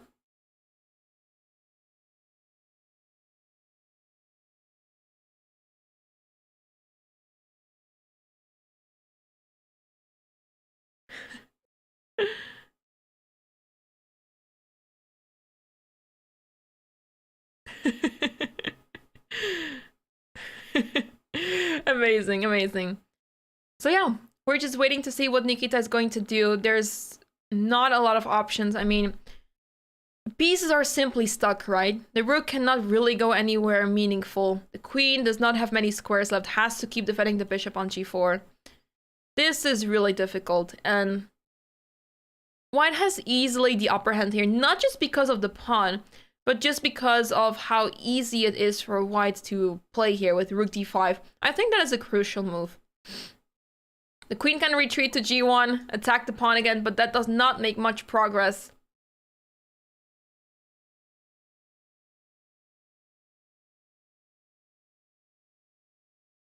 Oh, this actually Stress's biggest gap to date in classical OTB. Wow!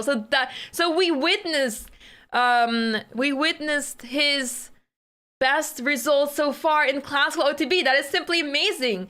It would be awesome to see Strellas Royale participate in Tata Steel Chess. I do not recall the participants list too well, but I think he would be a great addition to the participants list in Tata Steel Chess. But Once again, congratulations to Shreyas Royale, who has officially won his best game in his career yet, as he beat the top 50 player Amin Tabatabai. An amazing result, and in great fashion, very convincingly. He was never in trouble. We witnessed history right here in the making. Simply amazing. Ah, that is the clashes with the 4 NCL League. Ah, and we need him for that. That makes sense. Unfortunately, I was also asked to play in the league, but I will be working behind the scenes in Tata Steel Chess, so that was also a really unfortunate clash.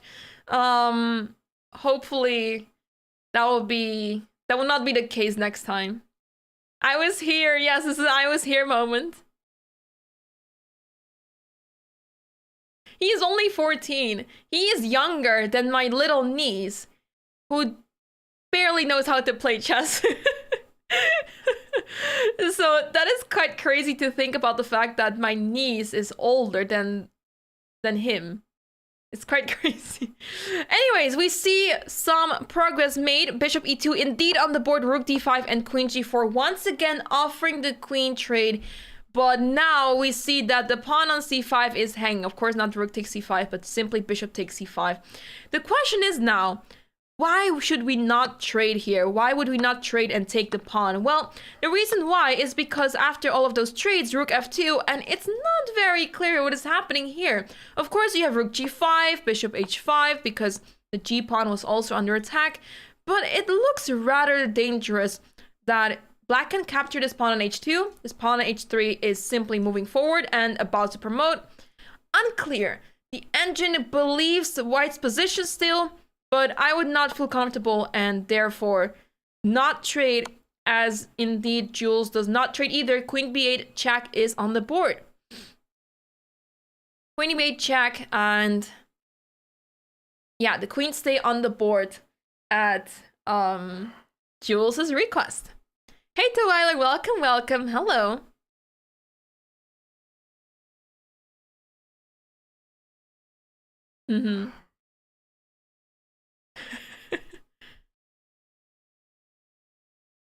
So yeah, where does the king go?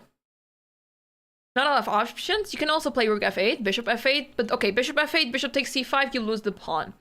You're losing the pawn regardless, actually. No matter what black plays, you just take the pawn on c5 and enjoy a really good position. And we're not afraid of this bishop. It looks dangerous, but with the knight here and the rook defending the knight on d2, it's perfectly fine. Power Sister, thank you for gifting us up to Lost Cooper. Thank you. Thank you so much. Jules is the one spending time at the board now, as we see on the live camera feed. So the game is at least going on for another 15 minutes. So let's see how the action unfolds in this game as we're getting close to the end of the game. There's still lots of pieces left on the board, which is really funny, since we are on move 52 already. Usually on move 52, we see lots of pieces being traded, but the players are very determined and do not trade the pieces so quickly, especially Jules, as he's trying to win here. The king running to the queen side from Jules is in full effect now, absolutely. Oh, we see Jules reaching out, but hesitating and going back. Ooh, Simply Evans, thank you so much for gifting 5 subs. Thank you so much for the 5 gifted subs. Thank you. I appreciate it so much. Thank you.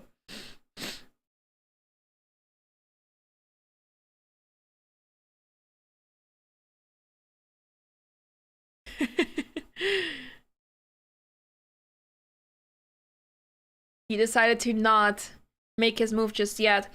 But here on our board, we're waiting for Vitiugov to make his move. What is he going to play here? What is he going to decide to do here, as his king is in check? Not a lot of moves left.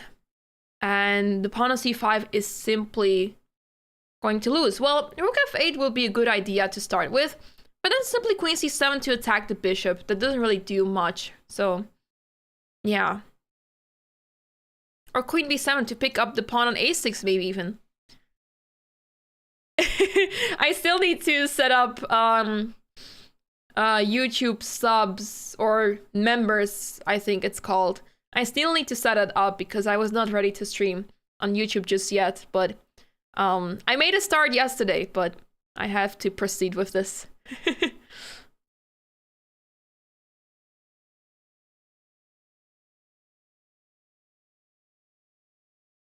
I'm so happy for Streyas because until the Grand Swiss, he was having a terrible year. Oh, that is so unfortunate.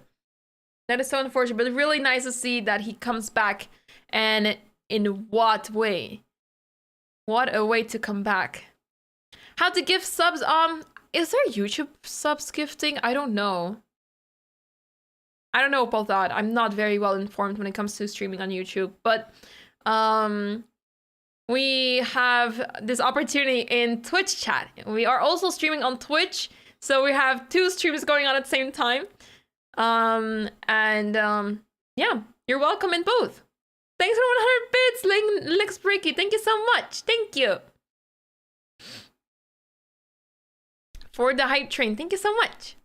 I'm not able to see the hype train anymore because I don't have the overview on my screen, but thank you so much.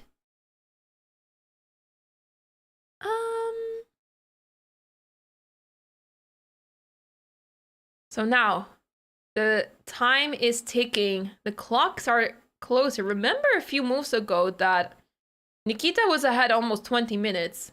So it's really surprising to see that Nikita is now down to 17 minutes. And this is where it gets exciting, guys. This is the moment where it gets exciting. The players are spending lots of time. We're approaching the moment where they get to under 10 minutes, and that's where the spectacular stuff happens. So that is exciting. Thank you so much for 300 bits, Finfar. Thank you so much. Thank you. I'm sitting on 2 chairs.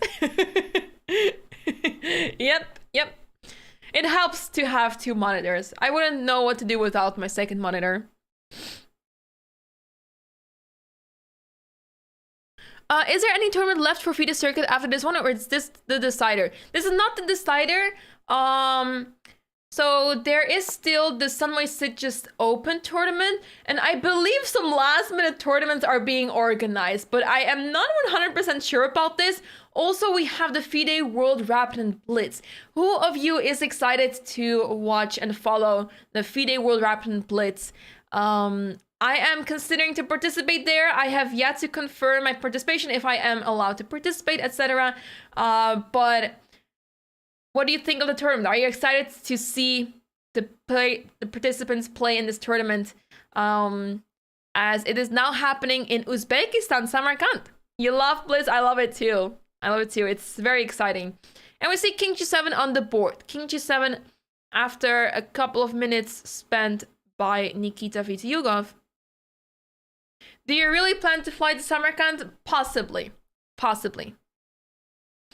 Magnus is participating as well, actually. I saw that he has confirmed his participation. By the way, Simply Evans, thank you so much for gifting a sub to Mess Kennison. Thank you so much. Yeah, it is a really difficult trip, Seal Blue. Yeah. Yeah, Cool Fire, you remember that? That was crazy, right? When I look back, I'm like, oh, why did I make it so difficult for myself? But it did give content, I guess. It was a really exciting game after all. Wood Rapid Blitz is always exciting. Yeah. Last year I did not participate. I participated in 2021, but in 2022 I did not participate. I was not super interested, and I had to finish my studies in 2022, so that's why I was not able to participate. But now I'm considering, the only downside is that it's in Uzbekistan, in a place where it's really hard to reach during the holidays. So I've yet to decide, but you'll hear at one point if I participate or not. You're not playing right now yourself? Yeah, so I am covering this tournament on my channel. I'm simply covering it. We're giving commentary and yeah, sharing information about the tournament here. This is the official broadcast. Yeah, feel free to ask. It's okay. It's all good. So we see indeed king g7, bishop takes c5, bishop takes c5, and rook takes c5 probably on the board. You can still include queen e5 check, actually, which is probably why Jules paused for a second. But 2 pawns up seems to be easy peasy, lemon squeezy. Queen e5 check indeed on the board, and after that we will see rook takes c5.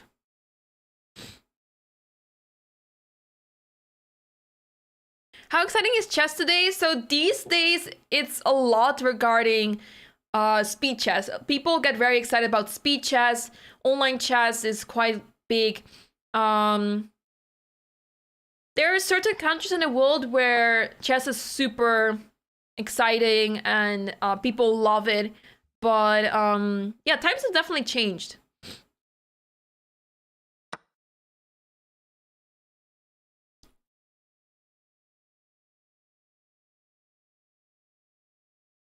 Oh, give me a second.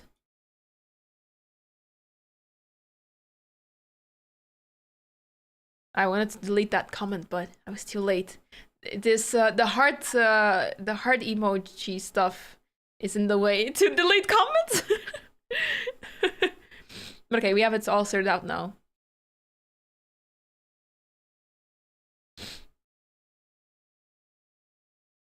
So yeah, here we see rook takes c5. The game is still going on. I mean, anything can still happen. With a pawn on h3, if this pawn runs down the board, things can get complicated. But I'm not expecting anything too crazy, as Jules still has 13 minutes on the clock and is up 2 healthy pawns. This knight is a monster of a defender, and this rook can soon go back to d5. Board weapon and blitz also count in FIDE circuit, yes.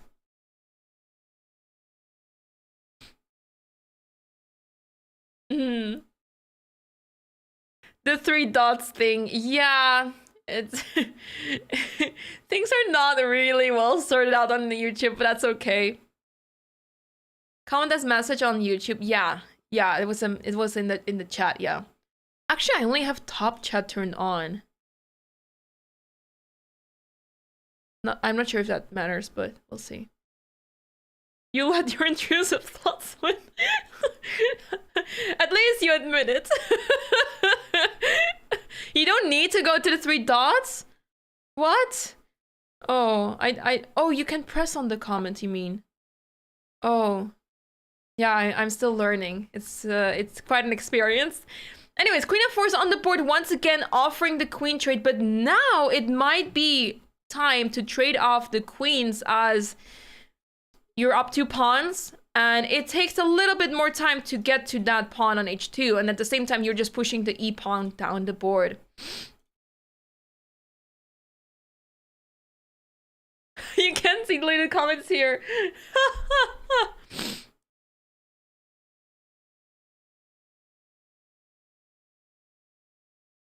Wait, you don't know what... Wait, but who deleted the comment then? Because it was not me.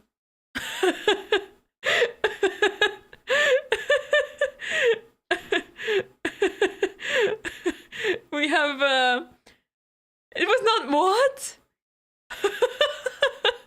we have a ghost mod among us. There's more mods in YouTube than we are aware of. It was an inappropriate comment. It was a question, an inappropriate question, but it's okay. It's the person admitted to their act. It's not the end of the world. Oh, he retracted his own comment. Wow! Wow! It's so funny.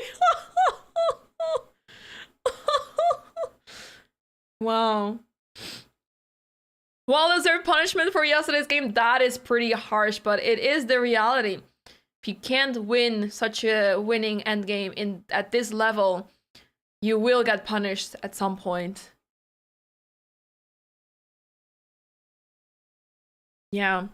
So right now, Jules is spending time on, should we trade queens, yes or no? He does not have many options. Okay, I guess he can play queen e6, but now is the time to trade the queens off the board and push that pawn forward. E5, rook c7 check, e6, etc. And that pawn is unstoppable. Big brain move. Queen g1, queen g1, queen g1, queen g1.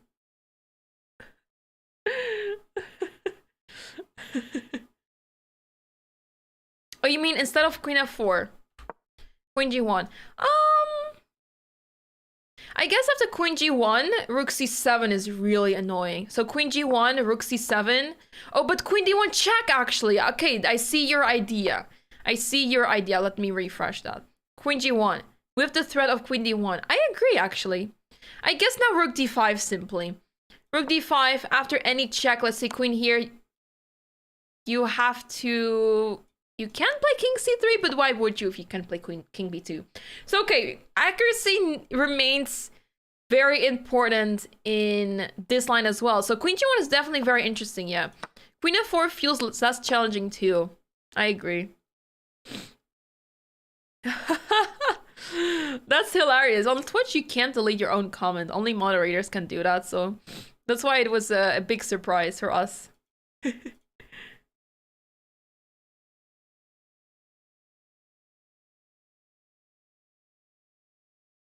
Guys, since this game is still going on for 15 minutes, this is going to be super exciting. And I see a pawn captured, I think, by Nikita Vitiugov. So this may imply that we see the endgame happen where this rook captures the pawn. But that is an assumption by me. I have no idea if this is actually the case, but it is looking like that is actually what is on the board.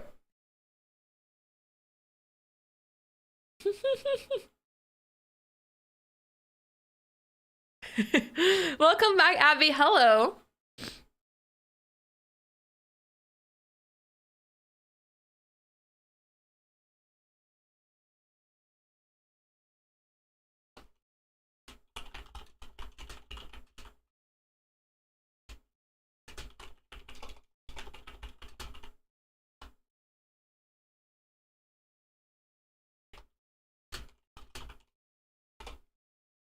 Simply Evans, thank you so much for gifting a sub to Tanya. Thank you so much. Thank you.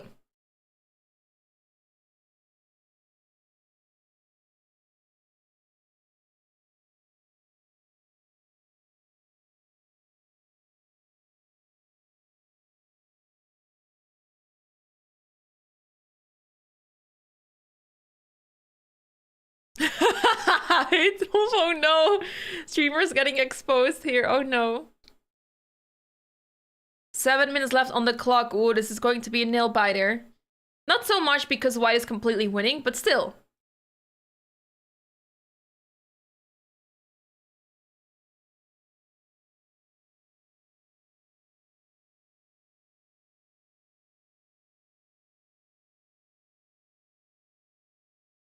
Hi, Mr. Harenbeard. Hello.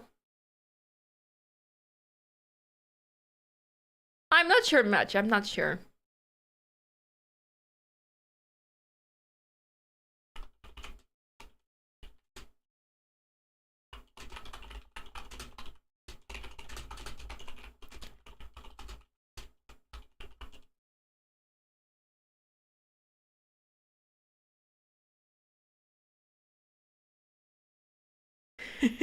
Story time.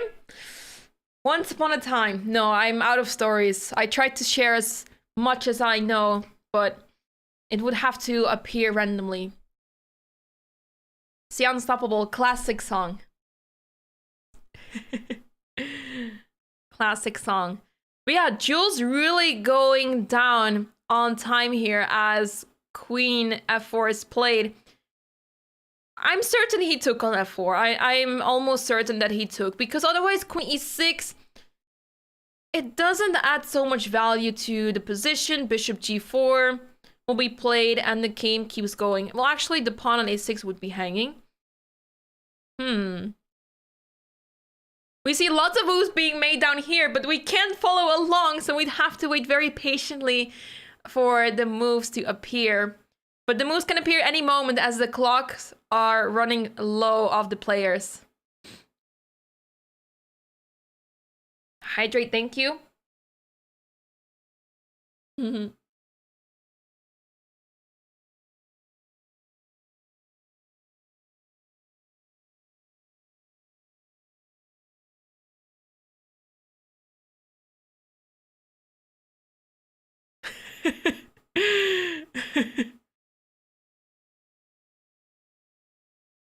Let's see. Let's go here.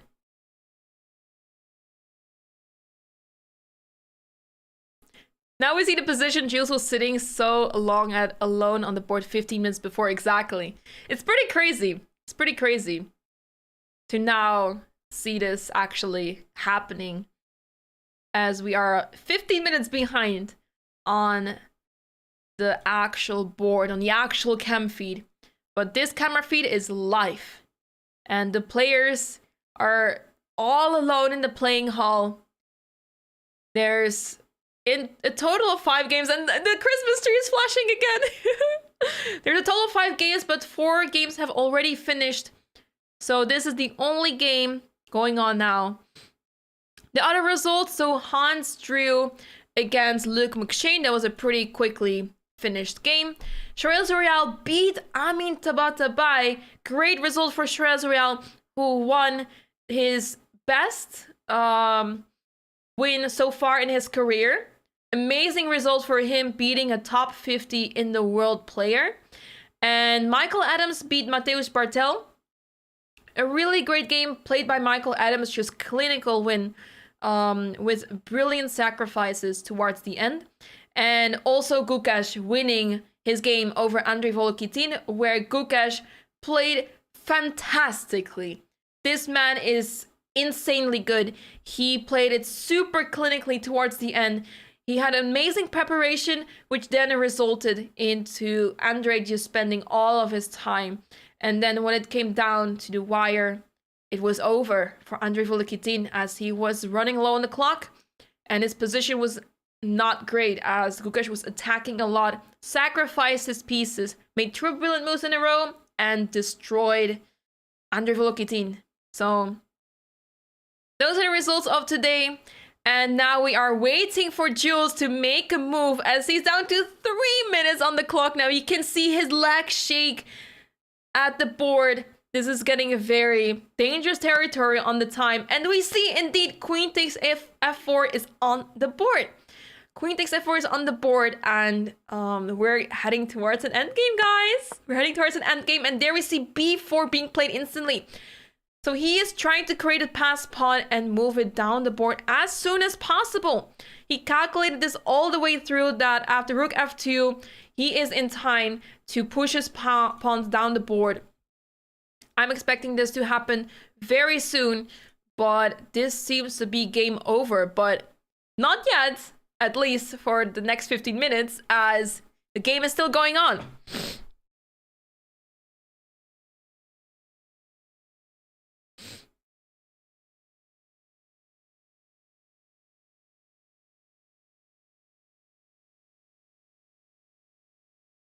So now it's on Nikita Vitiugov to figure out what to do. He has 15 minutes left on the clock, but not a great position at all. Down 2 pawns on the board. He has to try this. There's no other way to proceed here. There's no other way to try to fight back, as White is planning to create 2 pass pawns. Not just 1, but 2. Because after B5, let's say Rook F2. Let's just put some moves on the board. A takes B5, C takes B5. Okay, this is perhaps not the most ideal way. Actually, it makes sense because after C takes B5, B6, you play Bishop A6 to stop that pawn. So it actually makes a lot of sense to play A takes B5, Rook takes H2, and B6. So after Rook F2, let's say, B7, H2, and the queens promote at the same time. But the trick is here that you give a check.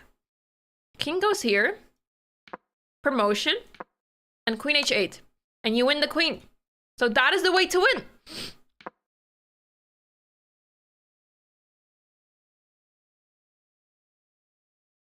That is the way to win, and we see this actually happening on the board, everybody. B5 is on the board.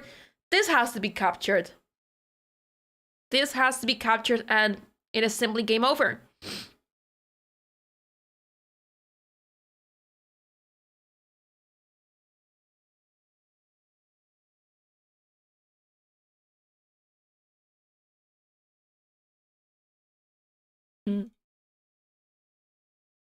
Do they see themselves on the 15-minute delay on the TV screen too?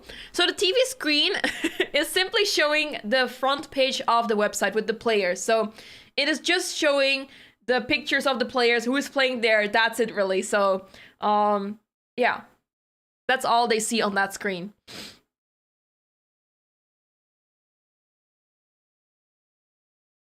Allez, Jules.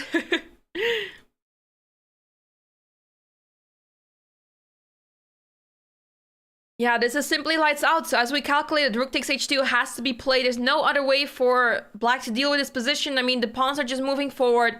If you play a move such as rook f6, you just allow rook c6 to happen, and there's just too many pawns in the position. And white has too many pawns. It is getting too overwhelming for black, and this is game over. The question was, do they see themselves on a 15-minute delay on the TV screen too? Yeah, sometimes they show the digital boards on TV screens during tournaments, but in this case, yeah, I guess they don't show it. I guess since we have a camera, maybe they try not to show games as well on the screen. We try to delay everything, right? But yeah. Good night, Simply Evans. Thank you so much for the support. See you next time.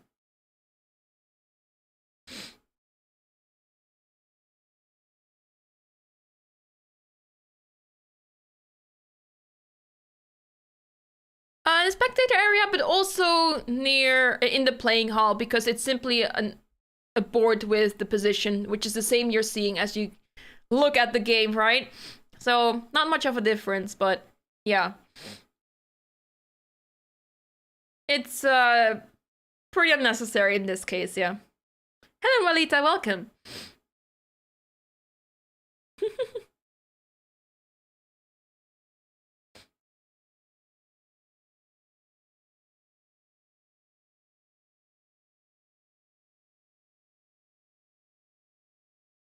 'We see Shora Bayat on the screen, the arbiter of this event. She's waiting for the opponents to finish. This game can finish any moment, but it's still going on, guys. It is still going on. This game is not finishing anytime soon. The woman is telling him to hurry up. Yep. Rightfully so.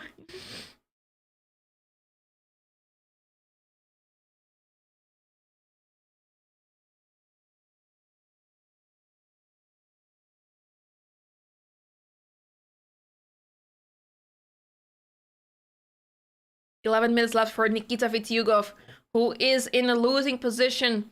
He probably knows that he is losing, but I do recall that he took the pawn on h2. I remember some capture happening in the corner, so I am very certain that rook takes h2 will occur at some point. But that would mean that we will have a pawn race, and it is not looking good in that pawn race for Nikita Vitiugov.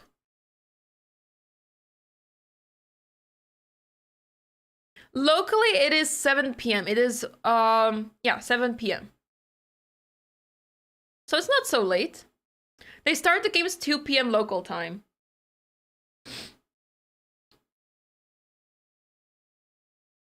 Gukesh will not be the clear leader, as Michael Adams is also on 2.5 out of 3, similarly as Gukesh. So we're looking forward to their matchup. I believe they're playing in round 5 against each other just before the rest day. So that match is going to be of very big importance.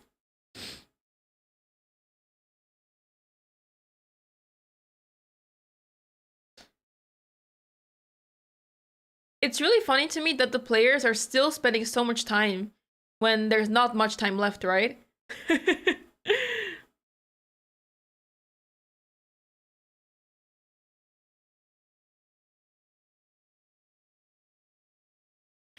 Tomorrow's not the rest day. The rest day is happening on the 6th of December. So in 3 days from now. Plenty of time.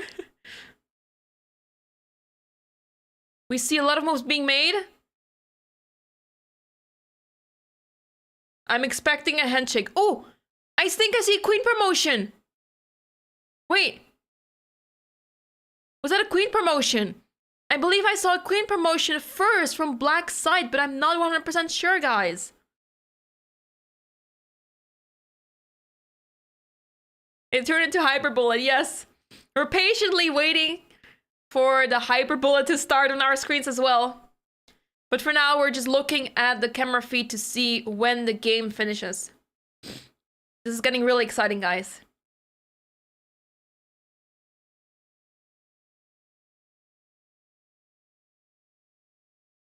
Do you think White could have blundered? It fully depends on what Nikita decided to do here, because after 8 takes b5, 8 takes b5, I can see the pawn easily run down the board. So I'm not sure where it could have gone wrong. If it went wrong.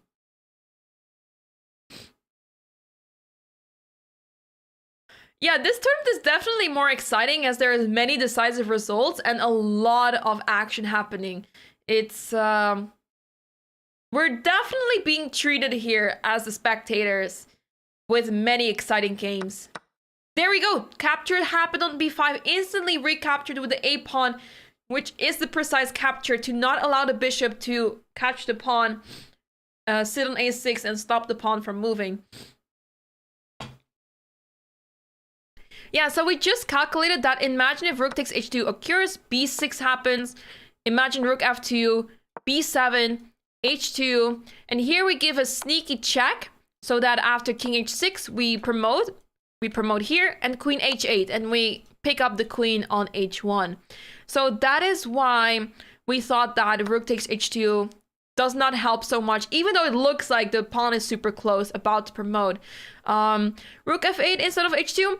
Absolutely, this is the one way to defend, but you're facing two pawns, so we can just slowly move the pawns forward, take it easy, move the king up, and as long as nothing is happening on this side of the board, right, there's not much to worry about. So yeah, I'm curious to see what they decided to do. Actually, oh, rook takes h2 is on the board, b6, and here we go. Rook f2, rook f8. Let's take a look. So rook f2. If rook f8, you have rook c8. Yeah. We have to wait to figure out what. Yeah, exactly. So rook c8 and you promote on the next move. Yeah. So b6 now. Ooh, bishop f3 to threaten bishop takes e4. That is a way to throw. It's not even losing, which is really surprising. Because after bishop takes b7, you lose a bishop. But okay, this is definitely not winning anymore. So that is very tricky, actually, to stop b7 right away. That's just crazy. So okay, of course, after bishop f3, just move the king, right? Hold on. King d3. If king d3, rook takes d2, h2. I can see this go wrong. And you just promote. Ooh, bishop f3 on the board. Uh-oh. Do not allow rook takes d2. Uh-oh. Well, it's inevitable, right? But make sure to not allow it with check. That is the most important thing. So after king c3, rook takes d2. We do not take that rook. We play b7. And now we can run. After h2, we promote. Promotion here. Rook c7 check. And I guess this is how the game goes on, guys. This is how the game goes on. This is simply incredible. Rook e5 has been played. This is really clever. This is really clever.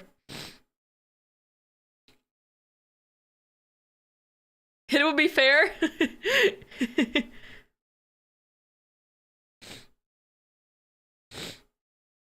Oh, one is in the YouTube chat already saw this. You are amazing. That is very well spotted.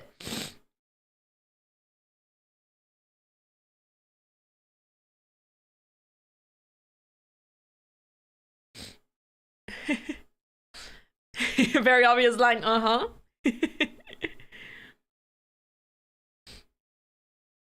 Yes, rook takes e2 on the board, h2. There we go. So this is how we saw Nikita promote first, as the pawn is unstoppable, but we will see White's pawn promote as well. So b7, queen, queen, and that would be the current position. We see a lot of action happening on the board now as the players are running lower on the clock. This is getting very tense, guys. This is getting very tense.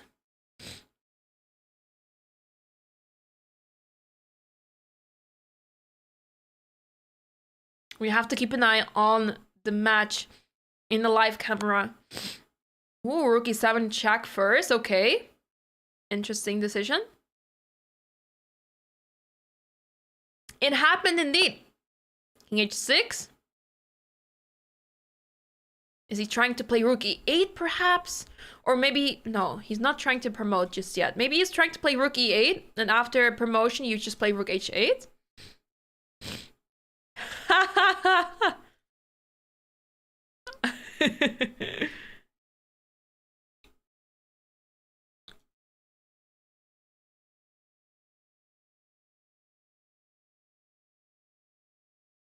Ooh, this is getting very exciting.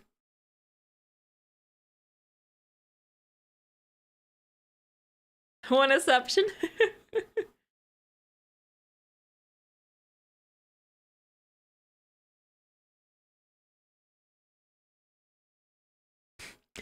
Thanks, one is from Twitch. Very nice, very nice.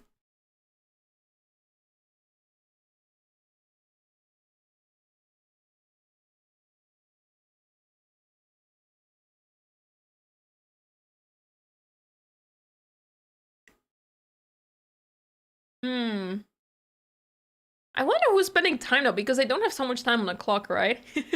I'd be expecting them to make the moves much faster than this.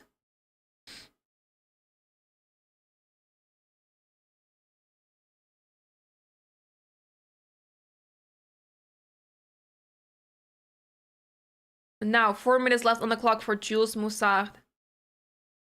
Winning position, but complicated. It's not so easy, and it's really impressive that Nikita Vitiugov made it still this far, making it very complicated. Rook e8 on the board, threatening rook h8. Very nice move. Yes, correct, Erle. Nikita is the one with the blue shirt.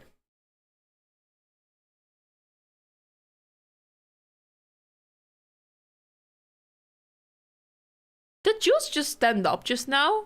Did I see that correctly? Or was it, did I miss something? This must be winning for Jules, yes. Yeah, I believe the king will be moved and then we will see the pawn promotion happen.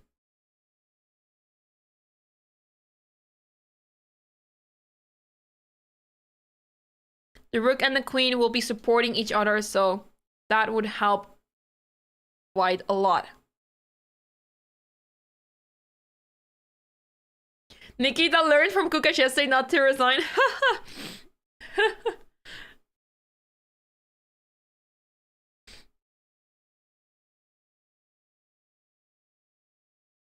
Whose turn is it on the board? Not so easy to see.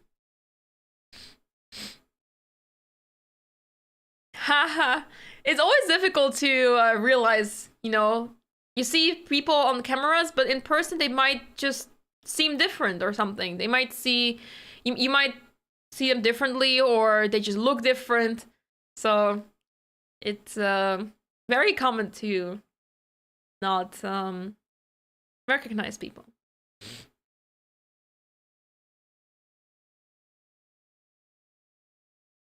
Why is White winning? So White is promoting the queen soon. It will be queen and rook versus queen and bishop. And that should be winning, especially because of the 2 additional pawns. Well, this pawn may be captured, but there's another 1 pawn left on the board. The king is not safe on h6, so the queen and rook will be able to work together.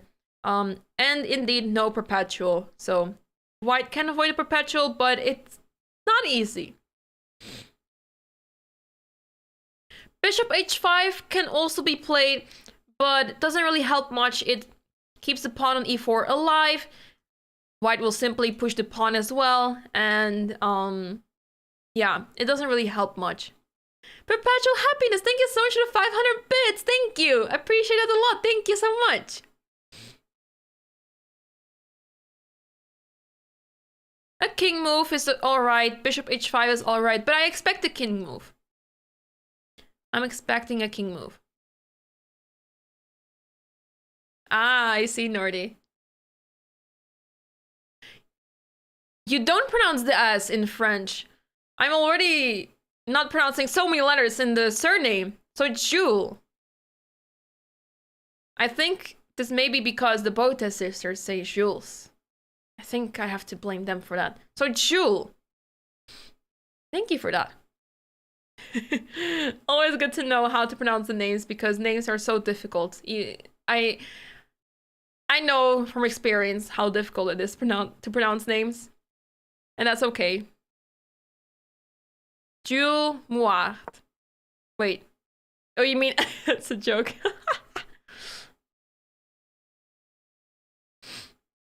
King g5 is on the board indeed. How much time do the players have left if they're still spending so much time? This is incredible. The arbiter is ready to hand out extra sheets, guys.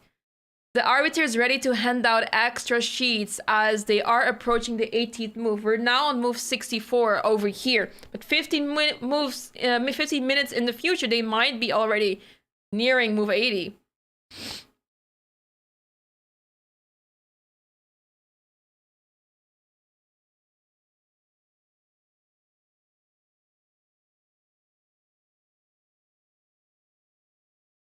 I think there's a game called Jeu de Boule. It reminds me of that, the pronunciation.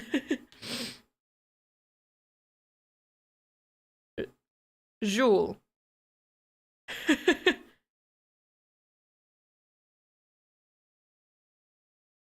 Jules. Jules? Jules. No, Jules. What? It's getting crazier.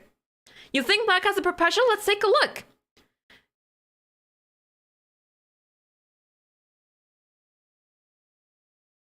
I do not have a list of engine moves. No, I do not.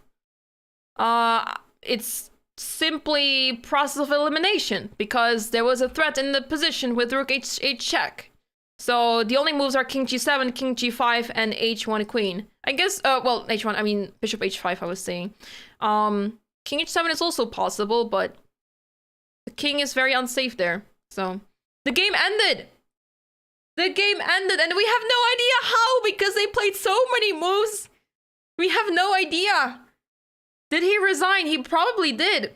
They're analyzing the game real quick, but the game is over and it's looking like our friend... I'm scared to say the name now. I'm just going to say Jules Moussard. It looks like he has won the game, but we've yet to figure it out how because the moves are not on the board yet, and it would be nice to see the moves as it is not very clear as of now how the game is over.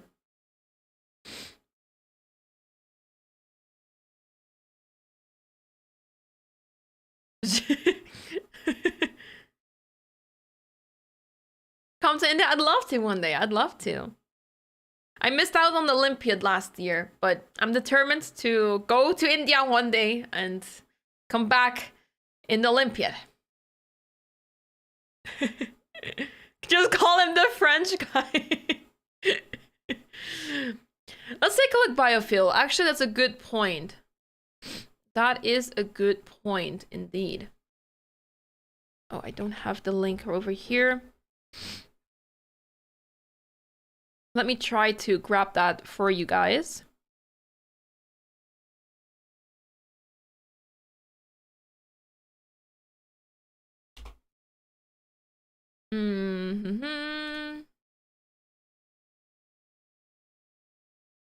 Nope. Nope. 9.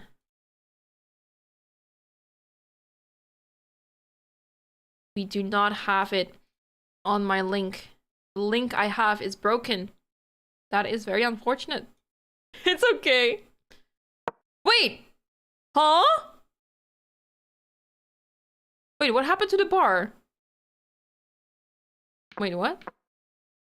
Wait. Wait, did the game end in a draw, guys? Did we all get baited? Wait. Oh, and now it's a repetition? Wait, Jules won?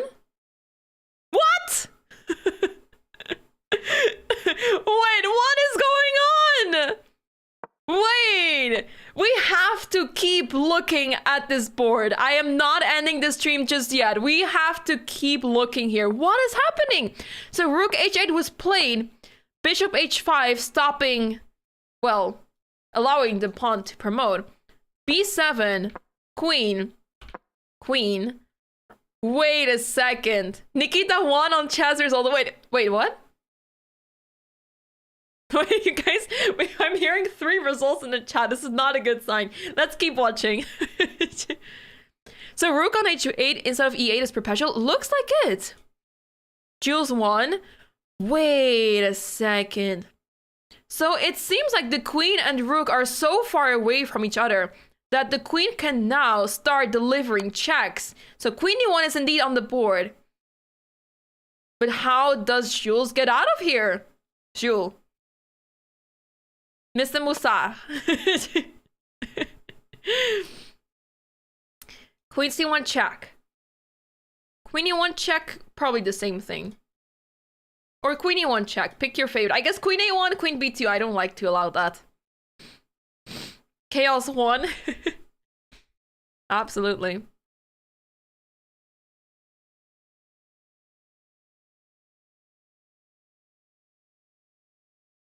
This is madness. I'm really curious to see how this game continued. We are not leaving this game just yet.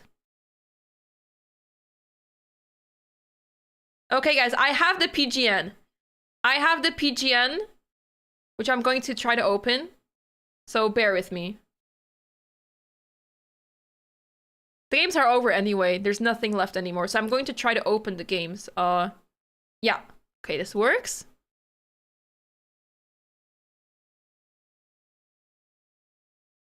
Can I try to open this game? Hold on.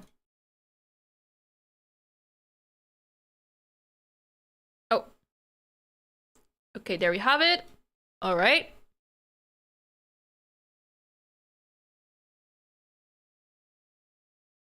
Okay, let me open the game and I will show you guys how the game finished.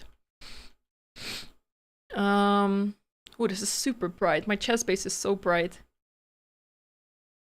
Okay, so king c3, queen e1 check, king d4, queen d4, queen d2, king c5. This is still drawn apparently, so buckle up your seatbelt, guys. Let's see what happened. King went to c5, queen e3 check, king b4, queen e1 check. And this was the losing move. Because apparently queen d2 is still maintaining the repetition. And let's find out what the difference is, because what happened in the game? Queen e1, king b5, queen takes e4. So that was the idea probably, to take that pawn and hope for the best. But after this, queen g3 check, bishop g4, queen h4, king f4. What a way to maneuver around. Rook f8. Oh my lord! King d3 and rook d8 check, and this is forced checkmate! What? This is incredible! This is already the position that was resigned, but after king c3, this is why, well, this is forced checkmate, but if you really want to finish it in an easy way, rook d3 and it's over. But the checkmate is going like this, more or less. So this is absolutely insane. So let's go back to the position where Nikita made the wrong move. Queen d2 was the move here, as we already saw the repetition, right? So the king went to c5, queen e3, king b4. So king b4 was not the mistake, no. Okay, it went up for a second, so I was a little bit confused. But you just go back to d2. Because if the king goes to c5, you play queen e3 again. And what was the move that Nikita was afraid of? King a4 does not pose any threat, so that should be fine. If king b3, you should be scared to not get checkmated. Okay, this is definitely easy to draw. This king is simply stuck. This king is not going anywhere. So if we go back a few moves, king b5, queen b2, king here, queen f6, and the game keeps on going. What if king d5? Queen f7. This is insane. If king e5, queen f7, f4. If king here, queen f2, and you just walk around in this square. This king is just walking around. And the queen is just walking around in this square, and the king just cannot escape. Wow. Yeah, with the rook on e8, you can at least cover some of the checks, indeed. Or here, I mean. Wow.